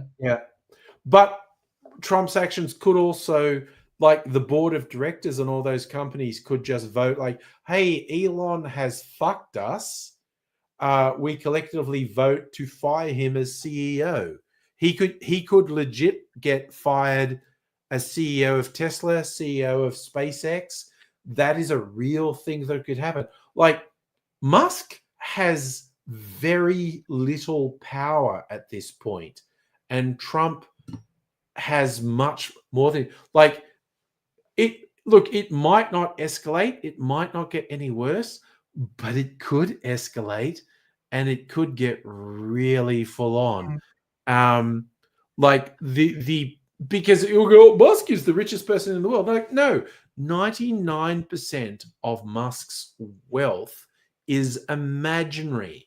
It's tied up in the share price of his companies.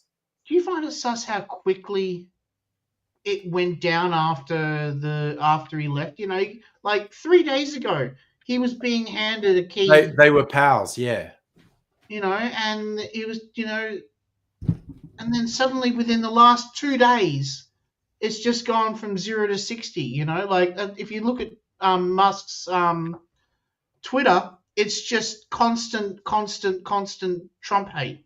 Like I just think they are both very unstable, shallow, self-absorbed, narcissistic sociopaths. Just an excellent question. The real richest person, as in someone who could have the most. Look, The Probably a most Saudi wealth prince, something, is right? probably either the British royal family or a Saudi prince or maybe Vladimir Putin.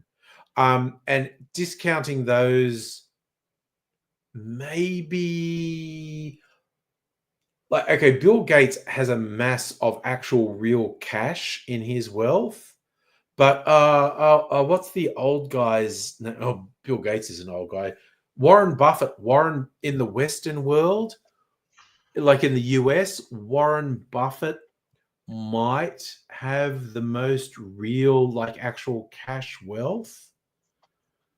But I feel like it's probably, yeah, like someone in the Saudi royal family or the British royal family, maybe Putin, maybe Warren Buffett, maybe Bill Gates, because they've all got more real money. Okay, like Musk probably has access to billions in real money, but they say he's worth 400 billion. That's imaginary. That is Yeah. completely fictitious.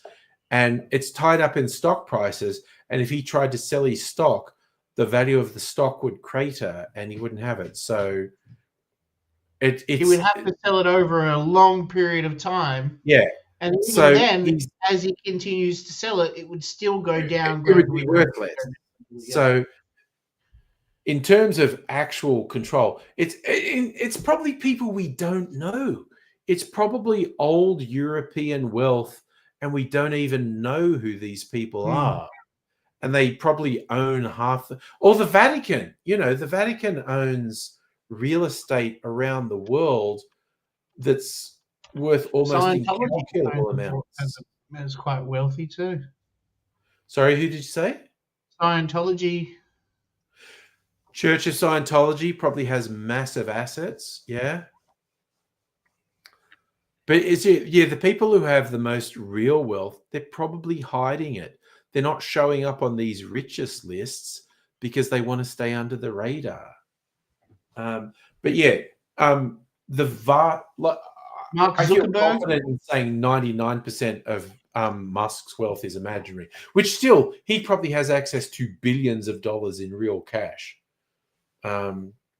Larry Ellison. No, I reckon it's someone with. It's either royalty, like Saudi royalty or British royalty, or people we just don't know. People who are staying under the radar. See, when you look at one person like a world billionaire, singular, you know, that's one thing. But when you look at like the Walmart family, for instance, yeah, you know, people who have actual assets that are worth money. Musk's assets are broadly not actually real. They're not actually really worth money. They're imaginary. But it's still disproportionate how much real cash he has access to. So I've got 2 more Billy Bragg CDs.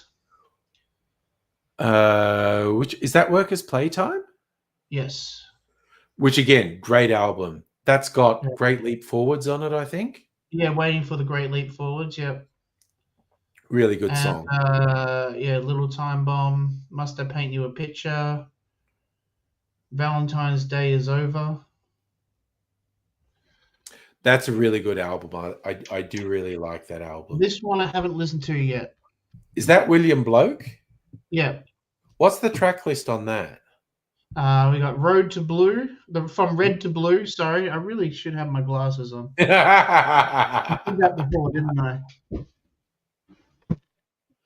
Is that the one that's got Boy Done Good?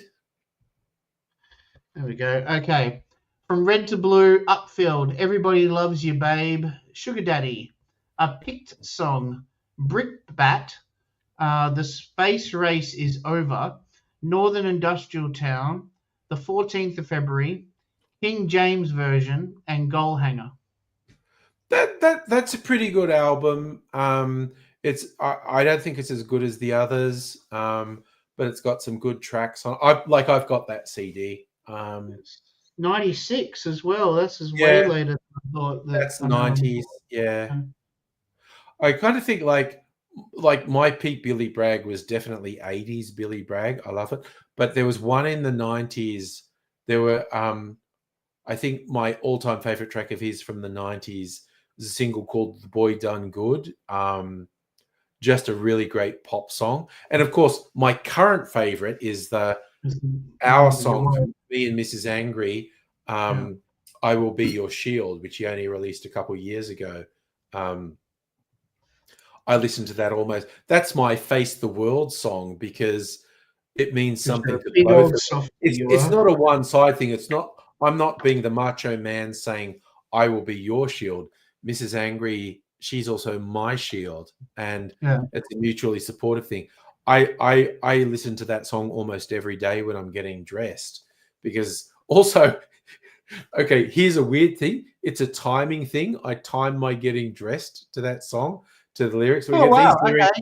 Okay. I should have, my socks and my jocks and my singlet, and then pull the pants on, and I should be doing the shoes to this lyric and do the shoelaces, and then so that song is almost the exact timing of me getting dressed in the morning. Some top shelf OCD going on there. Oh my god, so much. That's my Bert side coming out right there. Yeah, but when we were in the early or mid 2000s, when I lived in Melbourne, we had to limit our showers to 4 minutes. Yeah, because of the water shortages. Yeah, we had a water shortage. Yeah, so I would always have a single song shower. Yeah, I put on a CD or a tape or radio or whatever. Yep, I do that too. I'll play music, and even now, if I'm just doing a regular shower, it's one song in the shower. That's where I was going to with that. Yeah, it's still a single song shower. Yeah, one more song brushing my teeth and whatnot. If I'm washing my hair, it's 1.5 songs in the shower. But yeah, I play music. Stairway to Heaven, opposed to Buy Me a Pony. Yes, the 90 seconds versus the 7 minutes. Yeah, 7-minute song. Yeah. So this is the second last one, but I think you'd like this one a lot. Shriekback, Oil and Gold. Is that Oil and Gold? Yeah. I fucking love that album. With a bonus disc. Ooh, what's on the bonus disc? So yeah, open out. What are the tracks on the bonus disc? Okay, you're gonna like this because it has Suck. Yep. Right, Mother Loop, Feelers, 2 versions of Nemesis. Yeah. Fire Below the Ice, all lined up. My Spine Is the Bass line, and Fish Below the Ice twice. That's mostly earlier stuff. That's nice. Yeah. Oh, mate, I did not know that this had a bonus CD, and the selection of songs are nearly all in the Angry Aussie playlist. Yep. I was like, oh, you're I'm going to throw out, I remember a review of the Oil and Gold album, and it was coinciding. They toured Australia once, and I fucking kicked myself. That's when I was at college in Bathurst. I kicked myself that I did not make a trip to Sydney to see them because apparently the shows are amazing. Yeah, I bet. But I remember a reviewer talking about there's a track on Oil and Gold called Hammerheads, and they're saying that was maybe the weakest track on that album. It kind of felt like same old, same old. But when they play that track live, it's amazing. And to coincide with their Australian tour, they released a 4-track 12-inch single, which I have, and it has a live recording of Hammerheads. And you play that and go, oh my God, that's literally taken the album track and kicked it up like several notches. Yeah. It's the live version of Hammerheads is so good. Well, sadly, the live version isn't on here, but that would be. I've got to keep my eye out for that. But yeah, I have become a complete Shriekback nerd. I friggin' love Shriekback. Really wrapped that you introduced me to that band. Yeah. And the last one is Sigur Rós. This is the Sigur Rós. Oh my God, they're fucking awesome. Yeah, yeah. I'm a big fan of Sigur Rós. I've been Yeah, listening to them falling asleep and stuff like that. I had this on MP3, but I never had the actual CD. yeah, And so I thought it'd be nice to finally get the actual, yeah, proper CD. And it's yeah.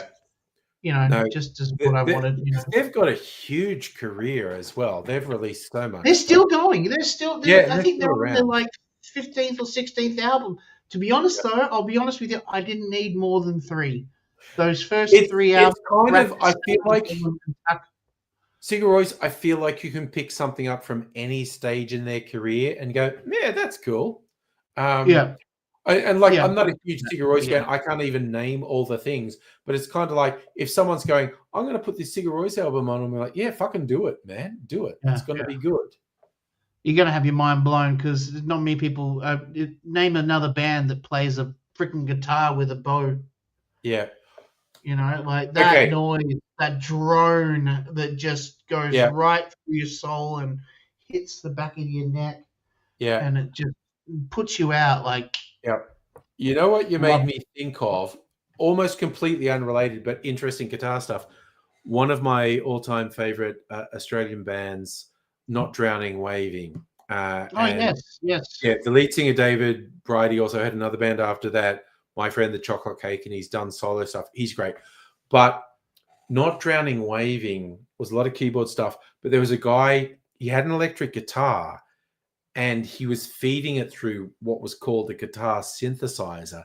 And when you listen to their stuff, what you basically have to do is filter out everything else. You go, that's drums, that's keyboard, that's a string instrument.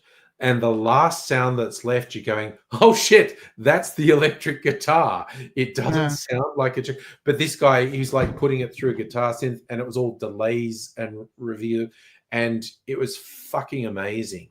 And I saw them live several times, and their albums were kind of famous for being almost ambient, like real vibe sort of stuff.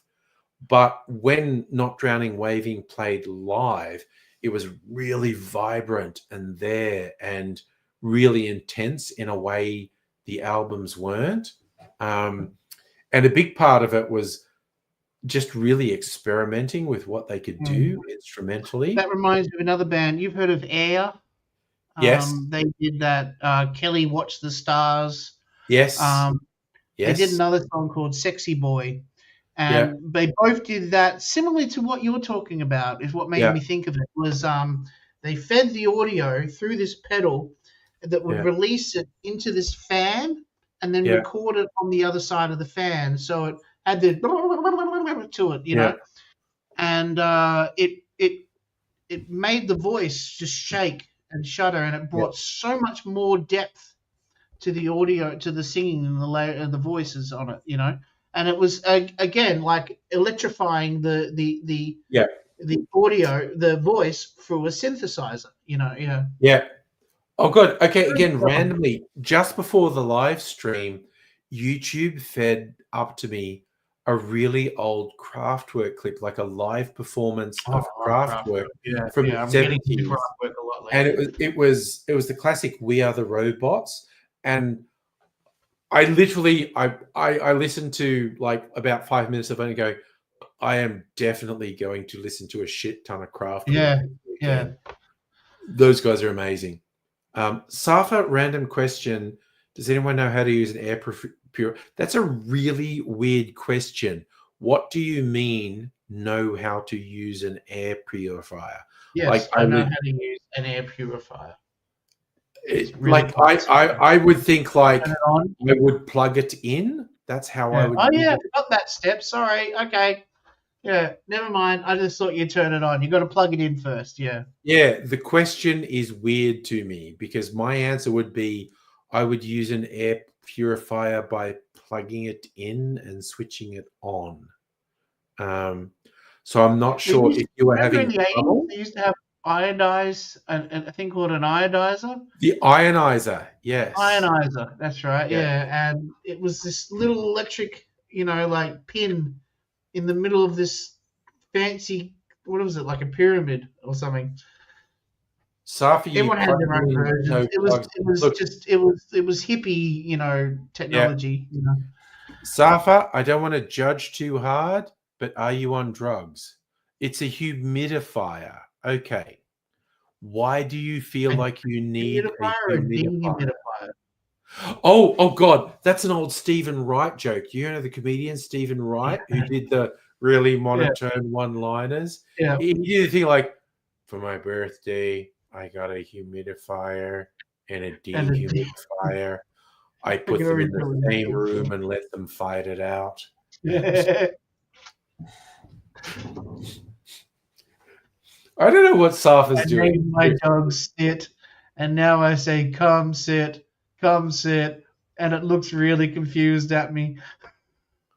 I actually saw him live once. It was just kind of like when I was living in Sydney, he was doing a tour, and someone I worked with was like, "Oh, do you like Stephen Wright? I think you like Stephen Wright, don't you?" I said, "Yeah." "Oh, I can get tickets to the show. Do you want to come?" And I went, "Yeah, I'll give you money. We'll get tickets." They were front fucking row. Oh, I wow. don't know what his connection was, but we had front row seats to this Stephen Wright show, and it was so fucking funny. He was so good. But my favorite thing was when you're watching him, because his whole thing was doing the deadpan, not reacting. And because you often get the thing with comedians when stuff goes well with the audience, they start laughing too. And whenever he was kind of feeding off the audience, he would turn away. So Yeah, you he'd could have tell to. he's doing it Yeah. so the audience couldn't see he was going to start laughing. But my highlight of the show is when he was saying something about, you know what I hate? When you go to the beach and there's a baby on the beach, and I go, you don't work. Why do you need to relax? And the audience lost it. It cracked up. And he just went, because the audience so cracked up at that joke. And he had my friend, and because I was in the front row, I could see his face when he turned away. And he's turned away and he just stopped. And you see, he obviously improv this line. And he went, I think I have the measure of this audience. Because the whole thing he did, he actually mimicked kicking the baby on the beach. And that's when the audience lost it. And the audience lost it so bad, he lost it and he turned away. And then he just goes in the microphone, I think I have the measure of this audience. Next, I'm going to talk about punching a puppy. And No, humidifiers do not help with cigarette smoke. They just moisten the yeah, smoke in the air. the It will. idea of a humidifier is the air is too dry in the room and they add some humidity. And coincidentally, a dehumidifier is obviously the opposite. If the air is too humid, they reduce the humidity. Safa, in short, I think a humidifier is probably useless and is of no value to you. That will be my hot take about humidifiers. Yeah, they're better used if you live in up The north in desert. Queensland and stuff like Yeah. that. Yeah, or the desert perhaps. Yeah, yeah. Yeah. Yeah. Oh God, I just had a horrible Or if flashback. you're growing weed in I Minecraft, I was in Vegas for a couple of weeks once on a holiday, and it is so fucking dry in Vegas. And I didn't realize, Wow, but really? Yeah, yeah. I know really the desert is dry. Yeah, okay. No, no, no. I just figure Vegas doesn't really connect with me being in a desert, because It it's is. such a It's in large the city. fucking desert, Yeah. and it is so fucking dry. Here's the weird thing that happened. At one point, I was walking around doing heavy stuff, so I sweated. This was after I'd been there a week or two, and what I didn't know is the skin in my back had dried out because I can't see the skin on my back. Mm. It had dried out and had started to crack. And so when I did something that was physical exertion and I was sweating, the sweat ran into these cracks in my skin and Stang. it was so painful. It stung so Yeah. much. And I realized, oh, my back is dried out. So, but fortunately, I was with my partner at the time, and I was like, okay, we've got to get some moisturizer, and you have to rub moisturizer into my back because apparently I'm just turning into a fucking crocodile. And it was, But it was the weirdest thing. It was just walking around and lifting stuff, and I started to sweat as you normally would, which is not a big deal. But then the skin had cracked, and the sweat ran into the cracks, and it was just like fucking squeezing lemon peel into a cut. I was like, "What the fuck? Oh, my back hurts so much. What the fuck?" Yeah. But yeah, then I realized, yeah, if you're living in a fucking desert, and Vegas is the desert, you have to rub in moisturizer every day or you'll be fucked. When I was a kid, I had stage 3 atopic eczema, Oof. and whenever I went into the ocean as a kid, I would be screaming like The salt water. Yeah. like I'd been murdered, Yeah. because the salt water would creep into, and I couldn't get it off. It wouldn't stop hurting. I had to run around so I wouldn't scratch like this. Yeah. I had to wear splints on my arms. Yeah. Right? And I couldn't bend my arms in. Yeah. And so I used to run like this.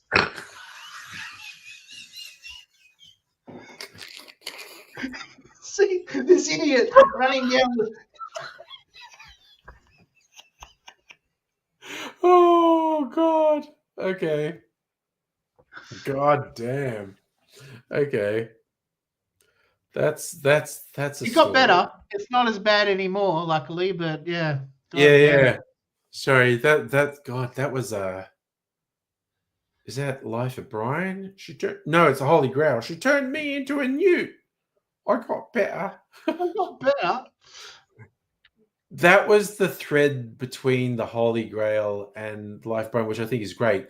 It was zealots and believers. They would say stupid shit, like the whole group that were trying to burn the witch, that they were just tied up in hysteria, and someone who's a completely normal person saying, I know she's a witch because she turned me into a newt. And everyone just looks at him. He goes, I got better. And they were so good at putting out the lunacy of mobs. You are all individuals. We are all individuals. I'm not.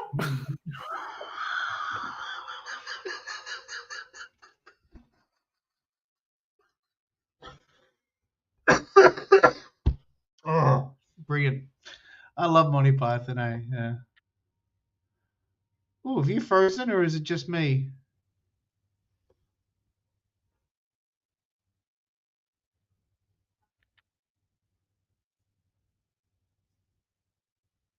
I broke the internet. Okay. I guess the stream's over. Thank you for watching the Angry Aussie show.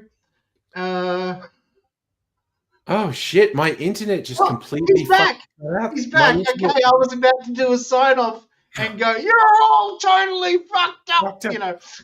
I seriously that was a hard smash connectivity fail. That was so extreme.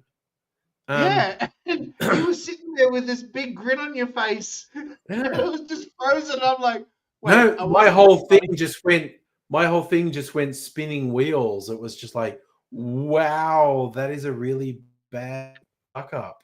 But it was apparently very brief. So there you go. Oh, actually, maybe it's gonna. Oh, maybe take this as a sign. Maybe I should sign off because I feel like it's gonna fuck up again. And we've had a fun night. I'm not complaining. Oh, we had a great. I had so much fun. This was fun. I do enjoy coming on and showing off each fortnight's pickups. No, I enjoy having you on. Yeah, I think what I was in the middle of saying is it's fascinating. You don't realize, because I was talking about Monty Python, particularly The Life of Brian. There was a really big mainstream campaign to get that movie banned, to not have it. Yeah. And then there's on YouTube of Michael Palin and John Cleese debating the Archbishop of Canterbury and other people about, and they're saying like, no, we're not mocking Jesus. Like our original idea, we went, let's do a spoof of Jesus. But then we went, there's nothing funny about Jesus. He was just like, what if we were all cool to each other and did stuff? Funny thing is the zealots refused to watch it to understand that it wasn't actually about Jesus. It's Yeah. yeah. The And they same were thing saying, happened with Kevin Smith with the Dogma movie as well. yeah. Yeah. But it's fascinating to watch these interviews where they say, like, yes, when our original ideas were centered around Jesus and making jokes about Jesus, Yeah. and then we just went, that isn't that funny, because what did Jesus do? Say, be cool and be nice to each other. Yeah. And they latched onto what's funny is zealots. Mm. Pick mobs. Mobs are funny. Political extremists are funny. And so Life of Brian's not about Jesus at all. It's about making fun of zealots and political extremists. I think Jesus was more than just a hippie. I think he was in the sense of he was a rabbi. Jesus. the Okay. lack of words. I would think is more like MLK. He was like the Yeah. MLK of the time. Okay. So I would personally make arguments that he didn't exist, but let's pretend there was an historical figure that it's based on. He was a rabbi. He was someone who led people, and MLK is a good analogy, actually. Fuck it, I'm having a shot. You having a shot? You just kind of okay. I've got to wait. No, I didn't restart anything, Safa. It was just a weird, random thing that happened.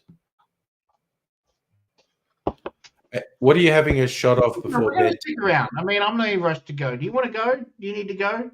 No. Oh God, my bandwidth is fucking up again, though. What have you got there? Oh, my favorite. Honeycomb. All right, I'm going to do the same. I'm going to join you on some honeycomb. Okay, I'll wait. Oh, I'm only doing a little taste. I'm not doing a full shot, though. Okay. No. We'll just have a little taste.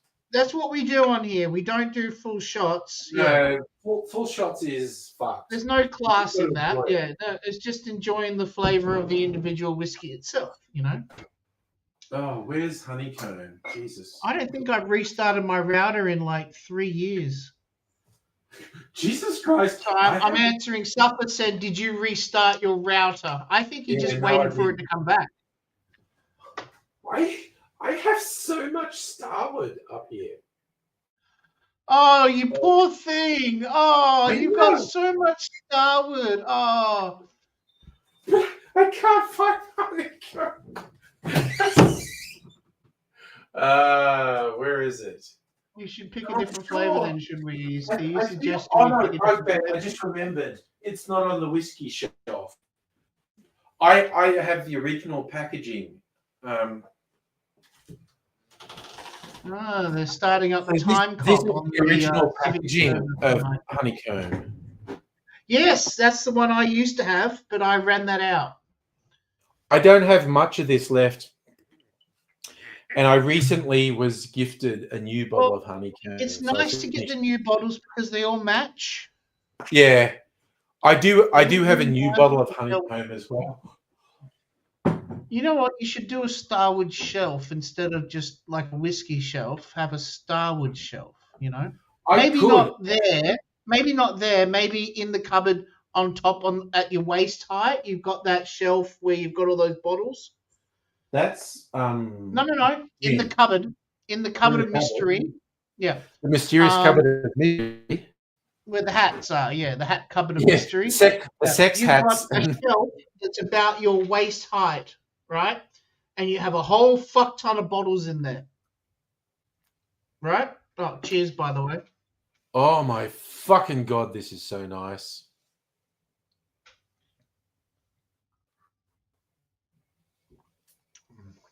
Oh my God, that is so nice. I really one of those things like I haven't drunk this for a while, and I drink it and go, why don't I drink this more often? This is really good. Just a little nip, you know. Oh my God, that is so. Speaking of which, I watched a really good movie today. Called The Magnificent Butcher. It's Oh. Sammo Hung.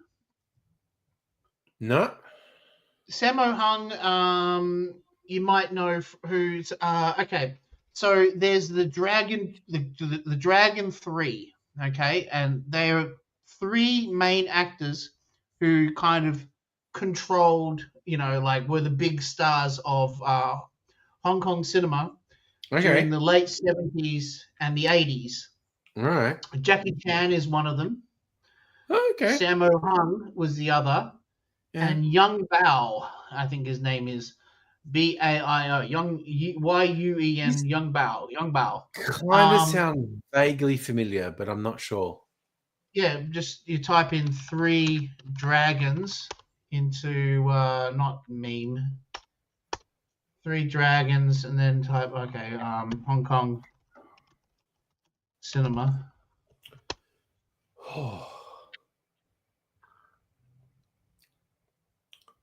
Sorry, I'm still just reveling in the Howard honeycomb. It's so nice. Young Bao. I said that, didn't I? Young Bao. You did. Yeah. You said Young Bao. Yeah.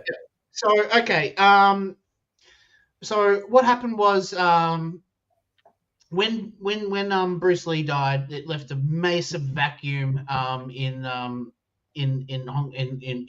kung fu cinema that the Shaw Brothers tried to fill in with these very old-fashioned kind of Chinese plays that were presented in the format of like modern cinema, but they still had this real old school, old-fashioned style to them. And then during the late 70s, another company came along called Golden Harvest, and they brought this it was like the Matrix in the level of how much it changed cinemas. Yeah. You know what I mean? Like they brought out Drunken Master. They brought out the Magnificent Butcher.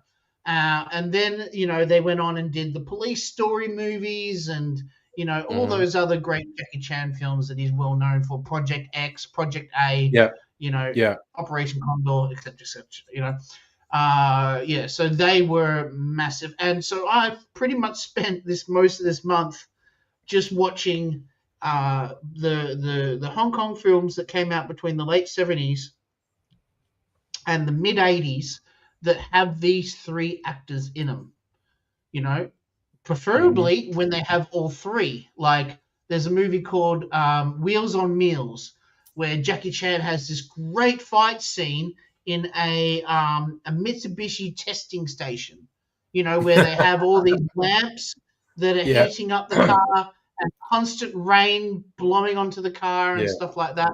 And they had this fight scene in the middle of it. It was magnificent.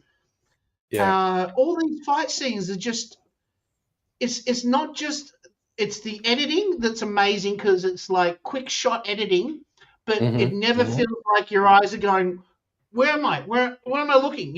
Everything is well paced and it doesn't feel like you're watching, Taken. There's this great example of Taken where it took 8 shots to show him going over a fence. Yeah. It's a ridiculous edit. Yeah.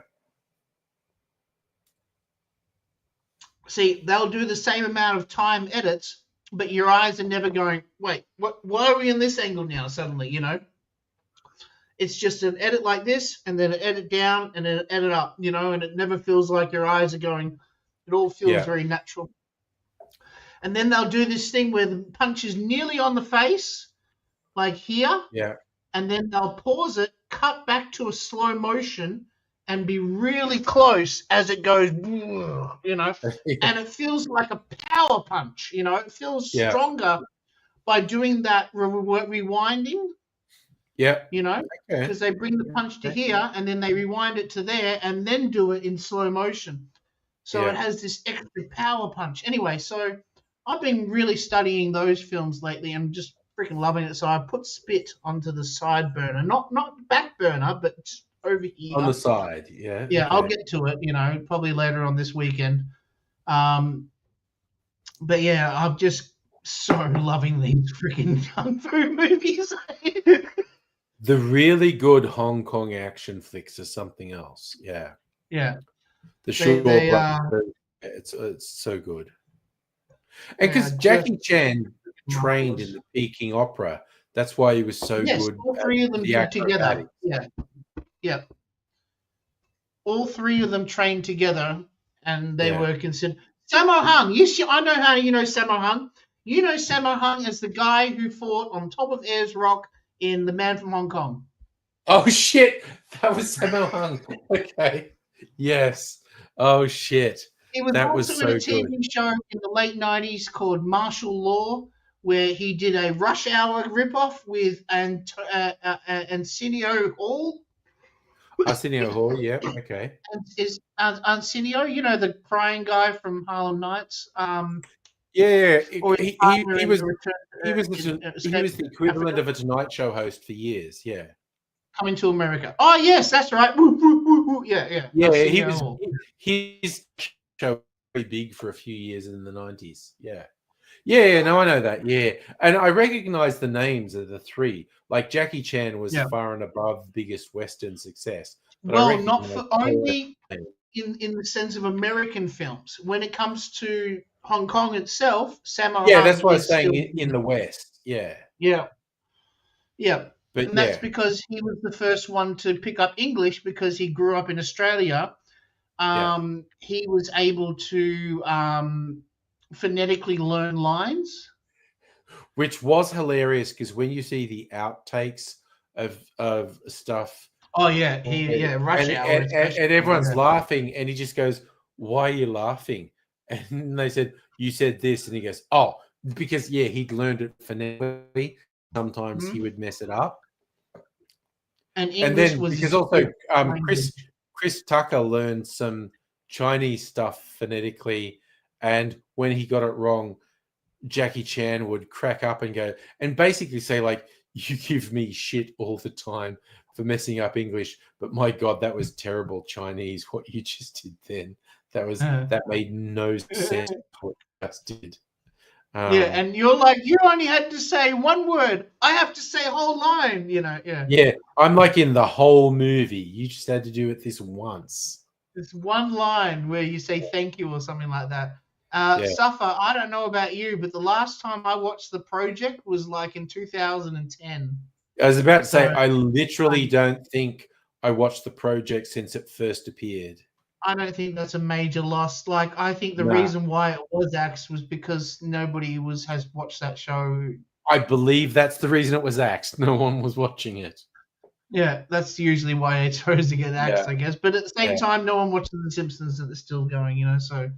I don't know. Yeah, I don't know if because The Simpsons used to make there was a period and it was way past the peak, like maybe in the 20th, like the third decade of it, they were making Mm. more money on ads on US TV than any other show. And it's like Really. no one gave a like in terms of pop culture, no one gave a shit about that decade of The Simpsons No, commercially. the teens, to be honest, the teens and the 20s, like Yeah, it's kind everything of once you from got past season 12, 13, 14, up. maybe 13 was okay. I still like season 13. Okay, I watch Simpsons every day. Sophie Yeah, has it on when she goes to sleep, and yeah, before I can switch it off and not watch it in my brain because I can't handle noise, I'll end up watching an episode, maybe two, before I go to sleep. yeah, That's why we stopped doing Red Dwarf, because Red Dwarf, I'd sit there up all until 3 o'clock in the morning, sitting there watching bloody episode after episode yeah, after episode. Same yeah, with Futurama. I had the same problem with that too. yeah, It's just so addictive. But what I do is I'll watch an episode of The Simpsons, and then load up an episode that's between season 16 to 29. yeah. And that period of Simpsons, I could not give a flying fuck about, No one did. There's no because memes. There's no cultural impact. there were some episodes, but I'm talking 2 episodes a season that stood out, Yeah, opposed to, before season 14, every episode in that whole season yeah. was gold. was epic. Absolute Yeah. freaking gold. And there was joke layered on top of joke, layered on top of joke, layered on top of joke. And you would never stop. You would watch that show again and again, as we did, right? You talked about earlier in the stream tonight that we would watch these shows again and again and again and again, and there was still more jokes to pick up, you know? Yeah. I reckon one of my I've seen him with this on social media.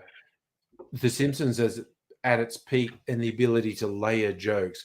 One of the best ones was in the Who Shot Mr. Burns stuff when Moe's being interrogated and he's got the lie detector on, and they establish that he's got nothing to do with Mr. Burns' death, and he goes, "I'm glad this is over. I've got to go for a hot date." And it goes, "Lie." No, And, date. and he Lie. goes through all these things of a date. No. I'm going to flip I'm through going to the go out, pages mate. of No. Victoria's Secret I'm going to look at the Victoria's Secret catalog. Sears catalog. No. And it was and he finally gets down, but then the final payoff is, "I don't deserve this shabby treatment," and it says, "Lie, like you do deserve this shabby treatment." It was just like that was like joke on joke on joke on joke on joke. Incredible. Mo was one of the best written characters in that show, I think. You know, it was meant to be reprehensible. He was so awful. He was great. Yeah. He was fantastic. And you could tell the voice actor loved playing his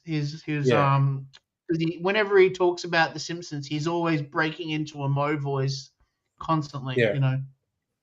I've got also just like great Mo lines. Also, again, Mr. Burns, the whole thing where Burns was doing the slant drilling thing, and in Mo's tavern, they're all getting poisoned by the fumes from the drilling, and he goes, and everyone at the bar is really sick, and Mo just goes, "Hey, if you guys are getting high off the fumes, you got to pay me." Like, they're all literally being poisoned, and they're gonna die, and he's just like. And there's a line from that I always see. The guys in the hazmat suits come in and they go, "Man alive, there are men alive in here." I say that all the time. Like when something's overwhelming, I just go, "Man alive, there are men alive in here." And people at me go, "What the fuck are you saying?" And they go, "Sorry, obscure 30-year-old Simpsons reference." Yeah, season 6 joke, yeah. Yeah, it was just like, fuck. What happened to the voice actors if one of the major voice actors die? No, they kill the character off. It varies. Like when the guy who did Troy McClure and a few others, when he died, they just never brought the characters back. But the original Marge Simpson voice actor is dead. No. Julie Conniver's still alive, but her Who voice died? sounds really. No, she didn't. Miss Krabappel died. Well, again, because the show's been running so long and none of them were young to start with, they've had some cast members die. Julie Kavner still alive. Okay, I got it wrong. Who's dead? Just search Simpsons voice actor dead. Marsha Wallace died. Oh, who did she voice? Miss Krabappel. She was just Miss Krabappel. Okay. She Bart's teacher. Yeah, I know. Crab Apple. Sorry. Krabappel. Yeah. That was like 10 seasons in. Bart's taunting her, goes, "Mr. Crabapple," or should I say Crab Apple? And Nelson goes, "Why did I never see that?" It's just like, yeah, if it was those four, they'd probably shut down the show. I reckon that would be the end of the show. Well, because for maybe decades, not Marge. Maybe not Marge. I think if Marge died, they would probably find another voice actor because it's not too hard to do that voice, you know. For decades, the voice actors have been arguing for more money, like more residuals and whatnot. And And- they do. They end up with it too. They do make a lot of money, but the studio Yeah. also kind of been threatening to just get rid of them, because if they did a call out like, "Hey, can you do Homer Simpson's voice really well? Do you want a job?" 1 million people would apply for it. But the bonus of having those actors in is not just they can do, you know, like for instance, the guy who does Homer's voice also does Willie. Yes, the Um, male voice actors do multiple Krusty. voices. Yeah. He does Krusty. Yeah, just like Mr. Burns does. The same guy who does Mr. Burns Smithers as well. also does Smithers. Not Smithers. Sorry, my No, brain just went I'm straight sure to it's the same guy does Burns. Burns and Smithers. Skinner is the same voice as Mr. Burns. I'm just thinking because No. I've seen. He's Smithers the guy. is the same voice as Oh, wait a minute. Maybe you're right. He does like all the like Spinal Tap and all those movies as well. Yeah, he does. Yeah. I'm forgetting his name, but I've seen him interviewed on some panel shows where they get him to do the different voices while they're talking to him. Okay, let's pull up the voice cast. Okay. Yeah, pull up the Hank voice Azaria cast. is what I was trying to think of. That's Mo, Chief Wiggum, etc. Apu. Harry Shearer was the person That's we it, were Harry talking about. Shearer. Ed Flanders, Mr. Burns. Yeah, Smithers. You were right. He does Smithers Yeah, I as thought well. so. He does Reverend Lovejoy, Principal Skinner, Otto, and he used to do Dr. It is surreal how many voices the male voice actors do. Yeah, like Hank Azaria. That's the big one. Yeah, Hank Azaria does heaps. Yeah.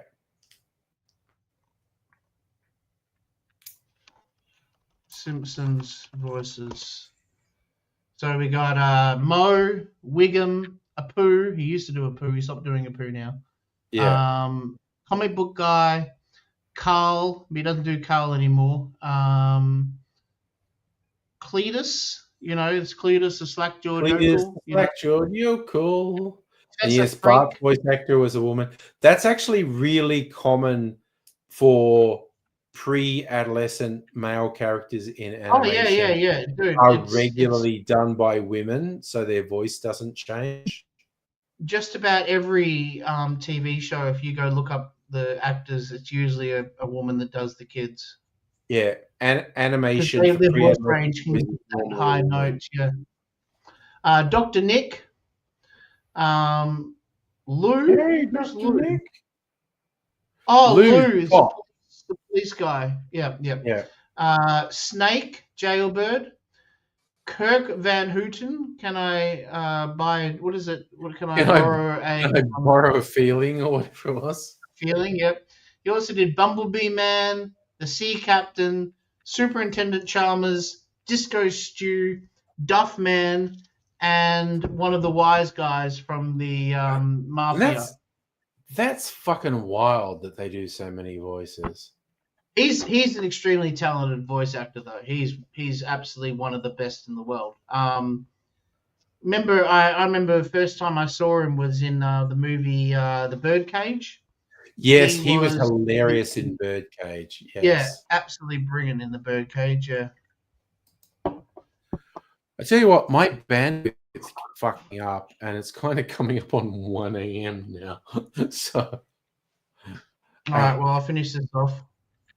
Yeah, I finished my shot. My God, it's every time I've got a million bottles here, and so every now and then I'll have one that I haven't had for ages, and I go, "This is really fucking good. Why don't I drink this more often?"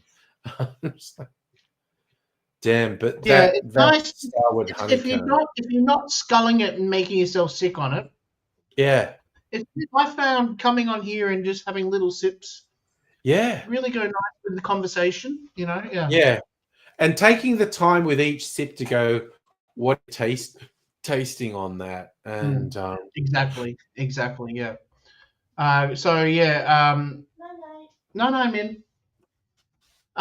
So yeah, Dan Castello does Homer, of course, but he also does Grandpa, Krusty, Groundskeeper Willie, Mayor Quimby, Sideshow Mel, Yeah. Mr. Teeny. Who's Mr. Teeny? That doesn't ring a bell. That's the chimp. That's Krusty's Oh, chimp. right. Okay, yeah. And then Kodos from one of the aliens, Alien. you know. Yeah. Itchy, you know, from Itchy and Scratchy. And he also Yeah. does Barney's voice as well. Okay. I love. So I if just you only found, remember. my long-winded version of this point that I was trying to make is Yeah. if they did find another voice actor to do Homer's voice, Yeah. they're still going to miss out on Grandpa Simpson, Krusty the Clown. Oh yeah. Billy, Oh yeah. No. And again, but that's why they haven't replaced them. The studio kept trying to threaten them, and this has been going on for decades.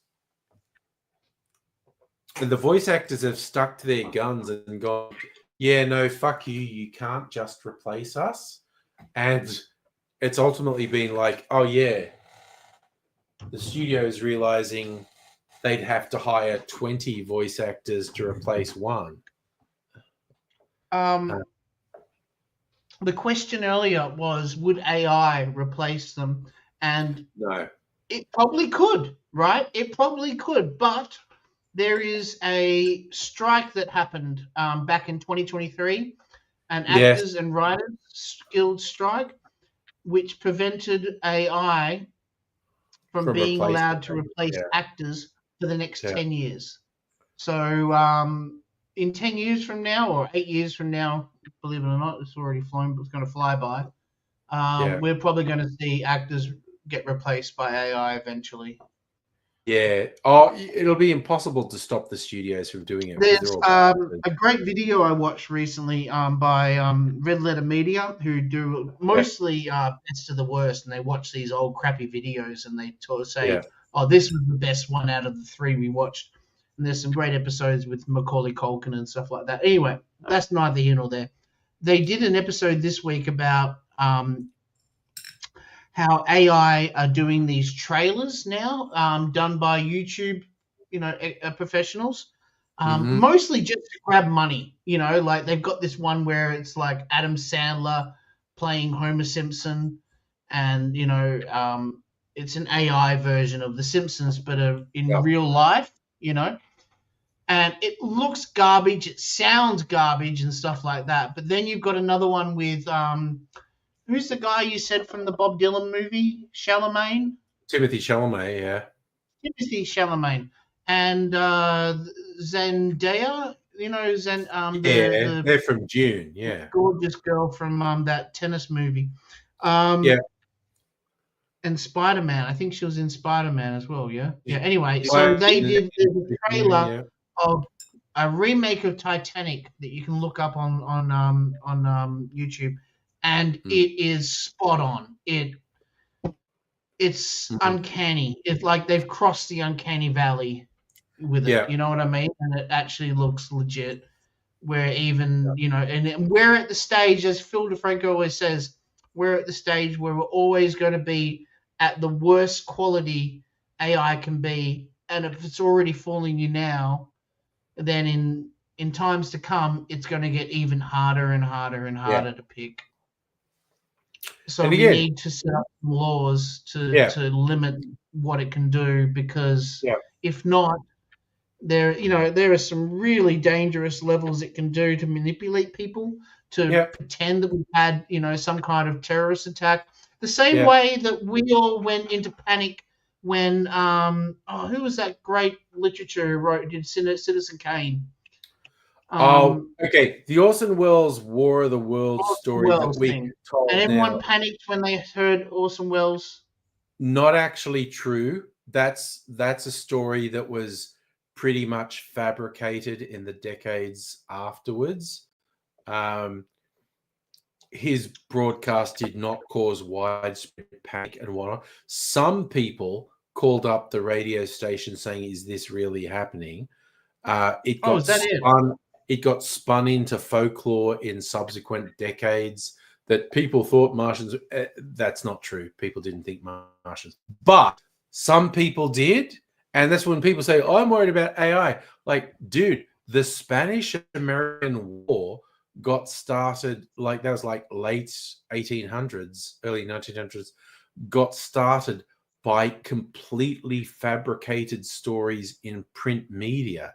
They the Hearst publications literally said, "Oh no, just tell me what you want, and I'll start the war." We've got a president going on in America at the moment where 99% of the shit that comes out of his fucking mouth is bullshit. So you don't know what to believe anymore. Exactly. And so it's a perfect environment to go and throw some bullshit in there and get it mixed in, and no one would ever notice. But again, you don't even need Country sophisticated over stuff. there following some freaking, hair tonic salesman, Yeah. You just need to tell people. You just need to say to people, "Hey, this happened. This is real. This is," and people go, "Oh my fucking god, that happened. That's real. That's a thing." I don't know. You don't need I to think the just short tell version them. is humans You are can fucked. show them now with AI. That's the difference. Is you can show the the Chrysler building. I was Yeah. thinking the Twin Towers, but Yeah. like the Yeah. You can show a Statue of famous Liberty landmark being being blown destroyed. up. Yeah. My biggest concern, and I've said this before, my biggest concern is not someone faking something that didn't happen, because it's been possible to do that for decades.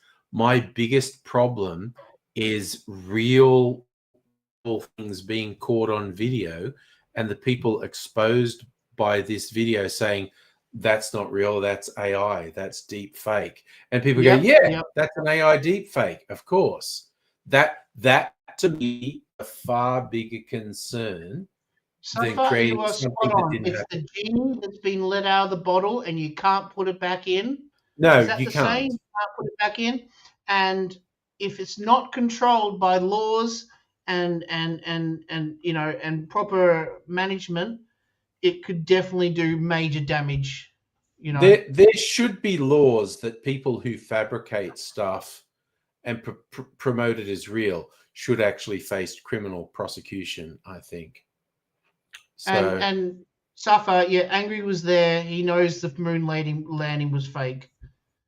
yeah, I was on the moon. No one else arrived there. He was at the set. He was controlling the background lighting. Yeah. He knows. I was working with Stanley Kubrick.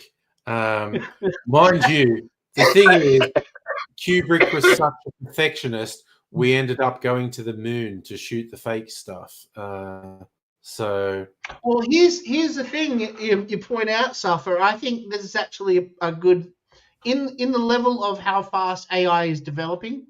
Is when we need to start worrying. I think is when AI start communicating with each other and building a giant network up the same way the internet has.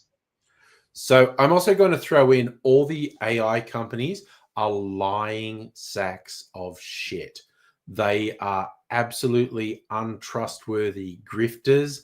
They are exaggerating the capabilities of their systems. The whole idea of artificial general intelligence or a genuinely self-aware silicon entity is fairy tale. It is magical thinking. There is no scientific or rational basis to it. There is, it's just, it is the whole thing about, oh, it's going to turn into Skynet. No, it's not. It's going to be something much more mundane and shit and fucked. A badly programmed AI rating system is going to deny you ever getting a job or getting a bank loan or having. It's like fuckwit tech bros are going to convince big companies to run programs that are bad programs that are I think badly the biggest programmed. problem also is they're taking jobs as well. There's an AI Hungry Jacks now where people go into the drive-through and they can order their burger. That's one less job taken away from teenagers, that usually do it. But and again, I always recommend. There's a writer I really like, Cory Doctorow, who's famous in the last couple of years for inventing the term "enshittification." But he is really good at deconstructing tech hype, and he's like, no, the algorithm is buying into the bullshit of these tech companies who are lying. They are straight up lying about the capabilities of their systems. Like these AI things. What are they specifically lying about, Angry? Is it the fact that they're developing as quickly as they are? Yeah, or is it the fact is like they're it's able like to they're connect shit. They to are each other? really bad at doing things. That like they are lying about how AI can do your job, but they have salespeople who can convince your boss that the AI can do your job, and it's gonna fuck everything up because the Because I system. use AI for marketing with my shop, and I don't think without paying $500 per ad release Yeah, that I could get something as detailed and as quick in the turnaround as an AI system. and The descriptions of every single movie and every single CD that I sell is yeah, correct. they definitely do grunt work fairly well. The big problems is they very confidently give absolutely false information. Like if you didn't review everything they wrote, they would definitely give you synopses for movies that listed actors who aren't in the movie Oh yes, and yes, plot yes, things yes. that don't happen. Or they would pick the wrong. If a movie had this, it was two movies with the same title. There's a chance Yep, they could have picked yeah. another version. Yeah, yep. They give you incorrect information extremely confidently. Like But because I'm not paying $500, because I'm doing it myself, yeah, right, in the marketing department, yeah. it really isn't a big deal for me to check their work. See, and In the sense, you have the professionalism and meticulousness to check it. A lot of people just go like literally, Trump's oh yeah, it's psych. been in newspapers and stuff like Yeah, that where they haven't checked yeah, their work. That Media Watch where they yeah. point out AI errors and stuff like that in newspapers and stuff. Yeah. But Trump's psychopathic appointment to health, RFK Jr., who's an absolute garbage piece of shit, who someone should push into a wood chipper. Fuck that guy. He literally kills people with his lies. He produced a health report like Future for Health in America, and it quoted studies that don't exist and all Exists. the, Yeah. because they clearly use GPT to Chat generate it, GPT or and he another doesn't version. care because he's a lying sack of shit conspiracy fuckhead. And his mob literally went into Chat GPT and just said, produce a report that says this, that, and the other in a convincing way. And it did it in a convincing way, but it completely fabricated the study and the authors. And And because of his somehow, position, even fact checkers couldn't change what they were saying because he's already in a high level position. yeah. So even a fact checker can go, hey, this doesn't exist, that doesn't exist, this is all bullshit. They can just go, well, that doesn't matter. It's already handed in. Yeah, like that motherfucker should be in prison for the lies he tells and the fact his lies kill people. He is literally, directly, personally responsible for killing people.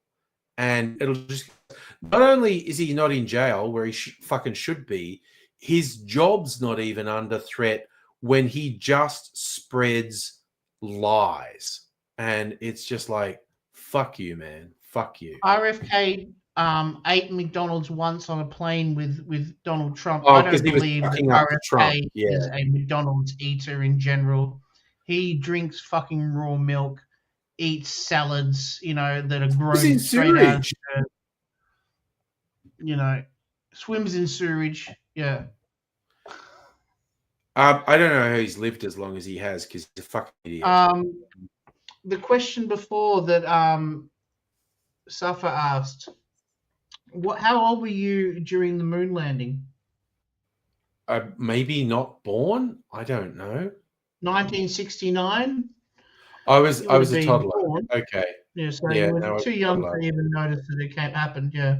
I was completely unaware of the existence of the moon landing. I don't even know if my family had a fucking TV when I was a And so, baby. Justin, here's a question for you. Did you read the PhD that ChatGPT wrote, and did it have errors?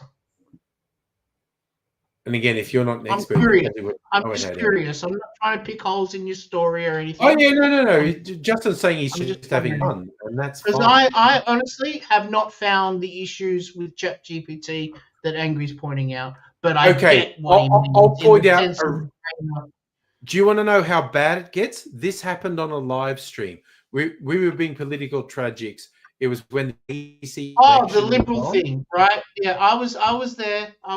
I remember. Okay, so Labor's been Now in power in ACT forever, we were and so talking about we said to I know, ChatGPT what was the longest serving government in Australia, and it said something for a New South Wales government, and I was like, and I was actually thinking Joe Bjelke-Petersen in Queensland might have been the longest, and I said, like, what about Queensland?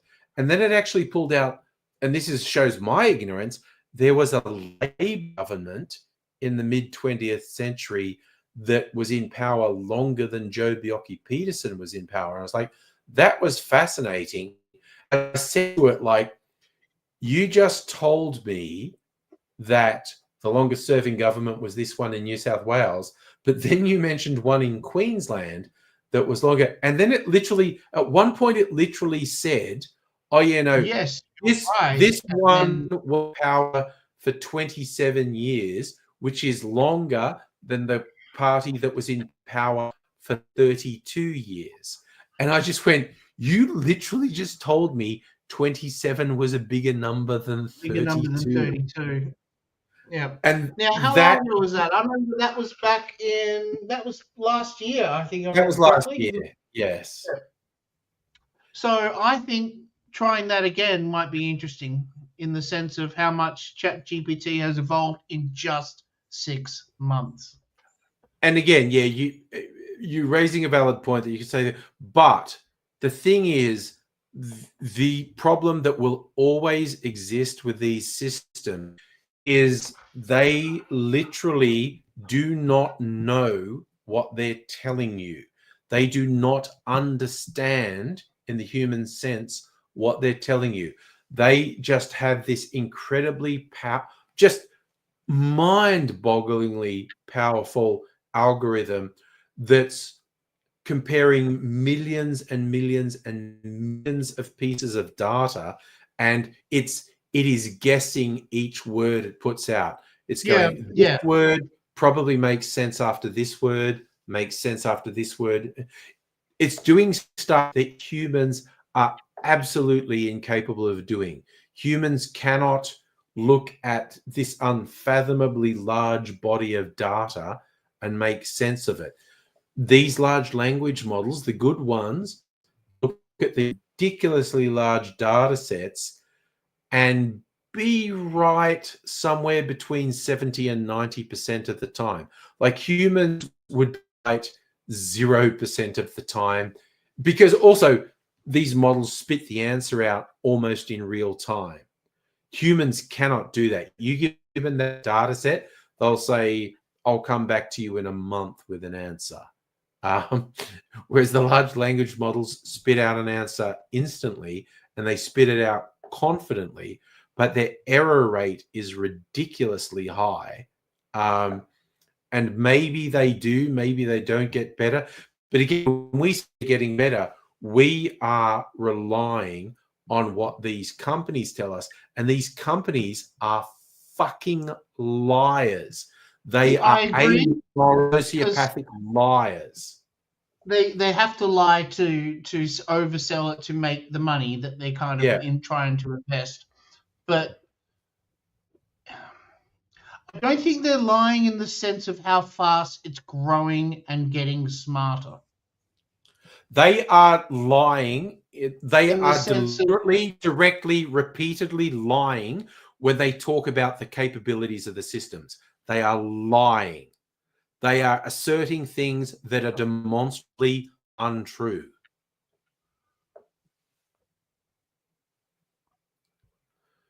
So I'm just saying the people behind I these don't know companies enough are to immoral, say any more evil, than that, but lying sacks of shit. you know, because I haven't talked to any experts and stuff like that, but I'm in the position where I'm noticing myself when I'm laying out the ads that AI has got smarter over the last 6 months. Yeah, My ads are in getting better. in They're in, more in simple detailed. stuff. They're more Like correct. they would literally be referring to a database of movie information. It would be Mm. terrible if they made mistakes about something so basic.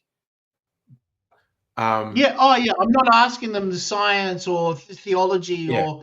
or physics or anything like that. It is really just as simple as laying out. But at the same time, I'm giving them 40 discs to lay out, and they are bringing in that information instantaneously. And they are And pulling that from a database. information. Should be able to do that. Yeah. But okay, the other one I always do, the ones that generate images, the various tools that generate images. Okay, Ask for that's a different story. I'm 100% on your side on that, whereas I think that is terrible that they're stealing from artists. no. That's not the point I was going to make. I'm sorry. That's a completely different point, and it's an important point. This is also my point is back to they are completely untrustworthy and completely unreliable. Ask any of the image generation programs, create an image of a glass of wine that's full to the brim. Yeah. Hey, They you want to see can't. something interesting? Yeah. I asked ChatGPT what it thinks I look like. Wow. Yeah. Okay. Let me show you what it think I look like. Absolutely. I do want to know that. Okay, I'm popping it on Discord. Can you pop it Gonna, up on Discord for the gonna pop it crowd? on Discord.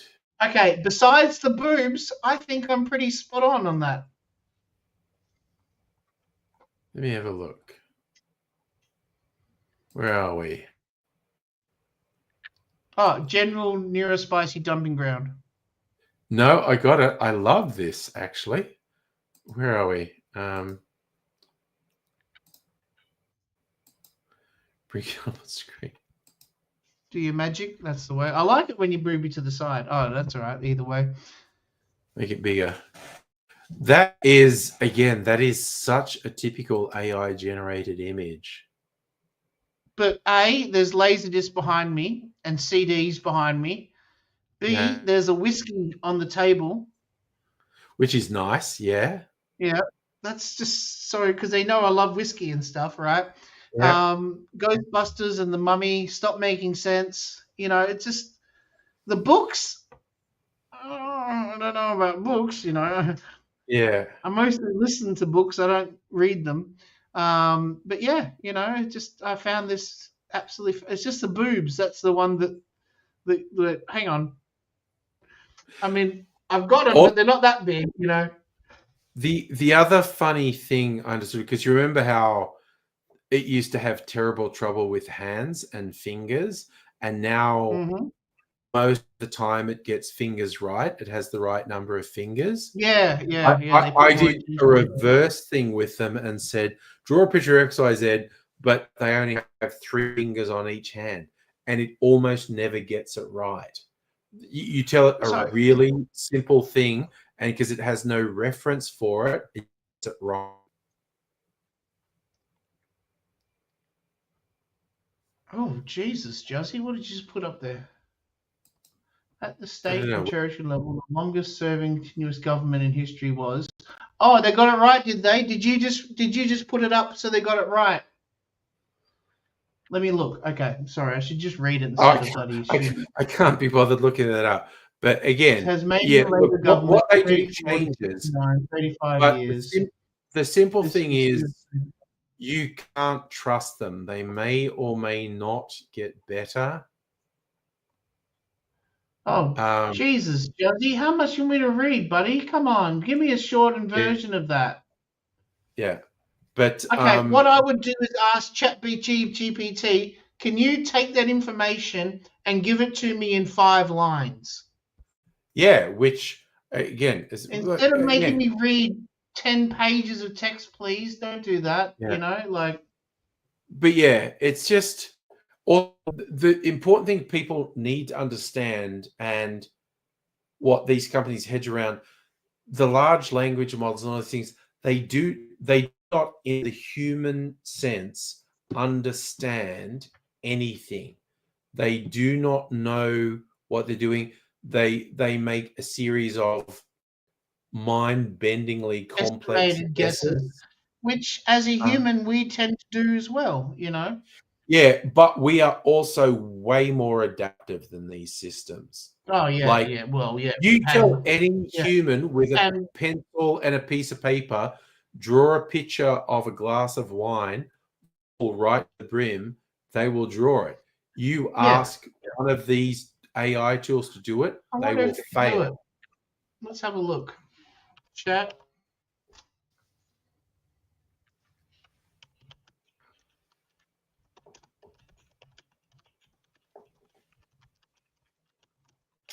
Using ChatGPT. Mm-hmm.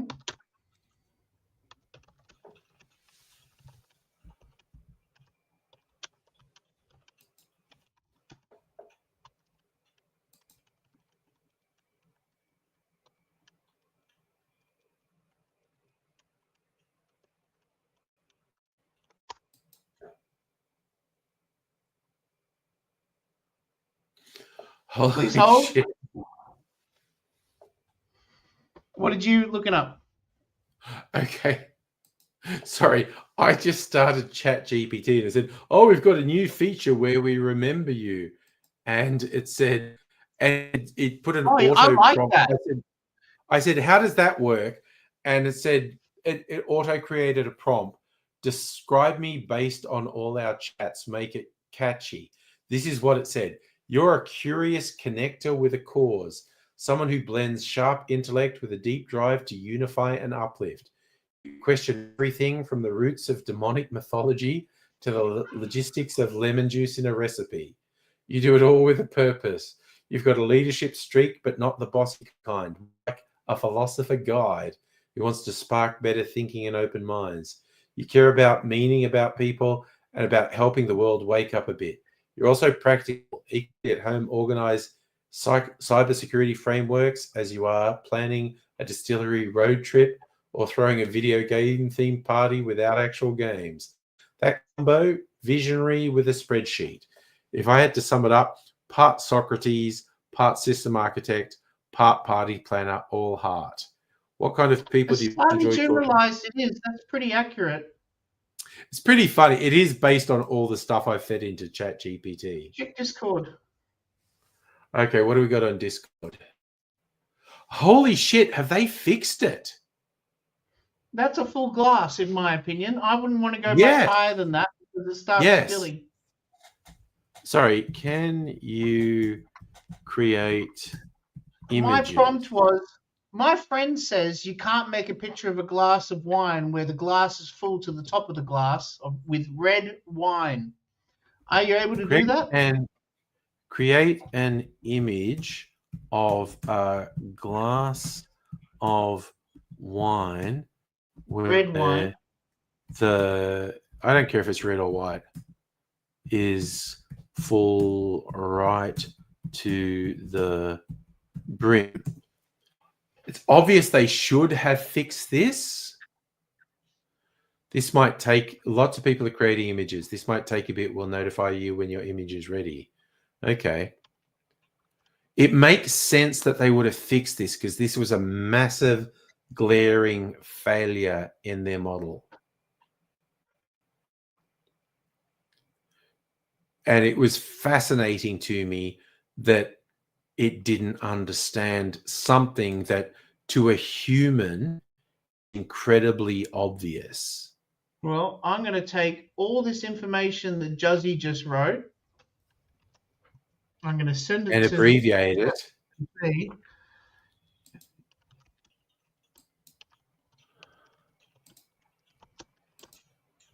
Yeah, it fixed it. This is really interesting to me.